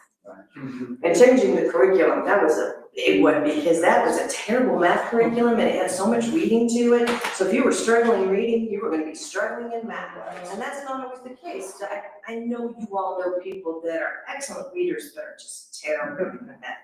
Or the other way around, that are not comfortable in reading, but they excel in math. It's just, I mean, if I had Mr. Little write something for me, I would have to spell check her. You might didn't feel read, I'm sure. I gave Scott a cup and it says, I'm an engineer, and engineer's misspelled, and it's marked that. It says, I'm an engineer, misspelled. I'm good in math. Which he wasn't, he was a spelling gem. So the next one is the math, but it includes, this one here, I don't know if it's before you did. So you'll see in math, we had somebody that was advanced, we had 10 that was proficient. And then if you'll notice, it still doesn't correlate with the language arts, because look how many we have novice in math as compared to reading. So we know that there's a gap. We know there's a discrepancy between the reading and the math, so. Well, that's the ticket though, so we have to know it. Now, I skipped one, Exactly. I accidentally put the 5th grade twice, but I thought Buddy was gonna go over it, and he kind of touched on it. So if you'll go to that very last page, the last page that you have, there's language arts, but math is not colored, but it's the same story. And he did touch on the 6th graders, same thing, we have several that are advanced or proficient in language arts, but we're suffering in math. So the nice thing about it, and what we've all talked about, is that's our baseline. And we are seeing improvements in maths testing that we did from last year to the beginning. And so at elementary, we're different. We have a lot of assessments. We have the monthly, it used to be iStation, now you're gonna hear it called Amira. So we have the Amira testing, and that's monthly in reading and now in math. And then we have our maps, which we do 3 times a year, and then we have the state, which we do once a year. And referring back to our strategic plan, it's just barely coming into play today, this year with the scope and sequence. But it's barely coming into play. Right. So we're hoping. If they graded schools like they used to, whenever they were doing A's, B's, C's, and D's, I don't know if you remember that or not. Yeah, absolutely. We'd probably get an A because they graded you on the number of kids that, and, you know, the increase from the previous year. Not necessarily that all kids were proficient, but how much did you improve from your year? Right. I promise you, because when I went to Taylor, we were an F school, and we just showed a little improvement like that, moving from an F to a B in 1 year. Right. Right. Yeah, so that was what I was going to present to you guys. Did y'all have any That's questions? fantastic information. It's promising, yeah, you know, we're excited about it. And we've started so we've always recognized iStation, now Amira, progress every month, but now we're doing traveling trophies and talking about pizza parties for at the end of the semester on the maps, who's had the most maps growth, map progress, they'll get a pizza party at the semester and again so we're doing a lot of things, because my philosophy is, We can sit there and harp on the teachers all day long, but until we get the students to buy in and be held accountable for the test, we're not going to see the progress that we should. So that's one thing that we're trying is to make students more accountable for the test and not do the repeat clickers. Right. Try to get away from that. We just gotta stay the course. Yes, That's what we're doing. that's kind of our theme this year is stay to the plan. Right. The strategic plan and the 6-year study. Well, and it's a marathon, not a sprint. Yeah, You know, I mean, Correct. Yeah, you have to figure, it takes usually 3 years. When we started the math overhaul, we knew. First 3 years just to start seeing it. Right. And we're already seeing it in this year. Yeah, that's It's like everything else, this staff is always ahead of the game, and they are on this. From what I have seen statewide, Mr. Office has seen it, he's gone to some meetings, or, I think we're on the sleep. we're waiting for he's still alive over there. But he's been seeing it too, saying, man, he's already advanced. So in fact, what Mr. Loftus was doing on rewriting all of the curriculums and putting them into the scope and sequence, they copied him on the state level because we were already ahead of it that far. He was using AI to do it. Right. Which is really cool. That's the twist that nobody was really thinking. Wait, why don't we use AI more? And he started using it. Oh, I'll never write another report without using AI. Yeah. So we got some training in that, right? Yes. Yes, Mr. Elder. Mr. Elder's coming to. He's our he's our AAIS or CES representative for the 6-year study. He's the former superintendent of Albuquerque. He even wants to come down and talk to y'all about our progress, is what he said, so. Yeah, he had a lot of positive He things. did. He was very impressed with our data. He just said, I'm going to a lot of districts and y'all seem to have it together. That's what He said, we're already just way ahead of where we should be right now. And that strategic plan, so we did math last year where, Mr. Loftus focused on the scope and the teachers worked on the sequence and pacing guides. And now we'll be focusing on reading for this year. And you know, really don't matter, we can sit here and just pat each other on the back all day, but the data won't lie.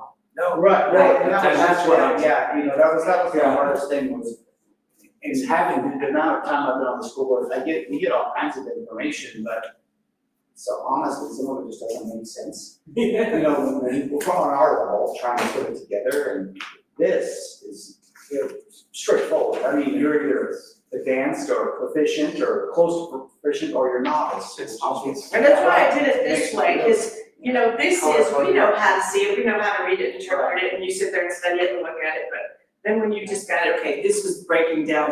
Yeah, and it helps us because we're getting the data so granular, it's easy for us. Well, and I like the fact that you guys are checking out the high school students. Yes. Because we just wrote. After 8th grade, or it's the same thing, after 8th grade or before 3rd. Right. Well, you can't do it with no picture of that. That's how many are you leaving out? Our reading only gets better the further they go. Right. You're literally only looking at We half stuck of in our your, math, do that. and you're literally Yes. only looking at half of your grade levels if you're doing that. Correct. Yes. Awesome. All right, that's all, thank you. Thank you, ma'am. Thank you. I just know that they sent out those maps for all the, granddaughters and kindergarten.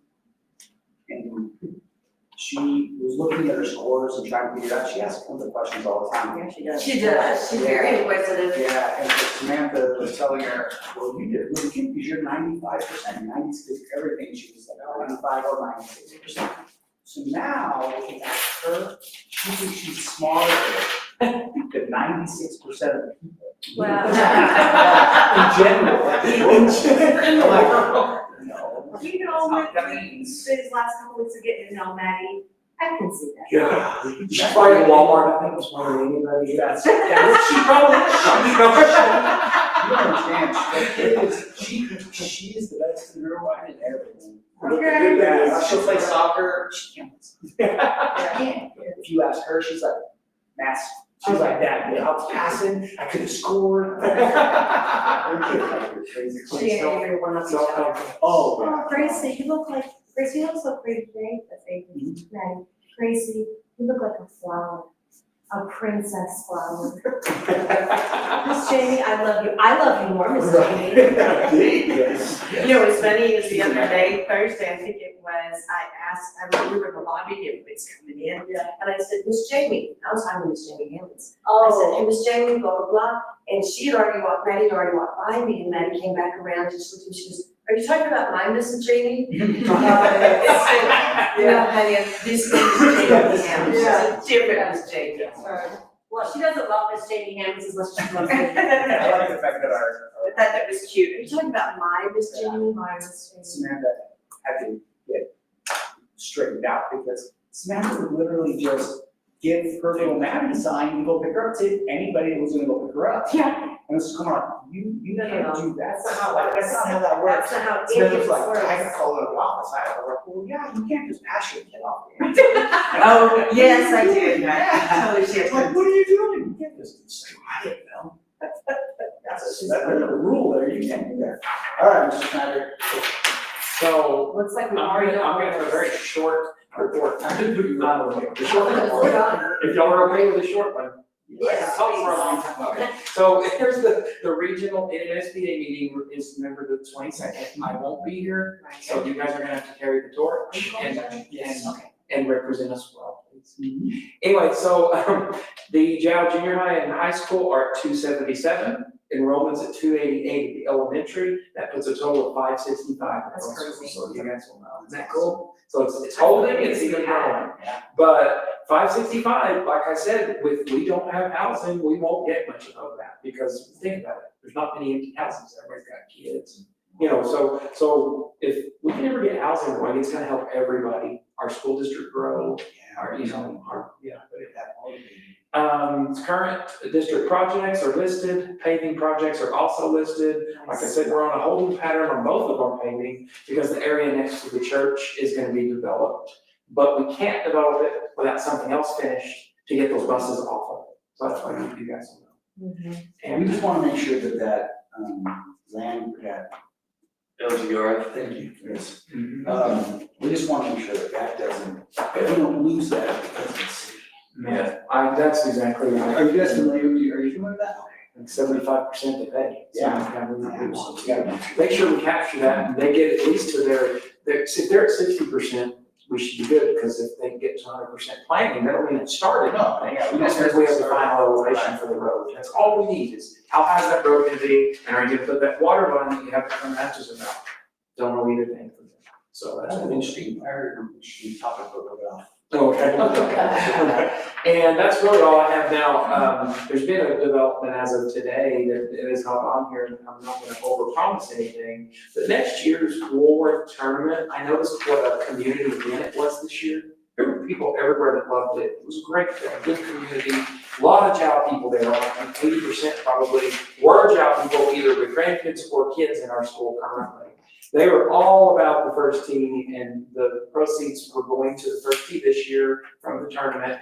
And I was talking to Silver, and she kind of sparked something about how come we didn't have any, like, could we not do like maybe the cheerleaders on number 7? And it got me thinking, and I talked to Mr. I don't want to overpromise, because we haven't talked to all these people, but we would like to get the cheerleaders, the culinary class. It was like, why can't we have culinary cook? We're even have a food trailer, have the cheerleaders, the culinary, maybe the golf team clean clubs, and kind of put it more of our kind of showcase our school at that thing, because it's already got the entire community there. It's a clean event. We don't have to worry about things going on. Right, Can we get what all does, that money? what does cheerleaders on 7 mean? Okay, so the cheerleaders historically have put in a concession stand on number 7 at the building. Oh. And it used to, people were like, I can't wait to get to 7, I can get a bag of ice, and I can get a candy bar, and I can get a grape, and I can buy a burrito. During the day, number 7 is kind of that place where if you had something right there, you don't have time, you're in a tournament, I can't go back to the building and try to find something. Sure. Well, it's That's a where it furthest is. point from. Yes. And as we get busier, the tee times are already crammed packed, where you can't really just take your time out there. Yeah. So right there on 7, you're waiting for them to tee off, and you're gonna it's so easy, just You convenient. think we get 10% in the high school EEF? Yes. Actually, it'll be a fundraiser for your whichever organization, so. Yeah. You know, and that's, we've got to talk to Woolworths, we've got to talk, but I wanted you guys to know, I think it'd be a really neat thing to showcase for several of our programs. I mean, you could showcase whatever you want. That would be a really good spot, because it's September, early in the year, all these things are already kicked off. If they want to showcase something, perfect time to do that as a school. So We'll be out there next year. yes, sir. I asked Buddy, and he didn't hesitate, but we still haven't, I don't want to overpromise that, but we would like to involve our kids somewhere. So, that's all I have. And I thought it was next weekend, because I thought it was a homecoming weekend. It was originally, but it went back and forth with another wedding and another event and all kinds of stuff out there, so.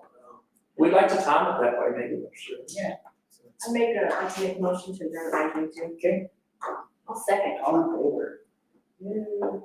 So, just a quick talk about that, Wait, let me turn this off.